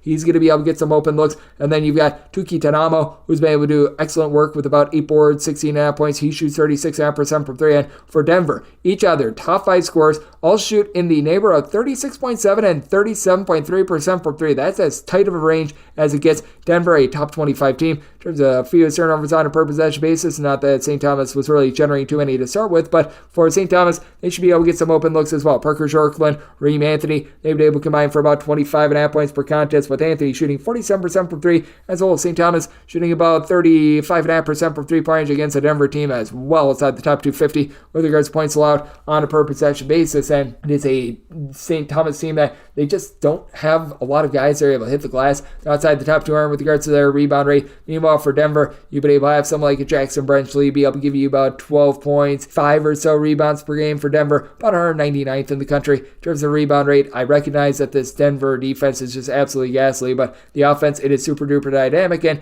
got a St. Thomas team that, while they do a nice job of not turning the ball over, it is one that can be a little bit hit or miss with regards to their overall shot making, though they are about 69th, very nice in the country. In terms of points scored on a per possession basis, I think that the slow tempo just costs you an over in this spot. Set my total 153.5, so I'm going to be taking a look at the under end with Denver. Made them an underdog of 7.5 points. So here at the 8, going to be taking a look at the points and the under 781, 782 on the betting board. Houston, they hit the road. They're facing off against Oklahoma. Boomer Sooner finds themselves as a home underdog of 6 to 6.5 points. Total on this game is anywhere between 129.5 and 130. Oklahoma's right now in really, really rough form with their offense. They have been able to do a much better job in terms of their home and road splits. They are generating north of 10 points more per 100 possessions at home rather than on the road, but I could only set my total at 127. I'm going to be be taking a look at the under. Now, with Houston, made them a 7-point favorite. Though Houston is giving up well more than 20 points more per 100 possessions when they leave home rather than when they are at home, they are still the number one team in all of college basketball in terms of points allowed on a per possession basis. And for Oklahoma, where's the offense going to be coming from? For Oklahoma, you just take a look at their last 5 games. They've scored 67 points or fewer in 4 of them. The lone exception was their overtime game against Oklahoma State, where they had scored 72 points in regulation. Oklahoma has been able to get quite a bit of production out of Javion McCollum along with Ortega away. These two guys have been able to give you about 25.5 points per contest, and with away he shoots 40% from 3, but they're now shooting his collective about 33.5% from 3-point range. They're a mid-tempo team that turns the ball over 12.3 times per contest, and you run into a buzzsaw with Houston, who's really got the best turnover differential in all of college basketball. Houston,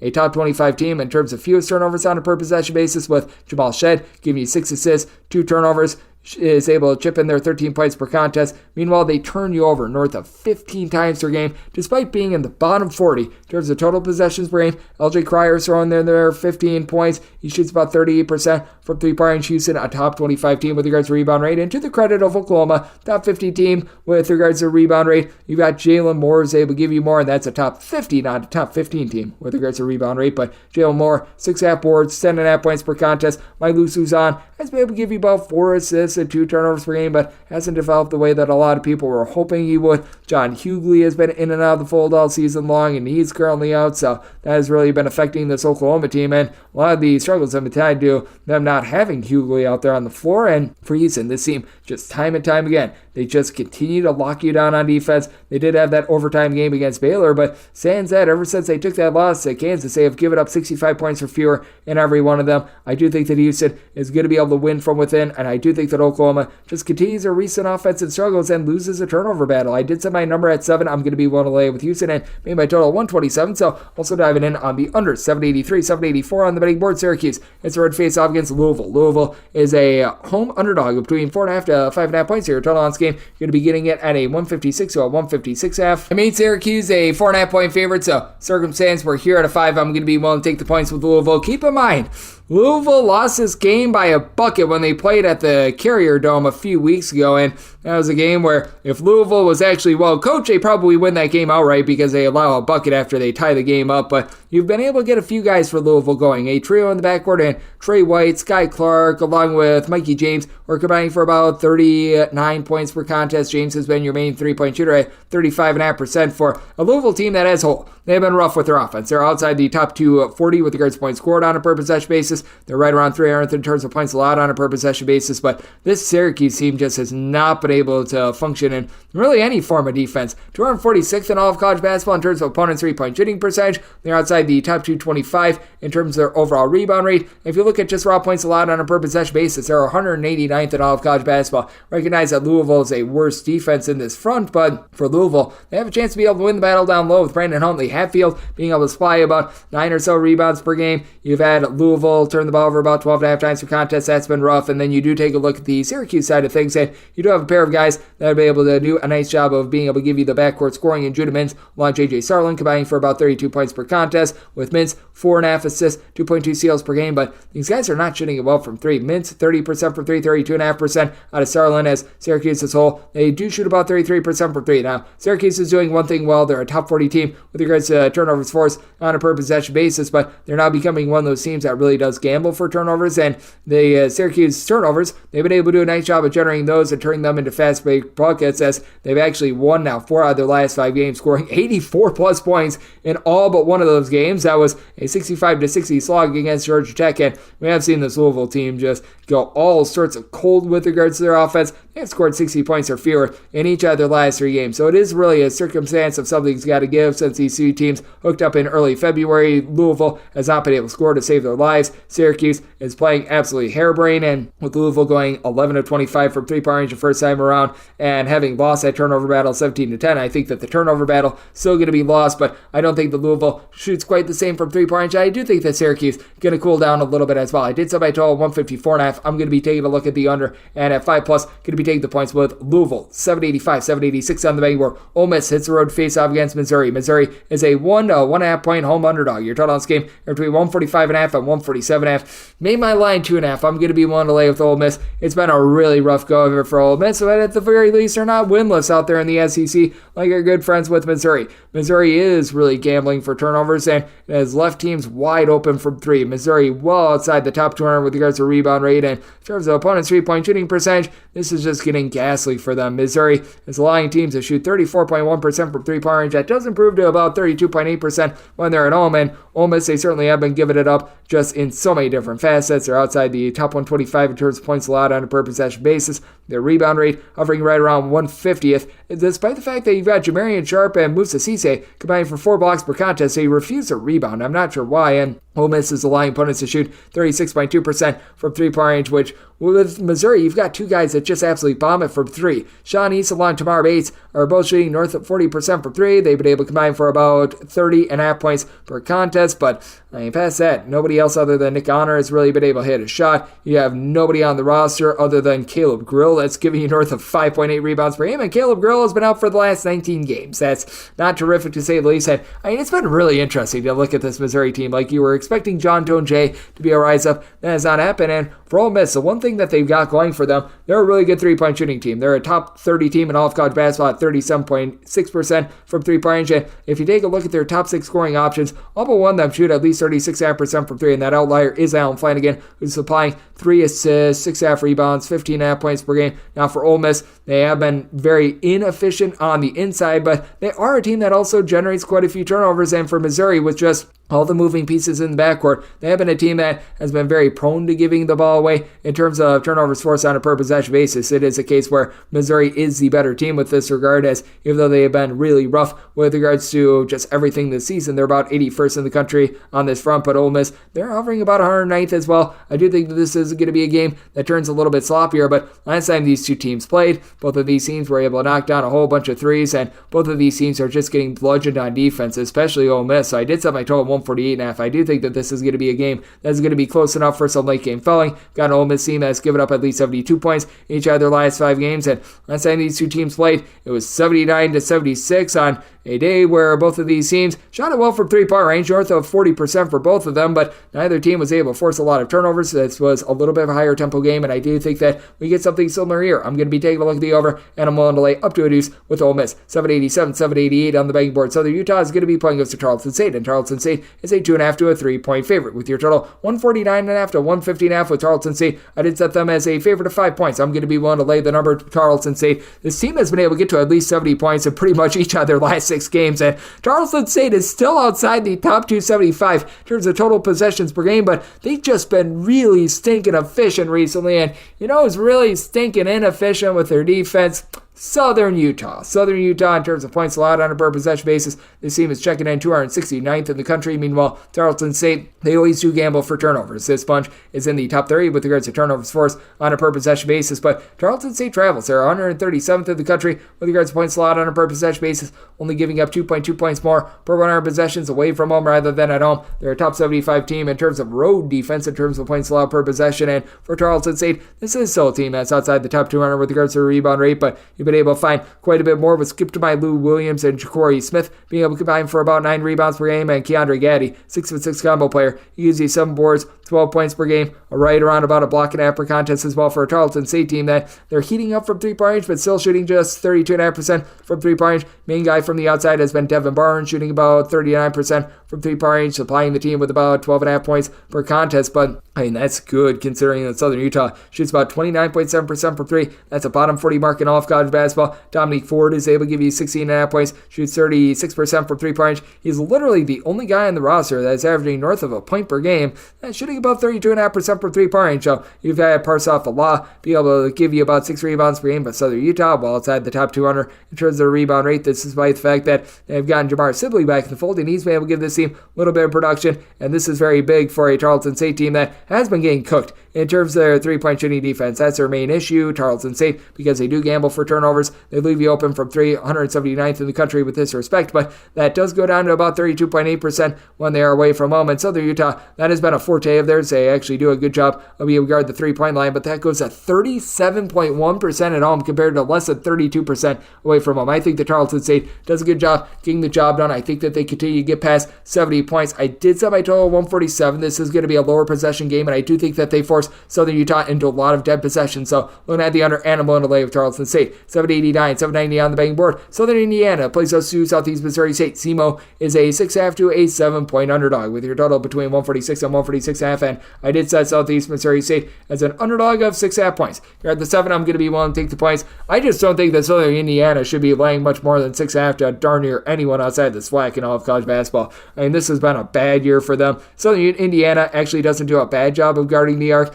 They at home are allowing opponents to shoot just 30% from 3. And Southeast Missouri State, the only thing that they've been able to do is 3-point defend. 84th in the country in terms of opponent's 3-point shooting percentage, but both of these teams well outside the top 200 in terms of points scored on a per possession basis. Both of these teams well outside the top 200 in terms of points allowed on a per possession basis. Southern Indiana is going to have a nice little bump in terms of the rebounding department, because this is a team that has A.J. Smith, who's been able to give you about 9 rebounds per game, and Jack Melke has been able to give you about 8 points. He shoots 40% from 3-point range. He's been a solid, nice little versatile player for the Southern Indiana bunch, but for Southeast Missouri State, do like Rob Martin in the backcourt, 3.5 assists, supplies you with about 12 points per game. It's a Southeast Missouri State team that has seen a massive fall off with their 3-point shooting down to about 30.5% from distance. They do only turn the ball over 12 times per contest, despite the fact that Martin is really the only form of facilitation this team has, and Dylan Branson being in and out of the fold due to injury, that has not been helping out this team. But for Southern Indiana, they just do not have the same shooting pop that they had a season ago, shooting 75% at the free throw line. So if this is a nip and tuck game, each other top 5 scores, you shoot at least 77.8% of the charity stripe, but they shoot 33% from 3.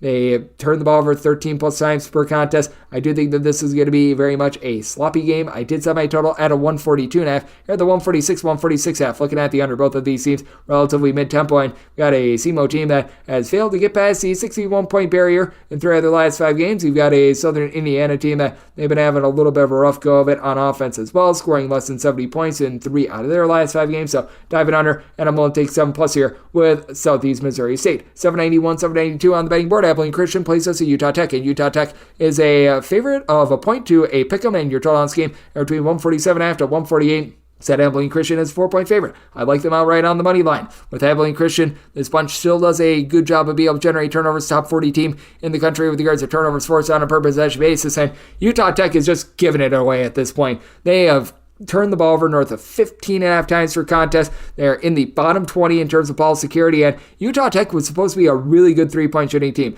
Their shooting is a collective 34% from 3. Beyond Riley's back at the fold. He shoots about 44% from distance, 7 points he was missing for like 7 games earlier in the season, but David Elliott, your really top 3-point shooter outside that, he's currently out of the fold. Noah Gonsalves, he's been able to give you 12 points, shoots 39% from 3, but Utah Tech, they're outside the top 250 in terms of points allowed on a per possession basis, opponent's 3-point shooting percentage, and rebound rate. And for Abilene Christian, this team is still relatively rough with regards to their rebounding, but I mean, they're now middle of the pack in terms of being able to guard the 3-point line. You've got Arian Simmons along with Ali Abdu-Diba combining for 29 points, 11 boards, and Abdu-Diba is able to shoot 35% from 3 for an Abilene Christian team that they turn the ball over 12.5 times per contest. A little bit of an issue there, but you've been able to have Hunter Jack Madden shoots 40% from 3-point range, about 12.5 points per contest.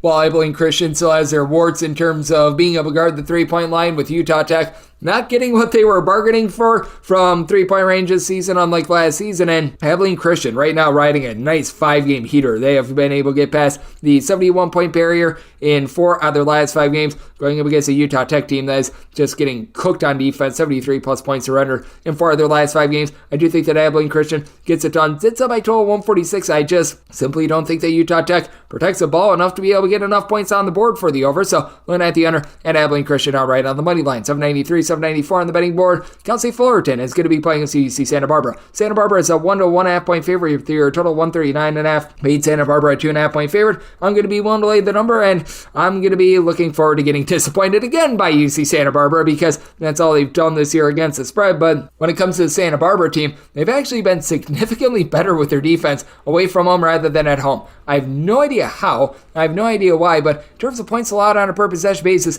the Santa Barbara team is a top 50 team in all of college basketball when they're away from home. Meanwhile, when they're at home, they are outside like the top 200. It makes absolutely no sense whatsoever. They're going up against a Fullerton team that hasn't been awful with regards to their defense in terms of points allowed on a per possession basis. They're about 155th in all of college basketball, giving up right around 6 points less per 100 possessions at home rather than in a roadside shoot-your-court environment. But for Santa Barbara, I'm not even kidding here, giving up 9.6 points fewer per 100 possessions when they leave home rather than when they are at home. And for Fullerton, they just have absolutely nothing down low. They're outside the top 200 with regards to rebound rate. Nobody gives you north of 5 rebounds per game. Dom Bruton, Max Jones, they've been able to provide 31 points with Jones shooting 38.5% from 3. You've also got Grayson Carper, who shoots 39.5% from the outside, and these are pretty much the only two guys that shoot above 31.5% from 3, going up against a Santa Barbara team that is a top 65 team with regards to rebound rate. Their top 5 scores, you've got 4 guys that are able to give you at least 4 rebounds per game, including the versatile A.J. Mitchell. 4 boards, 4 assists, 19.5 points, shoots 38.5% from 3-point range. You got Yohan Traore along with Ariel Bland,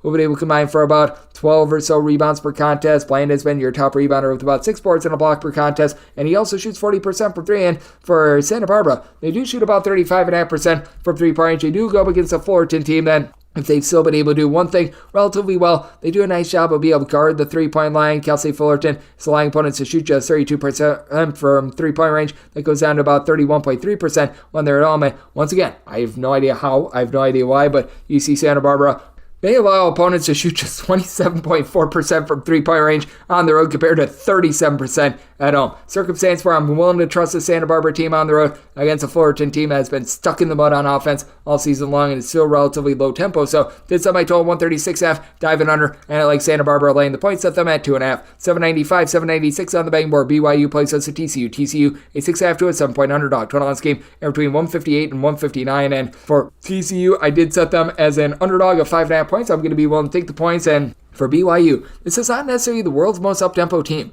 They're about 115th in the country in terms of total possessions per game. Now, TCU's looking to gun it. They're a top 45 team with regards to total possessions per game, but BYU needs to hit threes in order to generate offense. They're a top 15 team in the country in terms of percentage of points at home that come from made threes, and the TCU unit has been able to do a relatively solid job of being able to lock it down from 3-point range. With TCU, they are 96th in all of college basketball with regards to opponents' 3-point shooting percentage, going down at 31.9% in a roadside shoot-your-court venue. Meanwhile, you do have a BYU team that has been able to check so many boxes in terms of being solid this year. They're 21st in the country in terms of opponents' 3-point shooting percentage, top 60 team in terms of both points scored and points allowed on a per possession basis, top 50 team with regards to rebound rate, but got a TCU team that is very similar in that neither of these teams have a guy that's able to give you north of about 6 to 6.5 rebounds per game, but both of these teams are in the top 50 with regards to the rebound rate. For BYU, Noah Waterman along with Fusani Traore have been able to combine for about 11 rebounds per game, while Jackson Robinson has been your main scorer with 14 points per contest. Meanwhile, Emmanuel Miller, about 6 boards, 16 points per game for TCU, but you've got for TCU pretty much 3 separate guys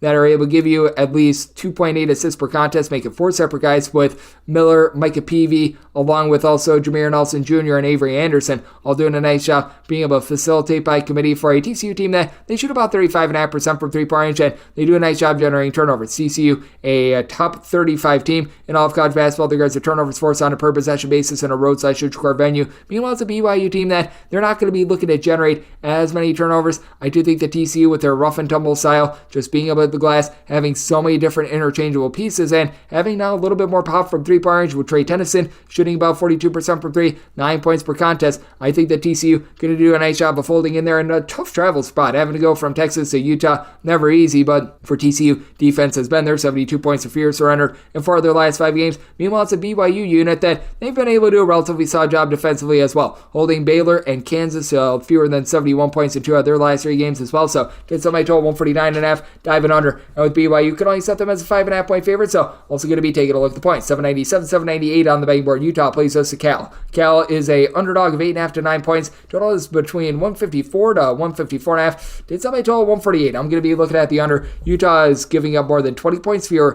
per 100 possessions at home rather than in a road or neutral court venue. And you got a Cal team that has been inconsistent with their offense. For Cal, you've got two guys in Fordham coupled with Jalen Tyson, who have been able to supply 35 points per contest. With Tyson, he shoots about 36% from three-point range. For a Cal team that, as a whole, they shoot about 34% from three-point range, but they go up against a Utah team that has been able to shoot it well from three-point range, north of 35% as a collective, but just have such big home and road splits, and you've got a Cal team that's been almighty awful in terms of their defense. 237th in all of college basketball in terms of points allowed on a per possession basis. Jalen Celestine for this Cal team, he's been able to shoot about 46% from three-point range, so a little bit of credit where credit is due, but for this Cal bunch, it's really been all about the way that they've been giving it up from three-point range. They allow opponents to shoot north of 36% from three-point range. Meanwhile, for Utah, at home, opponents shoot 32% from three. This balloons up to 38% in a road/neutral court venue. And for Cal, even though Fordham has been able to give you those 11 plus rebounds per game, they are still well outside the top 80 in terms of rebound rate. Meanwhile, Brandon Carlson should be able to match that versatility. 7 boards, 16 points per contest for a Utah team that overall they're shooting about 35.5% from three-point range. But much like they've got the home and road splits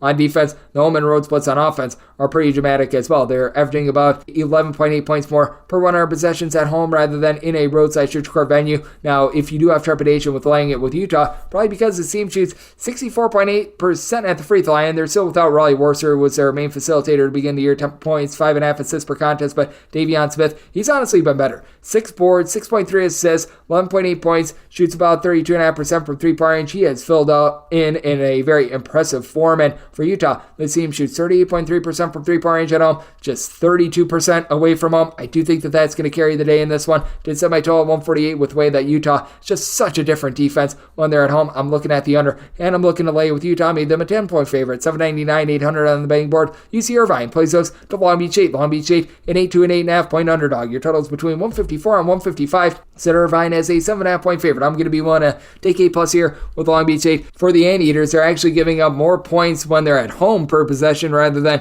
when they're away from home. But for Irvine, this is still a very steady Eddie bunch. As a nice point guard that I like in Pierre Cockrell, has been able to give the team 7.5 points, 6 assists. Doesn't shoot it well from three, but you've got a trio of guys in Andre 3000 Henry, Justin Owen, Darian Sarin, who have done a nice job all shooting at least 36% from three. The three of them, they've been able to combine for about 33.5 points per game. And UC Irvine, a top 75 team with regards to rebound rate, going up against a Long Beach State team that has Traore squared. Lucina Traore has been able to give you about 11 points, 9 boards. He's more of a back-to-the-basket big man. Meanwhile, Abakar Traore, he's been able to do a nice job giving you facilitation with about 4 assists, 12 plus points, throws in there about 8 rebounds per game for a Long Beach State team that has been able to do a nice job on the glass in their own right. Long Beach State, in terms of their rebound rate, they're clocking in about 146 in all of college basketball, going up against an Irvine team that they do turn the ball over about 12 times per game. Long Beach State, not a team that's necessarily going to generate the world's greatest amount of turnovers, but still a team that is in the top 125 with regards to turnovers for us on a per possession basis. And the team has been able to rise up a little bit more with their defense. Long Beach State, always a top 75 team with regards to total possessions per game. They've given up 74 points or fewer in 4 of their last 5 games. Marcus Siones gives you 17 points. Now, for Long Beach State, they're always rough with their three-point shooting percentage. They shoot just 31% from the outside as a collective, but he's been able to give this team also right around 3 assists per contest.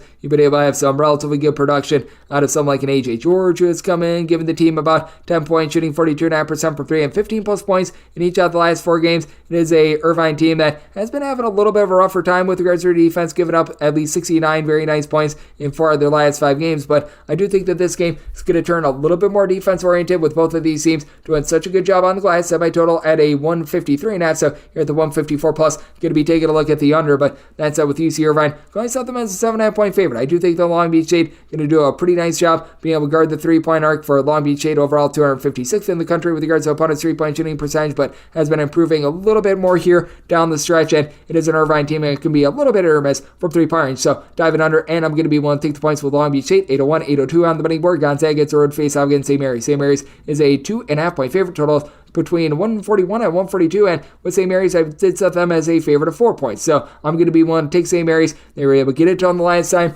at the Kettle Line. Both of these teams actually come in playing really good defense, but St. Mary's, as we know, this is the more supreme of the two. St. Mary's, number 2 in the country in terms of points allowed on a per possession basis. They're just pounding teams into oblivion at this point. Meanwhile, you've got a Gonzaga unit that is much better defensively this year than they were a season ago. 46th in the country in terms of points allowed on a per possession basis, but St. Mary's, in terms of just a road or neutral court environment, number 1 team in the country in terms of points allowed on a per possession basis, and you do not get off clean looks from three-point range against them. St. Mary's, they're allowing opponents in a roadside neutral court environment to shoot just 29.5% from three. That actually rises up to 33% at home, but for the St. Mary's unit, I do think that they're going to be able to do just a really nice job of being able to neutralize the big men that have been so productive for this Gonzaga team, as you've been able to have Anton Watson coupled with Graham Ike combined for nearly 15 rebounds per game. Watson is shooting well north of 40% from three-point range, and even though Joshua Jefferson has been missing for the last few games for the St. Mary's unit, they have been able to keep it trucking. You were able to get a big 20-plus point win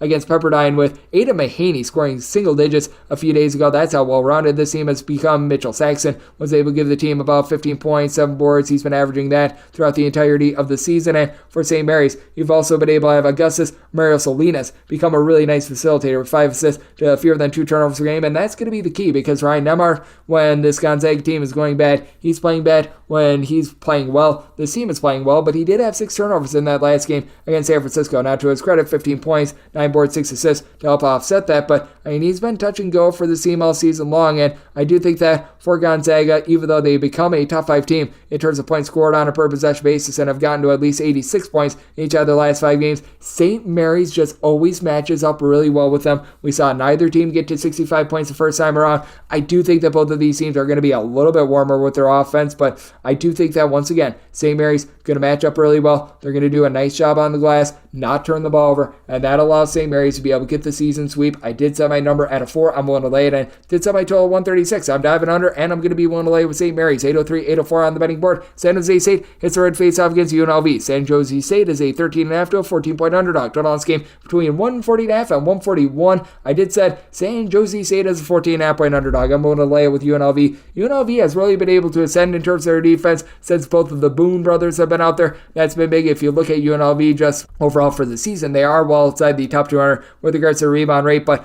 they've really been able to surge a little bit more recently. UNLV still just 192nd in all of college basketball in terms of points allowed on a per possession basis, but Dedrin Thomas, who's been able to give you about 6 assists, 12 points per contest, he's been able to elevate this offense, and for this UNLV team, they have actually been able to ascend into the top 115 in terms of points scored on a per possession basis, going up against the San Jose State team that's well outside the top 250 with regards to points allowed on a per possession basis and opponent's three-point shooting percentage, and it's just a really top-heavy team in general for San Jose State. San Jose State has been able to get some relatively solid production out of the main point guard in Alvaro Cardenas, who's been able to give you about 13 points, 5.5 assists, shoots from three-point range 38%, and for San Jose State, overall, they do shoot 35% from three-point range, and they've got some very funky home and road splits. As for this bunch, they've been able to do a better job in terms of points allowed on a per possession basis when they've been away from home rather than when they have been at home. For San Jose State, they're well outside the top 300 in terms of points allowed on a per possession basis, but they're giving up about 3.5 points less per 100 possessions away from home rather than when they are at home. And you got a UNLV team that they don't really see too much of a bump with regards to their offense or their defense when they're at home rather than when they are away from home. So both of these teams have some funky bunch splits, but that said, with UNLV, they've been able to do a much better job of taking care of the ball recently, as they're only turned the ball over about 10.5 times per contest, with Thomas being able to take hold. And to the credit of San Jose State, they turn the ball over about 10.5 times per contest as well, but they don't have a single guy that gives you north of 5 rebounds per game.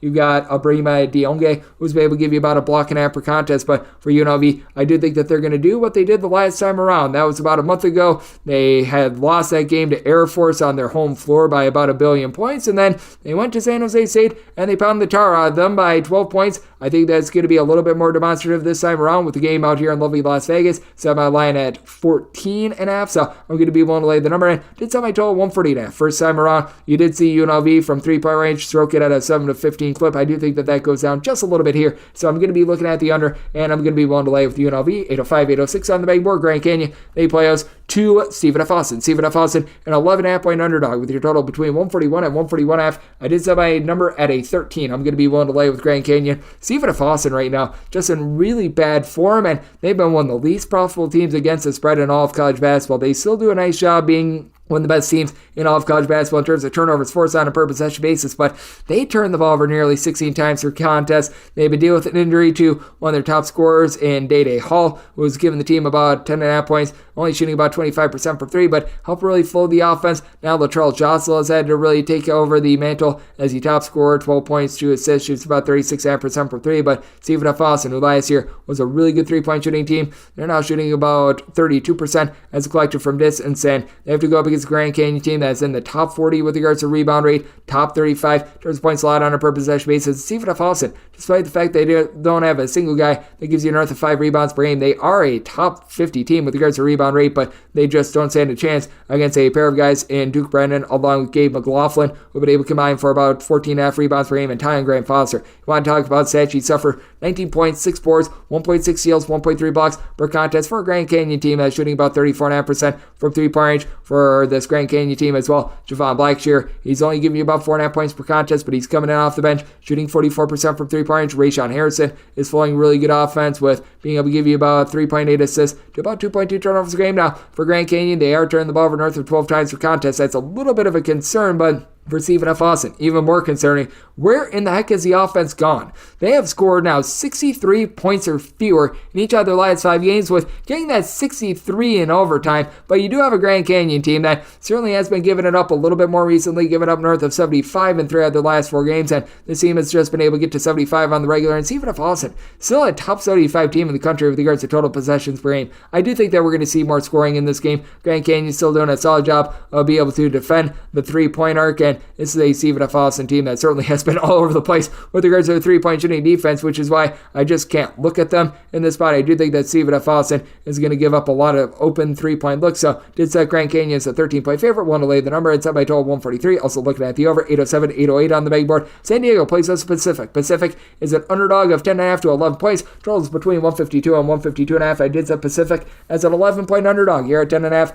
I'm going to be willing to lay the number for Pacific. They're outside the top 3 in terms of both points scored and points allowed on a per possession basis. They don't have a single guy that's giving you north of 5.5 rebounds per game. They don't have a single guy that's giving you north of 11 points per contest, as Joseph Martindale has had to try to headline the way for the team, and they're in the bottom 50 with regards to their free throw shooting percentage. You name to me what they're doing well, because I just can't find it right now, and you've got a San Diego team that they've been relatively rough with their own right, but I mean, the last time these two teams played, San Diego, they went on the road, they were able to get the job done in rather good fashion. That was by a count of 89 to 84 in that game. Pacific was able to hold in there because they went an unseasonably hot 12 of 24 from 3-point range, but lost the turnover battle and lost the rebound battle. Fully expect that to happen once again. You've got for this San Diego team, a pair of guys and Deuce Turner down for what? Coupled with Wayne McKinney, who have been able to combine for about 29 points per contest, and San Diego's hold. They shoot about 34.5% from 3-point range, and it is a defense that has been a top 175 unit in terms of opponents' 3-point shooting percentage, going against a Pacific team that, well, it doesn't matter where they are. They're just giving it up from 3-point range. You're giving it up from inside the arc as well. It has just been all sorts of brutal. And for San Diego, they are 276th in the country in terms of points allowed on a per possession basis as well, but giving up about 9 points fewer per 100 possessions when they're at home rather than when they're in a road/neutral court setting. And for Pacific, they just don't have anyone that's able to really pop it for the team, because you got Mo Odom, who's able to give you about 4.5 assists per game. He's a really good pass first point guard. There's just nothing around him to utilize, and I mean, a pass first point guard is completely useless in an offense much like this. You've got Steven Jamerson as well for San Diego. He's able to give you 8 rebounds per game. San Diego well outside the top 200 in terms of their rebound rate, but it's a lot better than where Pacific is at. For Pacific, you've been able to have Donovan Williams be able to chip in their 9.5 points per game, and his 9.7 points per game, that leads the team as a whole, and they shoot 65% of the free throw line. There's just no taking this Pacific team right now. San Diego won the game by 5 last time around when Pacific shot it from 3-point range at 50%. I don't think that they're going to be able to duplicate that, while Pacific has given up at least 79 points in each of their last 5 games. So something's got to give here. I did set my line at 11. I'm going to be willing to lay it in. Set my total at 151 because I don't think Pacific does their part with this total. So looking at the under, and I'm going to be willing to lay it with San Diego. This is the last game on the normal Las Vegas betting board before we hit the extra games and a break. 809, 810. Cal State Bakersfield meet me for the Roadrunners. They hit the road face-off against Cal Poly. Cal Poly is a 5.5 to a 6-point underdog with your total 128.5 to 129. Set my line at 3.5. I'm actually going to be willing to take the points with Cal Poly. Both of these teams are really scuffling. Both of these teams outside the top 225 in terms of points allowed on a per possession basis. Both of these teams have one very dominant scorer on the side of Cal Poly, Kobe Sanders, with 19 points per contest. Caleb Higgins, 17.3 points per game for Bakersfield. And both of these teams, they both shoot below 32.5% from three-point range. Lots of similarities here. Cal Poly is turning the ball over about 13 times per contest, while Bakersfield a little bit better defensively, and they turn the ball over more like 12.2 times per contest, but you don't have really any sort of rebounding on either side. Modestas Concretas for this Bakersfield team give you a 5.8 rebounds per game. He's the only guy in this game that's giving you north of 4.7 rebounds per game. It's just absolutely embarrassing on all fronts. Bakersfield has been dealing with a few ancillary guys being a little bit in and out of the fold. I like what I've seen out of Cameron Wilbon. He's been able to supply the team with about 5.5 points per contest, shoots in the low 30s from three-point range, but he played just 12 minutes in the team's last game as well. And then you take a look on the flip side for Cal Poly, and this team is riding an almighty losing streak of 17 games, and for Cal Poly, you've been able to get a little bit of something when called upon, about 9.5 points, 4.5 boards per contest out of Quentin Jones, who shoots for about 41% from three-point range. He's been a shining ray of light in what has been just a complete and utter pile of stink for this Cal Poly team. And for Cal Poly, credit is due, 68 plus points scored in 3 of their last 5 games, but the defense has now gotten all sorts of unsightly. Meanwhile, for Bakersfield, to their credit, they have been able to get to at least now 70 points in 4 of their last 5 games, but I do think that this turns into a low-scoring slog. I do think that both of these teams, being well outside the top 240 in terms of total possessions per game, are just going to have a lot of sloppy, all-over-the-place possessions. Set my total at 127.5. Diving in on the under. I won't take anything north of 4 here with Cal Poly, and now we are going to hit a break and the extra games right here on Cuz with myself, Grady Peters, and now American the VC Family Podcast.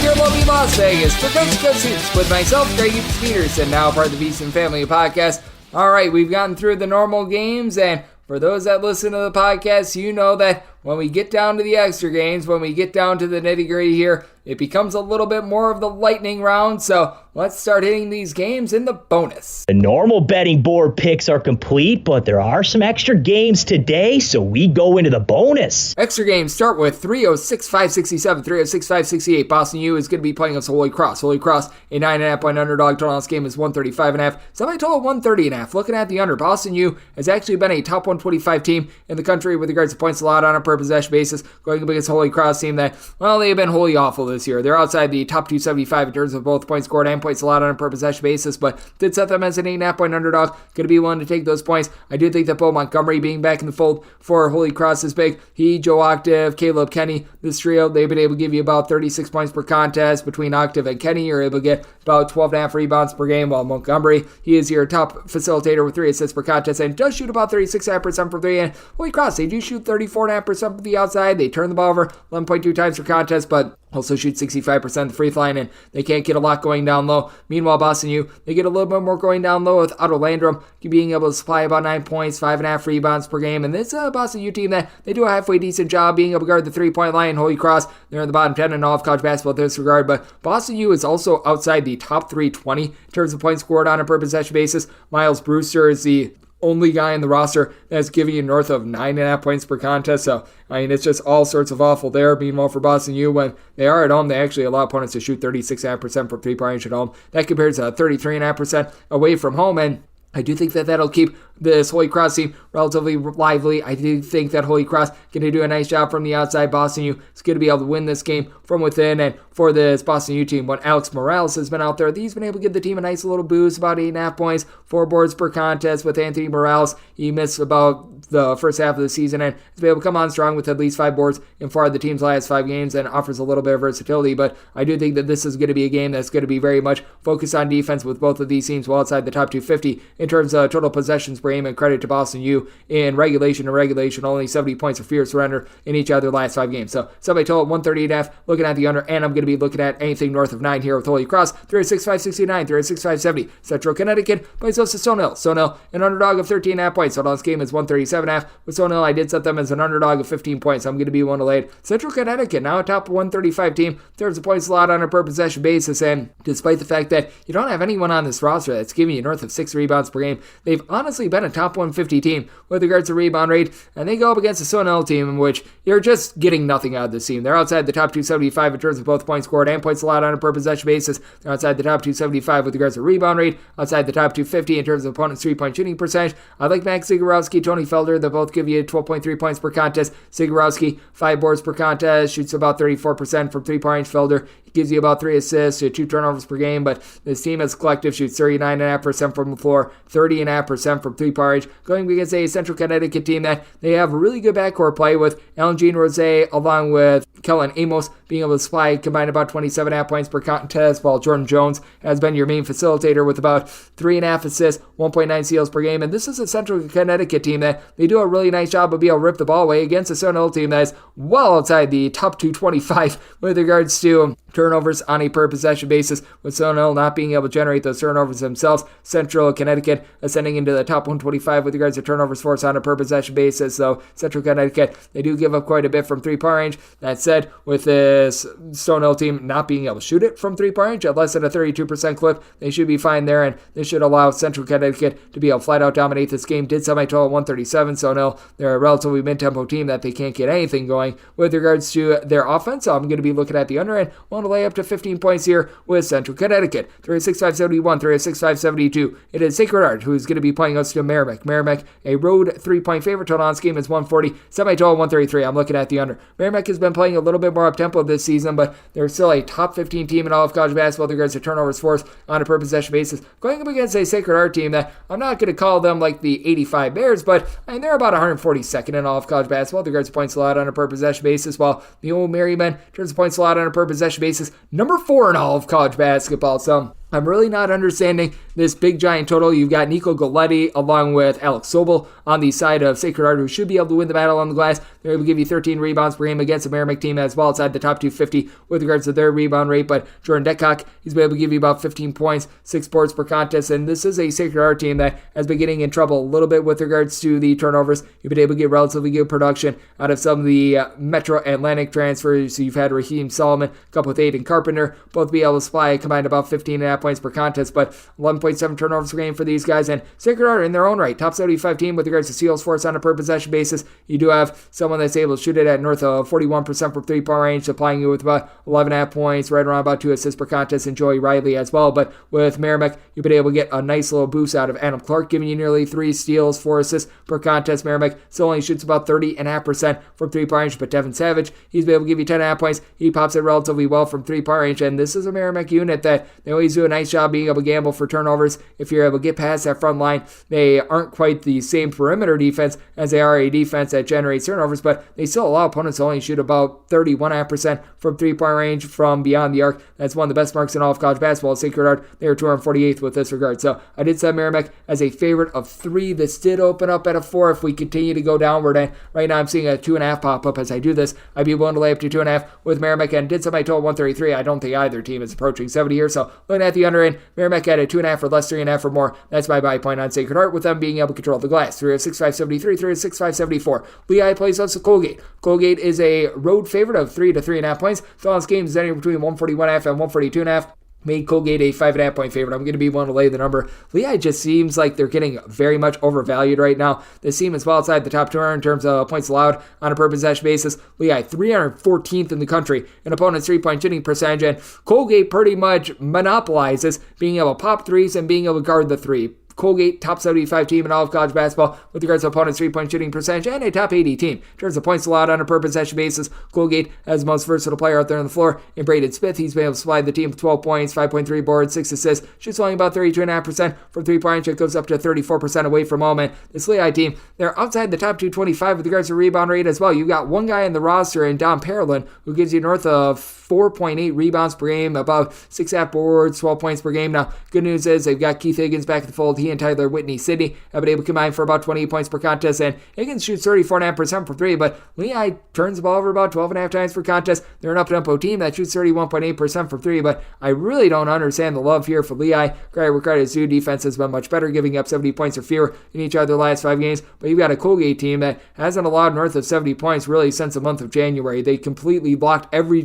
team that they played down in the month of February, and I do think that is going to be continuing here. I did set Colgate as a a favorite of 5.5 points. And I do think that Colgate going to pop off a little bit more with regards to their offense. I did set my total at 143.5 because this Colgate team is a top 75 team with regards to opponent's 3-point shooting percentage, at Lehigh getting cooked from distance. So I'm going to be taking a look at the over on 142.5, and I'm going to be willing to lay it with Colgate, made them a 5.5 point favorite. 306.575, 306.576. Winthrop plays us to Gardner-Webb. Gardner-Webb, an underdog of 4.5 points. And on this game is 150. Made Winthrop the 7-point favorite. I'm going to be one to lay the number for Gardner-Webb. This team is outside the top 200 with regards to points allowed on a per possession basis, and now they have to try to get through a Winthrop perimeter defense that has been one of the best in all of college basketball. Winthrop allowing teams to shoot just 31.9% for three-point range. That goes down to 28% when they're at home. Now for Winthrop, they're turning the ball over about 12.5 times per contest, but not as if this Gardner-Webb team has been necessarily amazing in terms of being able to generate turnovers. And for Gardner-Webb, they've been looking a lot at DQ Nicholas, who's been able to give you about 12 points, 3 assists per contest to really facilitate the offense. And you've also got Julian Sawarmo along with Caleb Robinson, who both give you about 13 points per contest, but Winthrop just has a few more options. In general, for Winthrop, you've got Colton Tulford, KJ Doucette with versatility giving you 27 points. Doucette is able to shoot 37% from 3. For a Winthrop team as a whole, they're shooting about 34% from the outside. Winthrop is outside the top 175 in terms of points allowed on a per possession basis, but this is a Winthrop team that really doesn't see too much of a jolt with regards to their offense when they're at home. They're about 113th in all of college basketball in terms of points scored on a per possession basis, not averaging really anything more or less when they're in a roadside shoot score environment. But you've got Sincere McMahon, who's been able to shoot about 36% from 3-point range. He's been rock solid for this team, and got a Gardner-Webb team that last season they were very good on the glass. This year they are well outside the top 125 with regards to rebound rate. Now you don't have anyone on this Winthrop team that's really able to give you north of 6 rebounds per game, though Alex Zimmerman has been pretty good on the interior for Winthrop. They're overall about 198th in all of college basketball with regards to rebound rate, but with Gardner-Webb seeing a big slide outside the top 200 with this regard, I do think that Winthrop going to do a nice job with their overall guard play of overwhelming a Gardner-Webb team that as well shoots just 63.5% of the free throw line. They've cut down on the turnovers, but they've been an all-over-the-place team that has certainly been giving it up much more recently, with Gardner-Webb giving up at least 69 points for their last 5 games, going up against a Winthrop team that has been able to get past the 74-point barrier in 4 of their last 5 games. So, circumstance where I set Winthrop as a 7-point favorite, I'm going to be willing to lay the number, and semi-total 145. I do think that Winthrop going to be able to guard the perimeter, and with Gardner-Webb being a mid-tempo team, I think that this total stays under, along with Winthrop being able to get the job done. I did set them as a 7-point favorite. 306.577, 306.578. Presbyterian plays us to Charleston Southern. Charleston Southern is a underdog of 7.5 to 6 points. Total on this game between 141 and 141.5. Set Charleston Southern as an underdog of 7.5 points. I'm going to be one to lay with Presbyterian. Presbyterian has had their ups and downs all season long, but they're going to have the best sharpshooter in this game, as you've been able to get about 2.5 assists and north of 40% 3-point shooting out. Samaje Teal has been able to give you about 13 points per contest, and for this Presbyterian team, they do turn the ball over just 11.3 times per contest, a little bit more efficient than this Charleston Southern team, who has been under the tutelage of Sod Nimley all season long, and we have seen this Charleston Southern team be quite a bit more efficient with regards to their offense. You've got a trio of different guys. They're able to give you at least 14 points per contest, and a trio of Tajay Kelly, RJ Johnson, along with Alan Sumler. With Sumler, he's been able to shoot about 35% from 3. Johnson, he's your main facilitator with 3 assists, shoots 40% from distance, but it's very much a top-heavy team, and for Charleston Southern, they're well outside the top 225 with regards to the rebound rate. Got a Presbyterian team that they don't have a single guy on the roster that really gives you north of 5.5 rebounds per game as well, so they've been clocking in right around about 266 in all of college basketball with regards to their rebound rate, but this is a Presbyterian team that is better at being able to generate turnovers. Charleston Southern, a bottom 25 team in all of college basketball with regards to steals on a per possession basis. That should be able to keep things very clean for a Presbyterian team that has Marquise Burnett, who's able to give you about 2 steals, 2.5 assists, 15 points per contest, and been able to get a little bit more down low recently with the 4.5 boards and about 8 points per contest out of Kobe Stewart. Stewart has been able to shoot about 32% from 3-point range for Presbyterian. It's been an up and down season for them overall, but they've gotten past the 69-point barrier in each of their last 5 games, and you've got a Charleston Southern bunch that has just been stuck in the mud recently. They have not scored more than 63 points in any of their last 4 games. I do think the Presbyterian going to be able to do a relatively solid job being able to guard the outside. Presbyterian, they do allow opponents to shoot 37% from 3-point range at home compared to 33.7% in a roadside shoot scoring environment, but that has been slashed to about 33% in their last 3 home games, and with Charleston Southern struggling, I do think that their defense continues to ascend. So I did set Presbyterian as the favorite in this spot of more around a 7.5 point mark, so going to be willing to lay the number, and semi-total 141.5, going to be taking a look look at the 141 or less over, as I do think that Charleston Southern finds a little bit more here against this Presbyterian defense, but Charleston Southern, they themselves outside the top 275 in terms of points allowed on a per possession basis as well. So looking over on 141 and willing to lay it with Presbyterian. 306-579, 306-580. Binghamton plays us to New Hampshire. New Hampshire is an underdog of 4 to 4.5 points. Total on this game is 145.5. I did set my total more around a 146. I'm going to be taking a look at the over. New Hampshire, they're a top 25 team in all of college basketball with regards to points scored on a per possession basis, and they've got by far the best player in this game. That would be Clarence Daniels. 19.5 points, 9.5 boards per contest, supported by Ahmad Robinson, who's been the main facilitator with 4.5 boards, 4.5 assists, 14.5 points per contest. Meanwhile, you do have a lot of versatility when it comes to Binghamton. They brought in 2 good transfers in the offseason. Timu Chenery, their top scorer with about 15 points, block and half per contest. Meanwhile, Samir Torrance, he just does it all. 8.5 points, 7.5 assists, 6 rebounds. Well, he does everything except for give you a big point output, but he does shoot 35% from 3 for a Binghamton team that they only shoot about 29.8% from 3. That's a bottom 40 mark in all of college basketball. New Hampshire, they completely block you down from distance. They're a top 25 team in terms of opponent's three-point shooting percentage. To the credit of Binghamton, they've been able to do a relatively solid job on the glass. They're a top 150 team with regards to rebound rate. They've got New Hampshire a little bit outgunned there, but this Binghamton team, they really do give it up from three-point range. 272nd in all of college basketball with regards to opponent's three-point shooting percentage, and they give up a worse percentage at home rather than in a roadside shoot court venue. And you've got a New Hampshire team that has been able to do a solid job of being able to take care of the ball, despite being one of the more up-tempo teams in all of college basketball. They are only turning the ball over about 12 or so times per contest. Jackson Baker gives you about 6 boards, 12 points per contest for a New Hampshire team that shoots as collected about 74% at the charity stripe, with Binghamton not having really cohesive offense in general and just being a little bit rudderless. Now, having given up at least 74 points in 4 of their last 5 games, I do think that New Hampshire going to be able to get to them. New Hampshire has been held themselves to below 70 points in 4 of their last 5 games, so I do think that they bust out against a Binghamton team that really gives it up from three-point range. So set by total 146. Looking at the overhand with Binghamton, I did set them as the underdog of 2 points. I'd like New Hampshire outright on the money line to go along with the over. 306-581, 306-582. UNC Asheville is where it face off against Radford. Radford is a point favorite with your total of 148. I did set Radford as the underdog of 2.5 points. I'd like Asheville outright on the money line. Asheville should be able to outgun this Radford team down low. Radford just have Justin Archer, who's able to give you about 8 or so rebounds per game, but they're outside the top 200 with regards to rebound rate. Meanwhile, you've been able to get really good production out of Drew Pember the last few years. Drew Pember stands right around 6'10", gives you 2 blocks, 19 plus points, 8 plus boards, shoots in the high 30s from 3-point range against a Radford team that is now outside the top 200 with regards to points allowed on a per possession basis. Radford still has been able to do one thing relatively well. They are able to guard the 3-point arc. Radford 118th in all of college basketball in terms of opponent's 3-point shooting percentage. Problem is,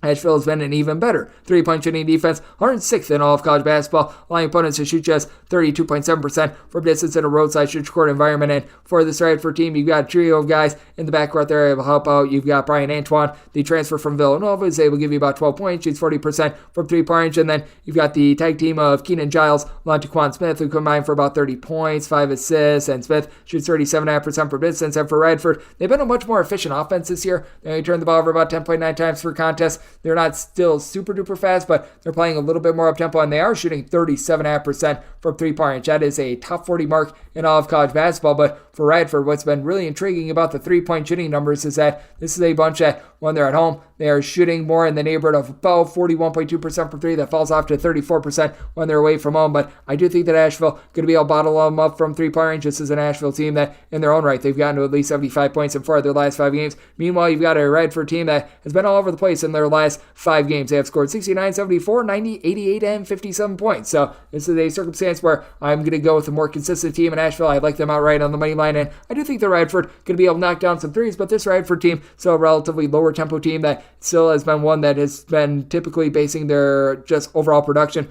around defense, and with a lot of one-and-done opportunities, not really being able to get a lot of offensive rebounds against Asheville. This is going to lead to an under, in my opinion. Set by total 146F, diving under, and I like Asheville on the money line. 306-583, 306-584. American plays us to Navy. Navy is an underdog of 7.5 points. Out on this game between 130 and 130.5 with Navy. I did set them as an underdog of 5.5 points. I'm going to be willing to take the points with Navy. This squad has been really rough with regards to their defense recently, outside the top 125 now in terms of opponents' 3-point shooting percentage. And got an American team that's able to light it up from 3, but Also have an American team that is outside the top 250 with regards to points allowed on a per possession basis and opponent's 3-point shooting percentage. Mark Rogers has been amazing for this American team. Stays right around 6'8", 16 points, 6 boards, 37.5% from 3. And American has become a top 125 team in terms of points scored on a per possession basis. They have slashed your turnovers from nearly 14 per game last season down to 11 with Elijah Stevens. Give you 5 assists, 1.3 steals per contest, shooting about 34.5% from 3-point range. And it's been Mayday for Matt Mayock, who's been able to shoot 42.5% from distance. But with Navy, this team is a top 30 team with regards to turnovers forced on a per possession basis, with Don Draper give you 9 points, 9 boards, 2 steals per contest for a Navy team that they only shoot about 39% from the floor, 29.5% from 3, but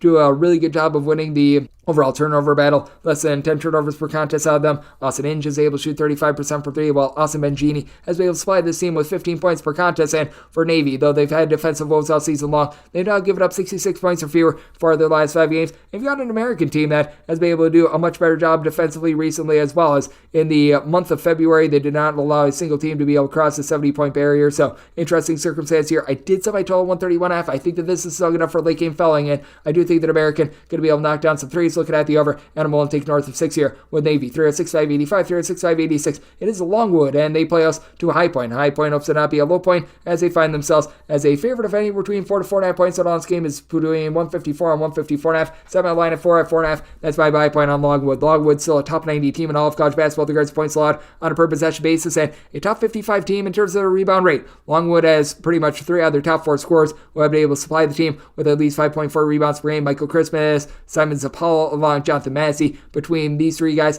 they give you about 17.4 rebounds per game, and they also have been able to supply in that neighborhood about 33 points per game as well, with Christmas being able to give you Christmas with 40% 3-point shooting, big for a Longwood team that's outside the top 200 with regards to points scored on a per possession basis, with Waylon Napper, their main point guard, leading the way with 4.5 assists, stealing 14.5 points per game, but only shoots about 22% from 3-point range. And then flip side for this high point team, it's a top 30 team in all of college basketball in terms of points scored on a per possession basis, and they do an even better job on the glass because you've got Kamani Hamilton along Jocelyn Bodu who've been able to combine for about 16.5 rebounds per game. Hamilton is able to give you 15.5 points per contest, while Kazagifa, Duke Miles, they combine to be able to give you about 35% 3-point shooting, and between the two of them, nearly 34 points per contest, while turning the ball over just 11 times per game. But high point does get cooked on defense. They're outside the top 200 with regards to points allowed on a per possession basis, and they certainly do give up the arc as well. High point in terms of opponents' 3-point shooting percentage, 228th in all of college basketball. Away from home, they allow opponents to shoot 35.5% from the outside. And I do think that Longwood still going to be able to do a relatively solid job with their defense.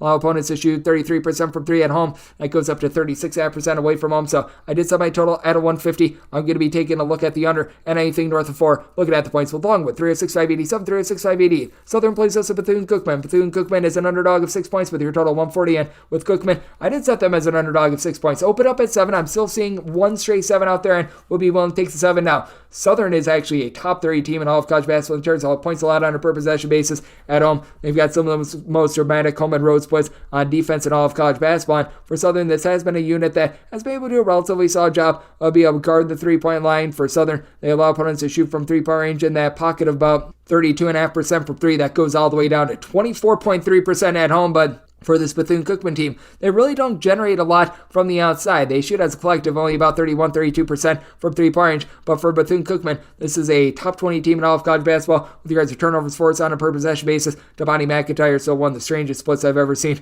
He's able to give you only about 3 points, but north of 2 steals per contest, and then you've got a big 3 in the backcourt. Zion Harmon, Deshaun Dyson, throw in there Javon Hetty. These 3 guys, they've been able to combine for about 36 to 38 points per contest. With Harmon, he's able to shoot in the mid-30s from 3-point range, but they all combine to be able to give you nearly 5 steals per contest as well, going up against a Southern team that has been dealing with a little bit of an injury recently. Their top scorer, Tavon Joseph, has been out of the fold for darn near a month, so that has caused them to really have to mix and match as they don't have a single guy on the roster that gives you north of 5.5 rebounds per game. Southern, while outside the top 225 with regards to rebound rate, really both of these guys are, and you've had to rely upon Brandon Davis to be able to give you a little bit more scoring, shooting 37% from 3, logging about 12.5 points per contest for a unit that, while they do a nice job generating turnovers themselves, top 40 team, there's turnovers forced on a per possession basis. They also do turn the ball over 13.5 times per contest, and they need to continue to have Tijani Diomasi, the gentleman from France, be able to give you some good facilitation, 5.3 assists, 9.5 points per contest, but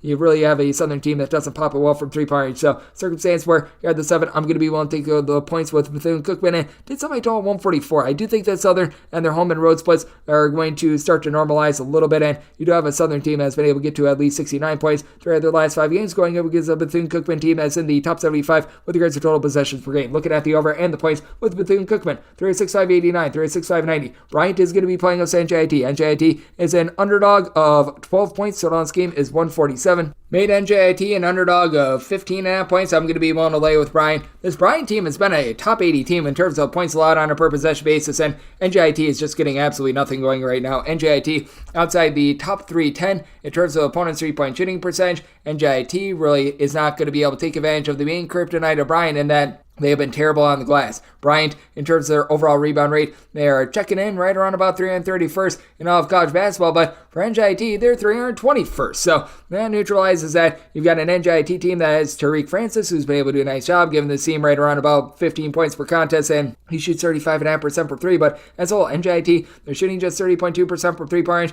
going up against a Bryant team that at home is allowing opponents to shoot just 27.7% from the outside. Meanwhile, NJIT, when they step into a road/shoot court environment, they allow opponents to shoot north of 40% from 3-point range. One of the worst marks that you're going to find in all of college basketball. Elijah Buchanan is able to give you about a steal and a half, throws in there about 12 to 13 points per contest as well for NJIT, but with Earl Timberlake bringing 60 back for Bryant, he's done a nice job being able to supply 15 points, 9 boards, 4 assists, nearly a steal per contest, and Sharif Gross-Bullock being able to give you 18.5 points, shooting 37.5% from distance. This should be Bryant domination. Bryant does shoot just 67% of the free throw line, but that's not as much of a concern because I think this is going to be so much of a blowout that you're not going to need to rely upon late game following. And for NJIT, they have scored 60 points or fewer in 4 of their last 5 games, going up against a Bryant bunch that they have had their struggles as well on offense, scoring fewer than 70 points in 3 of their last 5 games. I do think that they wake up against an NJIT team that just been getting lambasted on defense all season long. So I did set Bryant as a favorite of 15.5 points. Going to be willing to lay the number, and did set my total 147.5. Bryant,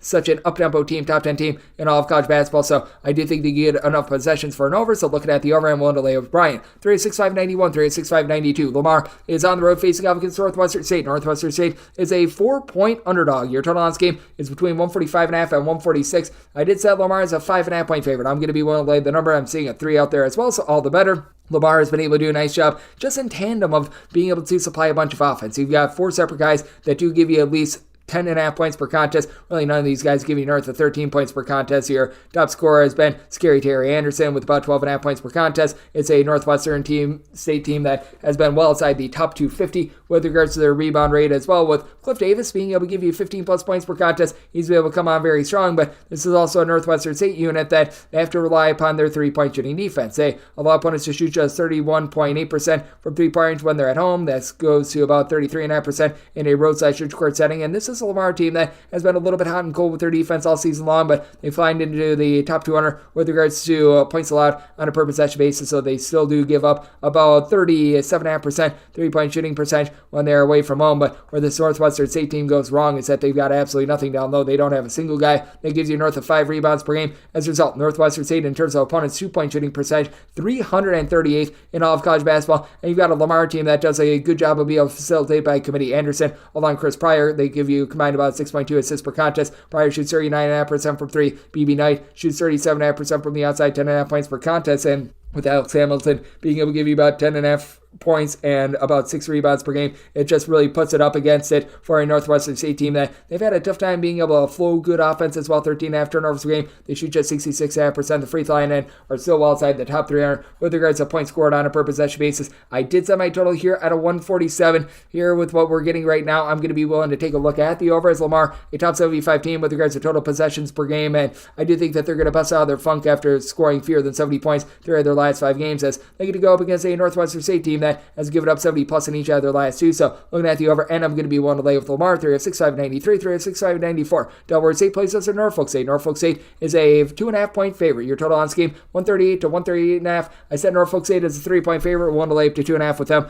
Norfolk State still a bottom 25 team with regards to total possessions per game, and Norfolk State a top 50 team with regards to being able to take the ball away in terms of turnover scores on a per possession basis. And they do go up against the Delaware State unit that is allowing opponents to shoot less than 33% from three-point range. Top 75 mark in all of college basketball there. Delaware State, 92nd in all of college basketball. The guards points allowed on a possession basis going up against a Norfolk State team that they've been a little bit hot and cold all season long with regards to their defense. It's a Norfolk State team that is giving up 19.9 points more per 100 possessions when they leave home rather than when they are at home, but they go up against a Delaware State unit as well that they just don't have a lot from the outside. They shoot 32% from three now. Jevin Munoz, Martez Robinson, your two main scorers, have been able to combine for about 31 points per contest. They combine to be able to give you 5.5 assists, 3.5 steals per game, and Delaware State, a top 75 team with regards to turnovers forced on a per possession basis as well, while Wesley Oba has been able to give you about 6 rebounds per game, and that's going to be a big issue for Norfolk State. Norfolk State, they've got Jelani Darden, who's able to give you between about 4.5 to 5 rebounds per game, but Norfolk State, in terms of their rebound rate, they just don't compare. Norfolk State currently checking in 263rd in all of college basketball with regards to their rebound rate. We know all this Delaware State team, they're more around 121st, but with Norfolk State, you've got much better outside shooting with this team as well. Overall, from distance, they've been able to shoot about 33.5% from the outside, with Jalen Thomas, who comes in from UNC Wilmington, being able to do a nice job for Jamari Thomas, not Jalen Thomas, being able to give you 17.5 points, shoots 38.5% from three-point range, and that travels away from home. Away from home, he's been able to give you still that same 37.5% three-point shooting percentage. You've been able to have Darden, who I was just mentioning, as their top rebounder, also give you 44% three-point shooting as well. This team does a good job of being able to generate some live ball turnovers, and for Norfolk State, even though they have not been the same defense when they've been away from home, this offense has been able to ascend as well. They've gotten past the 70-point marker in 3 of their last 4 games. Meanwhile, you've got a Delaware State team that they've done a nice job with their defense recently, giving up fewer than 70 points in 3 of their last 4 games. Offense has been quite anemic, though, 71 points or fewer scored in 3 out of their last 5 games. So, circumstance where I did set my total at a 133. I do think that both of these teams really going to be able to bear down with their defense. I'm going to be looking at the under of Norfolk State, willing to lay up to 2.5 with them. 306-595, 306-596. Howard is going to be on the road facing up against Maryland Eastern Shore, and for the Shore,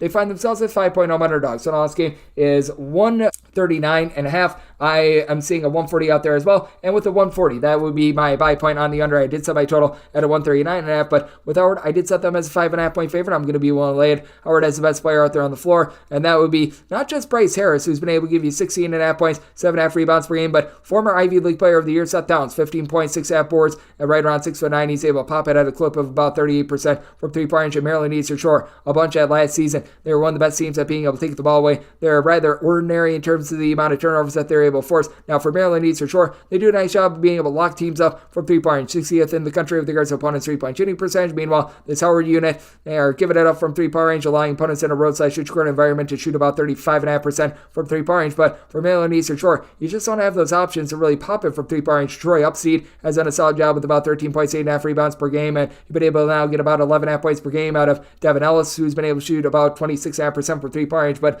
legitimately, nobody outside of Upseed on this roster that gives you north of 4 points per contest shoots above 32.5% from three. Maryland Eastern Shore, a bottom 20 team in terms of points scored on a per possession basis. They're a low-tempo team that they turn the ball over 14 times per contest. Howard is a high-tempo team that they also turn the ball over about 16 times per contest, but they shoot about 36.5% from three-point range. You've been able to have Marcel Dockery be able to give you about 13.5 points. He shoots about 39.5% from three-point range. I do think that the offense overall just wins out for a Howard team going up against the Maryland Eastern Shore bunch that, other than Upseed, they just don't have a lot down low. As a result, this Maryland Eastern Shore team, with regards to their rebound rate, despite the fact that they've got the best rebounder in this game, they're about 319th in the country. Meanwhile, it's a Howard team that they're clocking in more in the neighborhood about 113th with regards to their rebound rate. So I do think that Howard wins from within, and that Maryland Eastern Shore doesn't hold up their end of the bargain with the total. Set my total 139.5, looking at 140 under, and I'm going to be willing to lay with Howard. Made them a 5.5 point favorite. 306-597, 306-598. Competency plays us at NC Central. NC Central an 8 to an 8.5 point favorite. Total between 137.5 and 138. Did set NC Central as a favorite of 7 points. So here at the 8+, I'm going to be willing to take the points with Coppin State. Coppin State has been an absolute train wreck with regards to their offense, but defensively, this is actually a top 175 team with regards to points allowed on a per possession basis. They go up against an NC Central team that has been very solid in terms of the way that they've been able to generate turnovers. They're a top 40 team with regards to steals force on a per possession basis, and they've got a nice backcourt trio. Jadarius Erebus, Boy King, along with Fred Cleveland Jr. These three guys, they combine for about 46 points per contest. Cleveland is your main facilitator facilitator with 5 assists per game, and between the three of them, you're able to get 4 steals per contest. But you've also got an NC Central team that's outside the top 225 with regards to total possessions per game, turning it over 12 times per contest. They shoot less than 70% at the free throw line, and NC Central outside the top 250 with regards to the rebound rate. Meanwhile, you've got a Coppin State team that also doesn't give you a lot down low. Justin Winston is the only guy that gives you north of 4 boards per contest, and he's been able to supply the team with 14 points, 5.5 boards, shoots 27% for 3, which honestly for this unit is not too bad, and he's very much a heat check sort of scorer. But Coppin State also is a team that does rank in the top 100 with regards to turnovers forced on a per possession basis. Now, they give it right back with about 15.5 turnovers per game, and they rank in the bottom 3 nationally with regards to points scored on a per possession basis. So I do think that it's going to be a slog for both of these teams to score a semi-total 133. I legitimately just don't see where you get either of these teams being able to approach 70 points in this ordeal. So I'm going to be taking a look at the under, but I do think that with Coppin State's ability to be able to generate turnovers, much like NC Central, with both of these teams being very, very awful on the glass and having perhaps a takeover guy in Coppin State's Justin Winston, I do think that this number is one a little bit too far. Willing to take anything north of 7 here with Coppin State and looking at the under. 3-6-5-99, 3-6-600. Lemoyne is going to be on the road facing off against St. Francis PA. St. Francis is a underdog of 3.5 points, and your total on this game, you're going to be getting it anywhere between a 140 to a 140.5. And with St. Francis, Pennsylvania, it's been tough ever since Cam Gregory, great name, has been out of the fold, but won't take anything north of 3 with them. For Lemoyne, they just haven't been the same team on the road as they have been at home. For this Lemoyne bunch, they're well outside the top 225 in terms of points allowed on a per possession basis, with Lemoyne doing a relatively solid job locking down with their defense at home, but on the road they give up 13 more points per 100 possessions than they do at home. Now with Cam Gregory, he was the team's top scorer, being able to supply about 13 points per contest, but they've still got a little bit of something down low, and Eli Wobon, who's been able to give you about 7 rebounds per game, and he gets to go up against a Lemoyne unit that has been well outside the top 225 with regards to rebound rate. You've got Kyan Cleary, who's able to give you 15 points, 6.5 rebounds per game, and Luke Sutherland, the Siena transfer, has been solid with about 14 points per contest, and it is a bunch in Lemoyne that has each of their top 4 scores shooting at least 35.9% from 3-point range. It's a Lemoyne team as well that does a better job taking care of the ball. They only turn the ball over about 11 times per contest. St. Francis PA, they do turn the ball over about 13.5 times per contest, but you've been able to get quite a bit more recently out of Bobby Rosenberger III, who's been able to do a nice job supplying the team with about 13 points per game in the team's last 6 games ever since Gregory has been out of the fold. He's shooting about 33% from 3-point range, and then you've been able to get a little bit more recently as well out of a nice designated 3-point shooter in Aaron Talbert, who's been able to give you 2 assists, 8.5 points per contest, shoots 37% from 3-point range overall. It is a St. Francis team that's outside the top 250 with regards to total possessions per game, and great credit is due for Lemoyne. They've given up fewer than 70 points so far in their last 5 games, going up against a St. Francis team that they just have not been able to generate a lot of offense. This team has scored 72 points or fewer in all but one of their games in the past month, and I believe that the lone time that they exceeded 72 points was against Fairleigh Dickinson, who's playing at warp speed. But I do think that for St. Francis, after they got destroyed the first time against Lemoyne, they're going to be able to give you a much better effort in that game. Lemoyne shot 18 out of 34 from 3-point range. This is the St. Francis team that certainly has been giving it up from the outside in terms of their 3-point shooting defense. They rank 223rd in all of college basketball, but that does go down to about 32.5% when they're at home. And for this Lemoyne team, when they're in a roadside shoot court environment, they allow opponents to shoot 34.5% from 3-point range. So set my line at 3. I'm willing to take anything north of 3 here with St. Francis, Pennsylvania. Did set my total 137 as well. Going to be looking at the under. 3-6-6-0-1, 3-6-6-0-2. Albany is going to be playing us Maine. Maine hopes to not get Maine. They're a 1.5 point underdog. Total on this game between 150.5 and 151. I did set Maine as a favorite of 1.5 points. So I'm going to be looking at them outright on the money line. It's an Albany team that does a nice job locking you down from 3-point range, 8th in the country in terms of opponent's 3-point shooting percentage, but got a Maine team that as well does a nice job of being able to lock it down from 3-point range. For Maine, they allow opponents to shoot just 31.5% from 3-point range, and for Albany, they would deal with a pretty massive injury as they've got one of the top rebounders in the conference in Jonathan Beagle, who's been out of the fold for quite some time. He's been able to give you about 9.5 rebounds per game. They still have the versatility and the overall facilitation of Sebastian Thomas, who's been tremendous, 19 points, right around 4 boards, 5 assists per contest, but they turn the ball over nearly 14 times per game, and they go up against a Maine team that is in the top 55 with regards to turnovers forced on a per possession basis. Kellen Tynes led all of college basketball last year in terms of steals per game. He's been able to supply the team this season with 13 points, 4 boards, 3.7 assists, 2.3 steals per game. Now, for Maine, they only shoot about 30.5% from 3-point range, but they do protect the ball with about 11.5 turnovers per game. Jaden Clayton has been able to give you 4 assists, only about 2.5 turnovers per game. Peter Filipowski has been able to give you 7.5 rebounds per game for a Maine team that's outside the top 250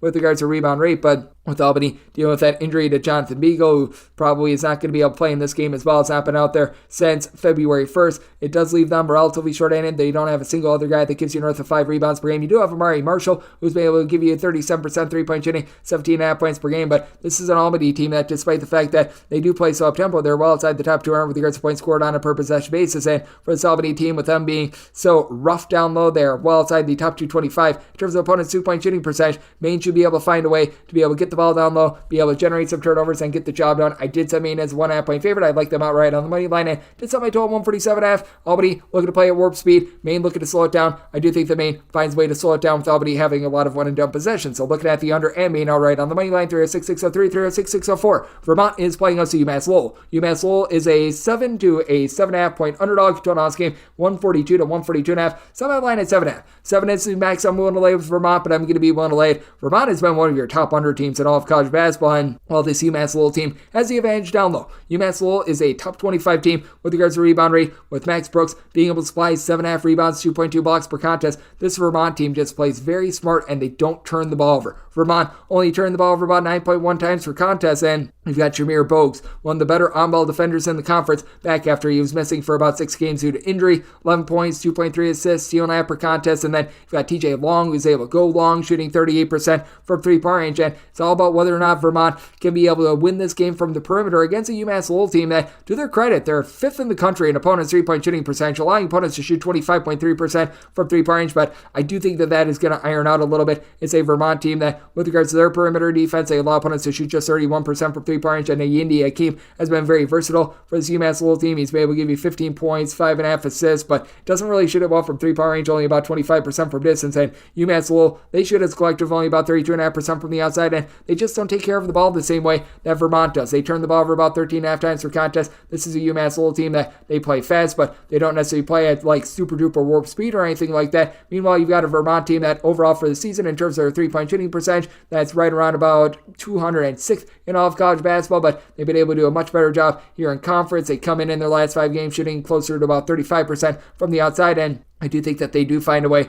with just their overall ball protection, to be able to take it to a UMass Lowell team that has been getting a little bit uncharacteristically just sloppy with it. And UMass Lowell, they're about 128th in the country with regards to points scored on a per possession basis, that I think is going to be slowed down by Vermont. I did set this total at a 139.5. I'm looking at the under, and I'm willing to lay up to 7 with Vermont. 306.605, 306.606. Wagner plays us Fairleigh Dickinson. Fairleigh Dickinson is an underdog of 3 points. Totals between 137 and 138. Did set Wagner as a 4-point favorite. I'm going to be willing to lay up to 3.5 with them. Wagner, a bottom 50 team in terms of total possessions per game, and a top 100 team in terms of points allowed on a per possession basis, going against a Fairleigh Dickinson team that's outside the top 275 in terms of points allowed on a per possession basis. And Wagner all of a sudden has been able to shoot from three-point range in the neighborhood about 34 or so percent, while Fairleigh Dickinson, they allow opponents to shoot 36% from distance, as well outside the top 310 mark in all of college basketball. Wagner, 22nd in the country in opponents' three-point shooting percentage. At home, they allow opponents to shoot just 28% from the outside, and it's rough considering Fairleigh Dickinson is outside the top 250 with regards to rebound rate. This despite the fact that you've got a trio of guys, Joel Emmanuel, Sean Moore, along with Ansley Elmoner, who have all been able to give you at least 5 rebounds per game. They're combining to be able to supply about 18 or so rebounds per contest. And for this Wagner team, they don't necessarily have a ton down low. Wagner, in terms of their rebound rate, they're checking in more in the neighborhood about 220th. But with this Fairleigh Dickinson team, turning the ball over nearly 13 times per contest, only shooting about 33% from three-point range, they're going to be up against it with Ansley Elmoner having to do a little bit of everything. 17 points, throws in there 2 assists per contest. As you've got a Fairleigh Dickinson team that's super up-tempo, and yet they don't have a single guy on the roster that's able to give you north of 3 assists per contest, while Wagner, they've got their man, Melvin Council, 15 points, 5.5 boards, 3.5 assists, only shoots 29% from three-point range, but you've got a 48% three-point shooter in Tayron Allen, who's been able to give the team 10 points per contest. You've got a nice facilitator in Javier Esquera, who's been able to give you 4.5 assists, 2.9 per contest for a Wagner team that they only turn the ball over 9.9 times per contest. Fairleigh Dickinson, they've been looking to generate quite a few turnovers, but I don't think that they're going to be able to do so against a Wagner team that has been pretty supreme with their defense. For Wagner, they gave up 70 points or fewer in all but one of their games in the month of February, 71 or fewer in all but one of their games. And last time Fairleigh Dickinson faced off against Wagner at home, they could only get to 62 points. I do think that Wagner going to take the air out of the ball and get their style in this one. I'm going to be willing to lay with Wagner, made them a 4-point favorite, and set my total 136 here at the 137. Also looking under 306.607, 306.608. Texas A&M Commerce, it's where it face off against Houston Christian. Houston Christian is a 1.5 point to 2 point underdog. Total this game is 149. I'm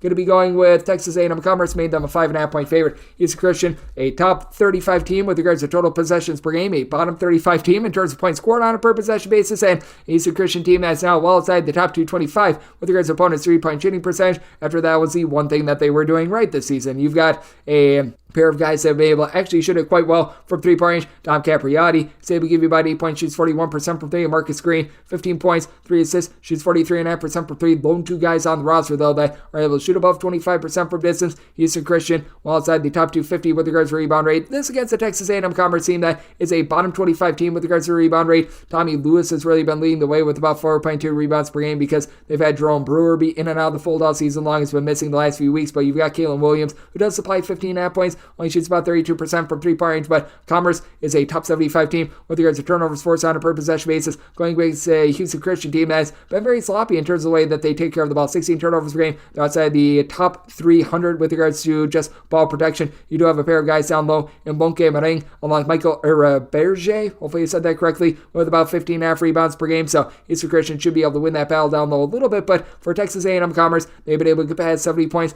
in 4 of their last 5 games. Meanwhile, you've got a Houston Christian team that's just getting absolutely cooked on defense. Last time Houston Christian gave up less than 80 points in a game, you have to go all the way back to January. It has been not good for them, and they have literally given up at least 77 points in now 12 straight games, but I do think that for Commerce, them being as slow as they are and being a team that prides themselves on turnovers, that this is going to be a little bit of a lower scoring slog. Semi-total 145.5, diving under, but with Commerce, I do think that they locked down this Houston Christian team. Semi-total 145.5, diving under, and I'm going to be one to lay with Commerce. 3-6-6-0-9, 3-6-6-10. South Carolina State is ready to face off against Morgan State. Morgan State just find themselves as an underdog of 1.5 points. Total this game is 147.5. I set Morgan State as a 1.5 point favorite. I'm going to be looking at them outright on the money line. For Morgan State, they're going to have the best scorer in this game as they've been able to get really good production with about 15 or so points per contest out of Winston Tabb, someone who did begin his career out there at Boston College where he was a double-figure scorer, and then you just take a look at what you're getting out of South Carolina State. Not a single guy on the roster gives you north of 10 points per contest. It's a South Carolina State team that, in terms of points scored on a per possession basis, it's just been all sorts of rough for this team as they are clocking in well outside the top 300 with this regard. And for South Carolina State, they're just not the same team when they're away from home. In terms of points scored on a per possession basis for South Carolina State, they suffer by about 19.5 points fewer per 100 possessions away from home rather than when they are at home. And for South Carolina State, they're a little bit of a better defense, but still, in terms of points allowed on a per possession basis, they're 230th in this category as well. They do an okay job of locking things down from the 3-point arc, and this Morgan State team is well outside the top 275 in terms of points allowed on a per possession basis as well. But Will Thomas has been solid, 4 boards, 12.5 points, shoots only about 23.5% from 3-point range, but has been able to generate about a steal per contest as well. You've got a Morgan State team that they are turning the ball over about 14.5 times per contest. South Carolina State has been turning the ball over well over 13 times per contest as well. They only shoot about 31.5% per distance, with Mitchell Taylor leading the way with 8.3 points per contest. The lack of star power for South Carolina State, despite the fact that they are a top 200 team with regards to rebound rate, going to be their downfall. I like Morgan State outright on the money line, set them as 1.5 point favorite, and did set my total 149.5. Both of these teams very rough with regards to their defense, especially South Carolina State just not being the same team away from home. So looking at the over and looking at Morgan State on the money line. 3-6-6-11, 3-6-6-12. Texas A&M Corpus Christi is going to be playing us to Southeast Louisiana. Southeast Louisiana, a 6.5 point underdog. Total this game is 136 or 136.5. I'm going to be taking a look at this total under. I set my total at 135. Texas A&M Corpus Christi, one of the best teams to the under in all of college basketball. And Texas A&M Corpus Christi really does rely upon 3-point shooting for a lot of their offense, and yet they only shoot about 31% from 3-point range. They're in the top 30 in terms of percentage of points that does come from 3, but they have been able to get a little bit more out of Dane Prim along Jordan Roberts. These two guys both shoot above 40% from 3 with a combined 17.5 points per game, but as a collective, they shoot 30.5% from 3. Now it's been winning out for Corpus Christi. They're a top 60 team with regards to rebound rate. They're a top 100 team with regards to points allowed on a per possession basis. A lot of that due to the fact that they do generate a top 50 mark with regards to turnovers on a per possession basis, going against a Southeast Louisiana team that they turn the ball over 14 times per contest despite being outside the top 250 with regards to total possessions per game. But Nick Caldwell, Roger McFarland, going to be able to keep this team lively. They combine to be able to give you about 30.5 points per contest. McFarland,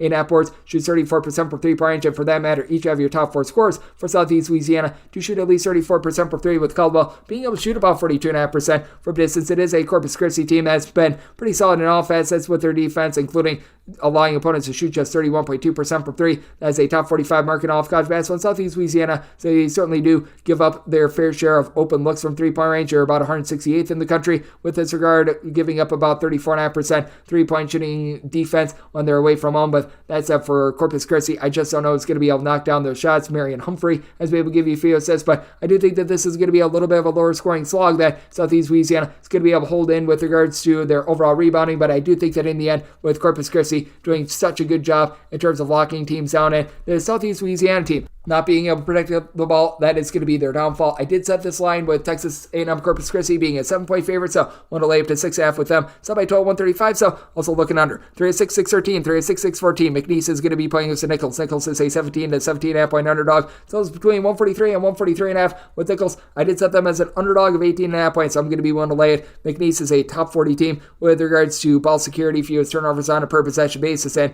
with McNeese, the one issue that you do have with them, they actually allow opponents to really shoot it from three-point range at home. They allow opponents to shoot 37.5% from three-point range at home. That goes to 31% in a roadside shoot court environment, but Nichols certainly has their liabilities with regards to just giving it up on a defensive standpoint. They really don't give it up from three. They're 61st in all of college basketball with regards to opponents' three-point shooting percentage, but having to deal with Christian Schulmate down low is able to give you 12 points, 9 rebounds per game. That's going to be an issue for a Nichols team that's outside the top 250 with regards to rebound rate, and Nichols in past years was always a very good team at being able to generate turnovers. They are well outside the top 225 with that regard this season. Meanwhile, it's a McNeese team that is in the top 50 with that regard this season, and McNeese should be able to win this game for within. McNeese, with regards to opponents' 2-point shooting percentage, 19th in all of college basketball. Meanwhile, you take a look at Nichols, and they're clocking in 230th in all of college basketball, though it is a little bit better away from home rather than at home. But you also have Deontay Smith along with Jamal West having to do a little bit of everything for Nichols. These two guys have been able to combine for north of 32 points per contest. Smith is able to generate 2 steals per contest. Both of these guys shooting the mid-30s from three-point range, but I do think that with McNeese having someone in Shad Wells who's able to take over the game with 16 plus points per contest for a McNeese team that overall from three-point range,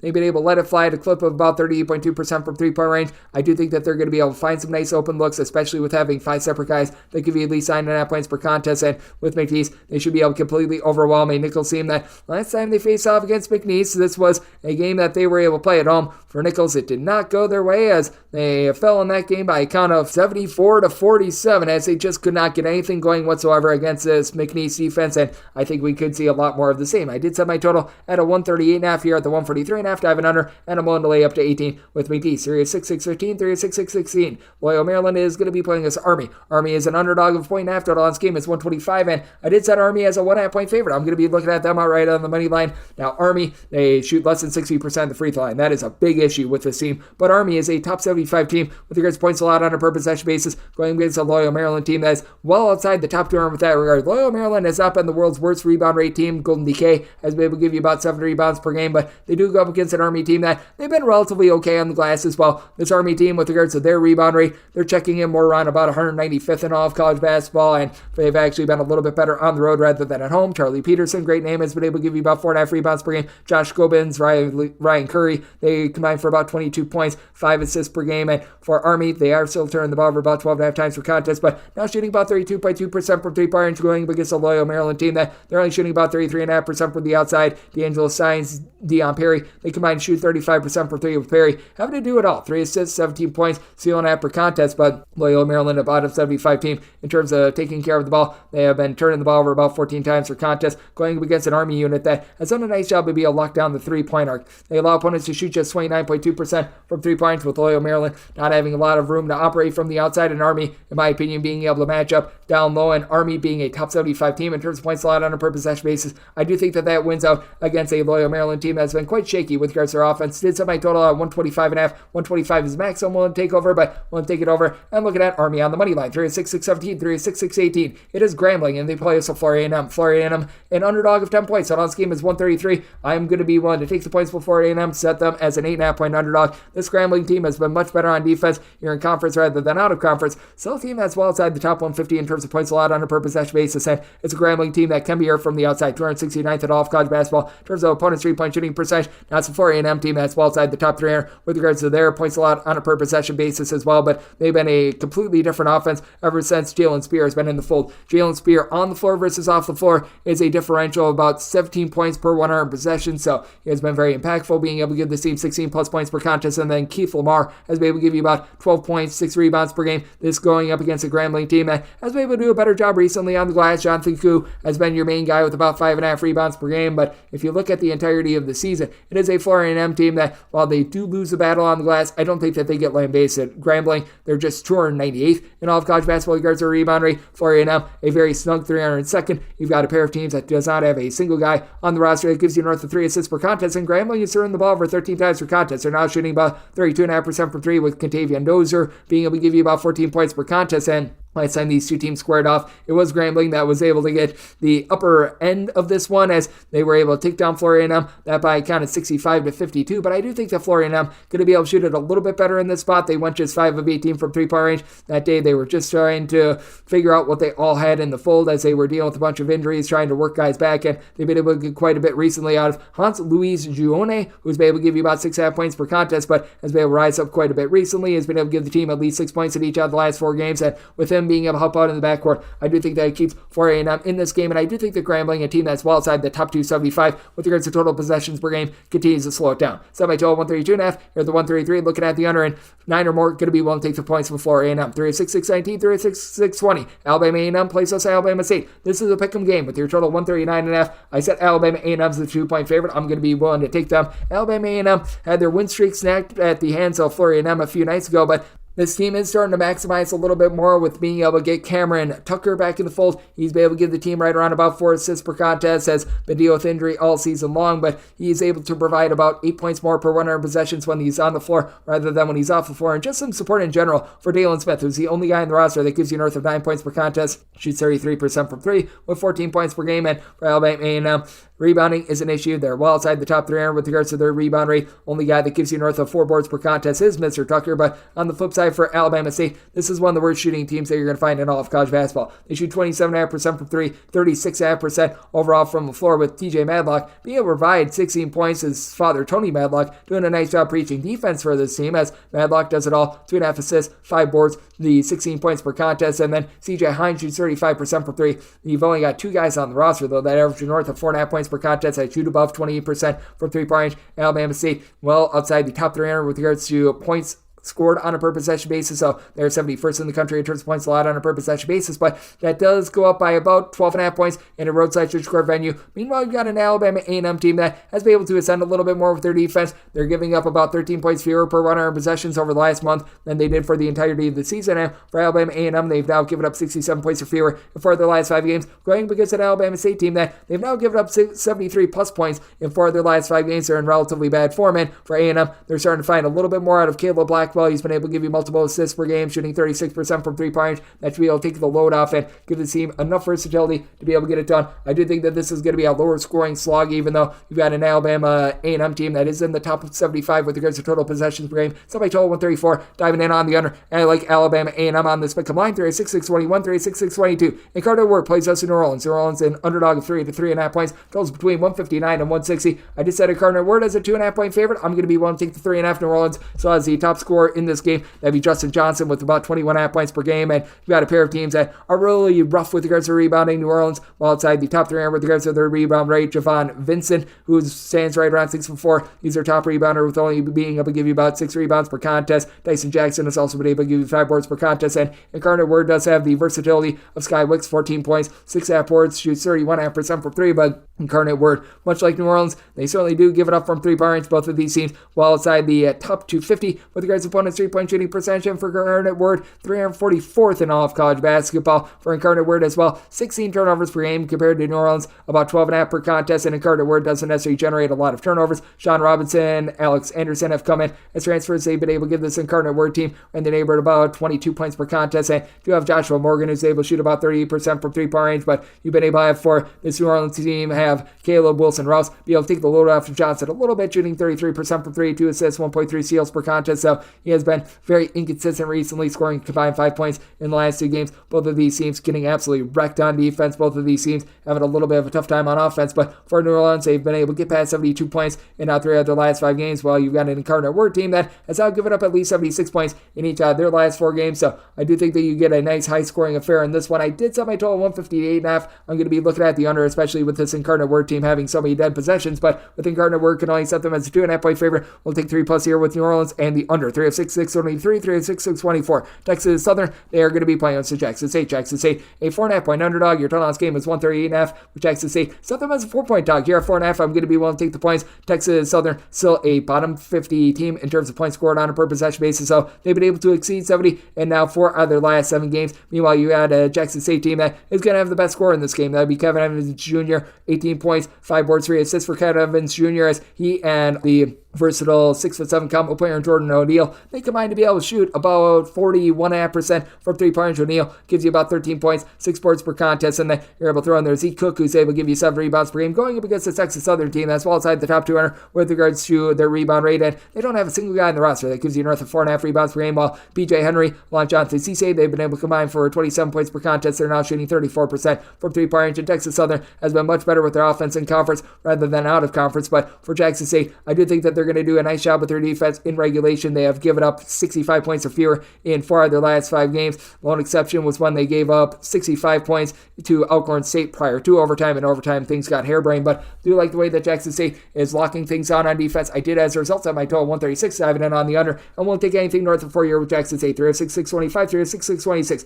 Prairie View is going to be playing Alcorn State. Alcorn State just find themselves as a 3-point favorite. Your total on this game, 144. Set Alcorn State as a 2-point favorite. I'm going to be willing to take the 3 with a Prairie View team that just got embarrassed by Mississippi Valley State. They lose to Mississippi Valley State and them their first win, but Prairie View is still a top 15 team in all of college basketball with regards to turnovers forced on a per possession basis, going against an Alcorn State team that, in their own right, they don't turn the ball over a ton. 11.5 turnovers per game. Jeremiah Kendall, 7 boards, 16.5 points per game. It's the Prairie View team that is in the bottom 10 nationally with regards to rebound rate. Alcorn State, they're able to do a little bit of a better job with that regard. Alcorn State, in terms of their rebound rate, they're checking in more in the neighborhood about 167th, but Alcorn State still well outside the top 275 with regards to points allowed on a per possession basis and giving up a lot of wide open looks from distance. Alcorn State, in terms of opponents' 3-point shooting percentage, they're checking in 353rd in all of college basketball. While this Prairie View team is an amazing team with regards to 3-point shooting percentage, you've got a pair of guys in Javante Hopkins along Charles Smith the fourth. They've been able to combine for about 28 points per contest, and Smith is able to shoot 36.5% from 3 for a quarter. That they only shoot about 30.5% from 3-point. Prairie View, they do turn the ball over about 13 times per contest, but they're getting a little bit more down low as you've got Brian Miles, who's been able to register about 9.5 rebounds per game, and the guy has been on a mission. He had 22 rebounds in that game against Mississippi Valley State. Guy's been able to supply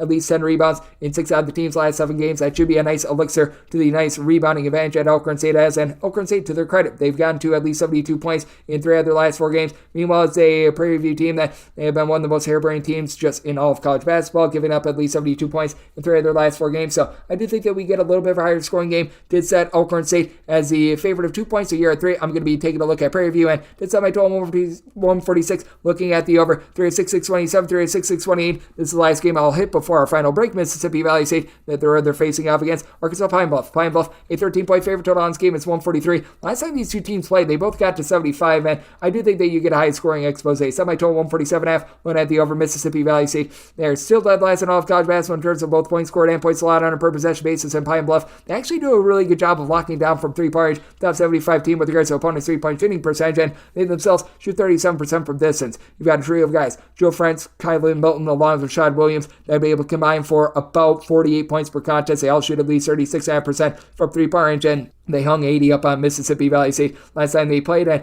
Raekwon Brown, he's been really able to hoop it up for Mississippi Valley State as well. 18 points, 6 boards, gives you a pair of assists for a Mississippi Valley State team that legitimately has 4 separate guys that give you at least 4 points per contest, 5 guys that give you north of 2 points per game. It's a team that shoots 27% from 3, 16.3 turnovers per game, going because of a Pine Bluff team that they really don't generate a lot of turnovers, and it's a Pine Bluff team that's given up at least 74 points in 4 of their last 5 games. But for Mississippi Valley State, this has been a rough team all season long. You just consistently see them score like 15 points in the first 17 minutes of the game, but I do think that they can get through this Pine Bluff team that just has not been able to give you any sort of rebounding whatsoever. Bottom 5 team in the country with regards to rebound rate, despite the fact that Ishmael Platt has been able to give you quite a few boards, and you've got Areco Gibson for Mississippi Valley State shooting 44.5% from 3-point. So I do think the Pine Bluff just goes Bond's way here. Set Pine Bluff as a 15.5-point favorite, one to lay the number, and did sell my total 147.5. So also looking at the over, and we're going to hit our final break, and then we've got 1 game left to hit right here on Cusco Hoops with myself, David Peterson, now the heart of the Beast and the podcast.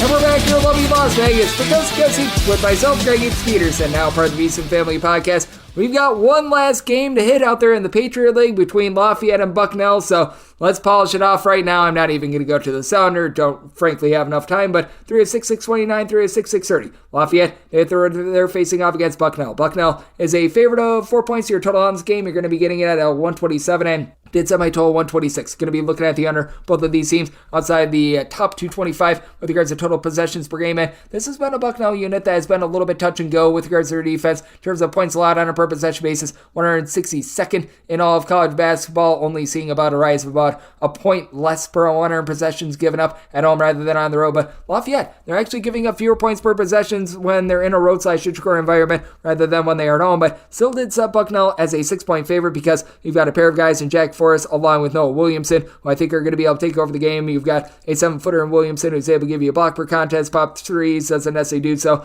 in the world's most efficient manner, but Jack Forrest has been very awesome for this Bucknell team. He's been able to give you about 5 boards, 16 points, shoots the 930s from 3-point range, while Alvin Edmonds is able to give you 4.5 assists per game. And Lafayette, I just frankly don't know if they're going to be able to get to 60 in this game. Justin Vanderbond is a 7-footer that comes in from Boston College. He's able to give you about 4.5 to 5.5 rebounds per game, 9 points per game, but you don't have a single guy for Lafayette that gives you north of 10 points per contest. They shoot about 31.8% from 3. They are well outside the top 275 in terms of points scored on a per possession basis, and this is a Lafayette unit that they've been able to do a relatively solid job of being able to control things from the outside. Meanwhile, if you're going to hurt this Bucknell team, you probably want to be going bombs away from 3. They do allow opponents at home to shoot about 35% from 3-point range, while Lafayette, they allow opponents to shoot overall 34% from the outside. It is a Lafayette team that they've been able to do a relatively solid job with Vanderbond being able to give you about 2.5 blocks per contest. It is a Lafayette team that has been having a little bit of tough time holding onto the ball with north of 12 turnovers per game, and for Lafayette, 63 points or fewer in each of their last 3 games, 64 or fewer in 4 of their last 5. Meanwhile, this Bucknell team has really been able to rein it in on defense, giving up 62 points or fewer in regulation because their Lehigh game went to overtime in 4 of their last 5. So, semi-total 126.7 and on the under, willing to lay up to 5.5 with Bucknell, and that'll wrap things up for the Saturday edition of Coast to Coast Hoops, now part of the VSiN family of podcasts. If you do like hearing from this fine podcast, Coast to Coast Hoops,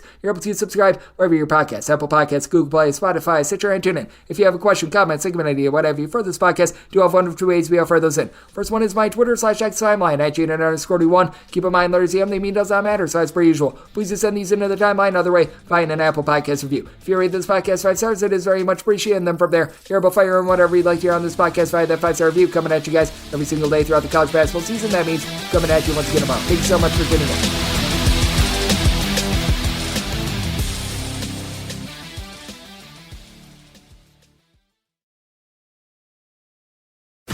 If you work in quality control at a candy factory, you know strict safety regulations come with the job. It's why you partner with Grainger. Grainger helps you find the high quality and compliant products your business needs to inspect, detect, and help correct issues. And the sweetest part is, everyone gets a product that's as safe to eat as it is delicious. Call 1-800-GRAINGER, click Grainger.com, or just stop by. Grainger, for the ones who get it done.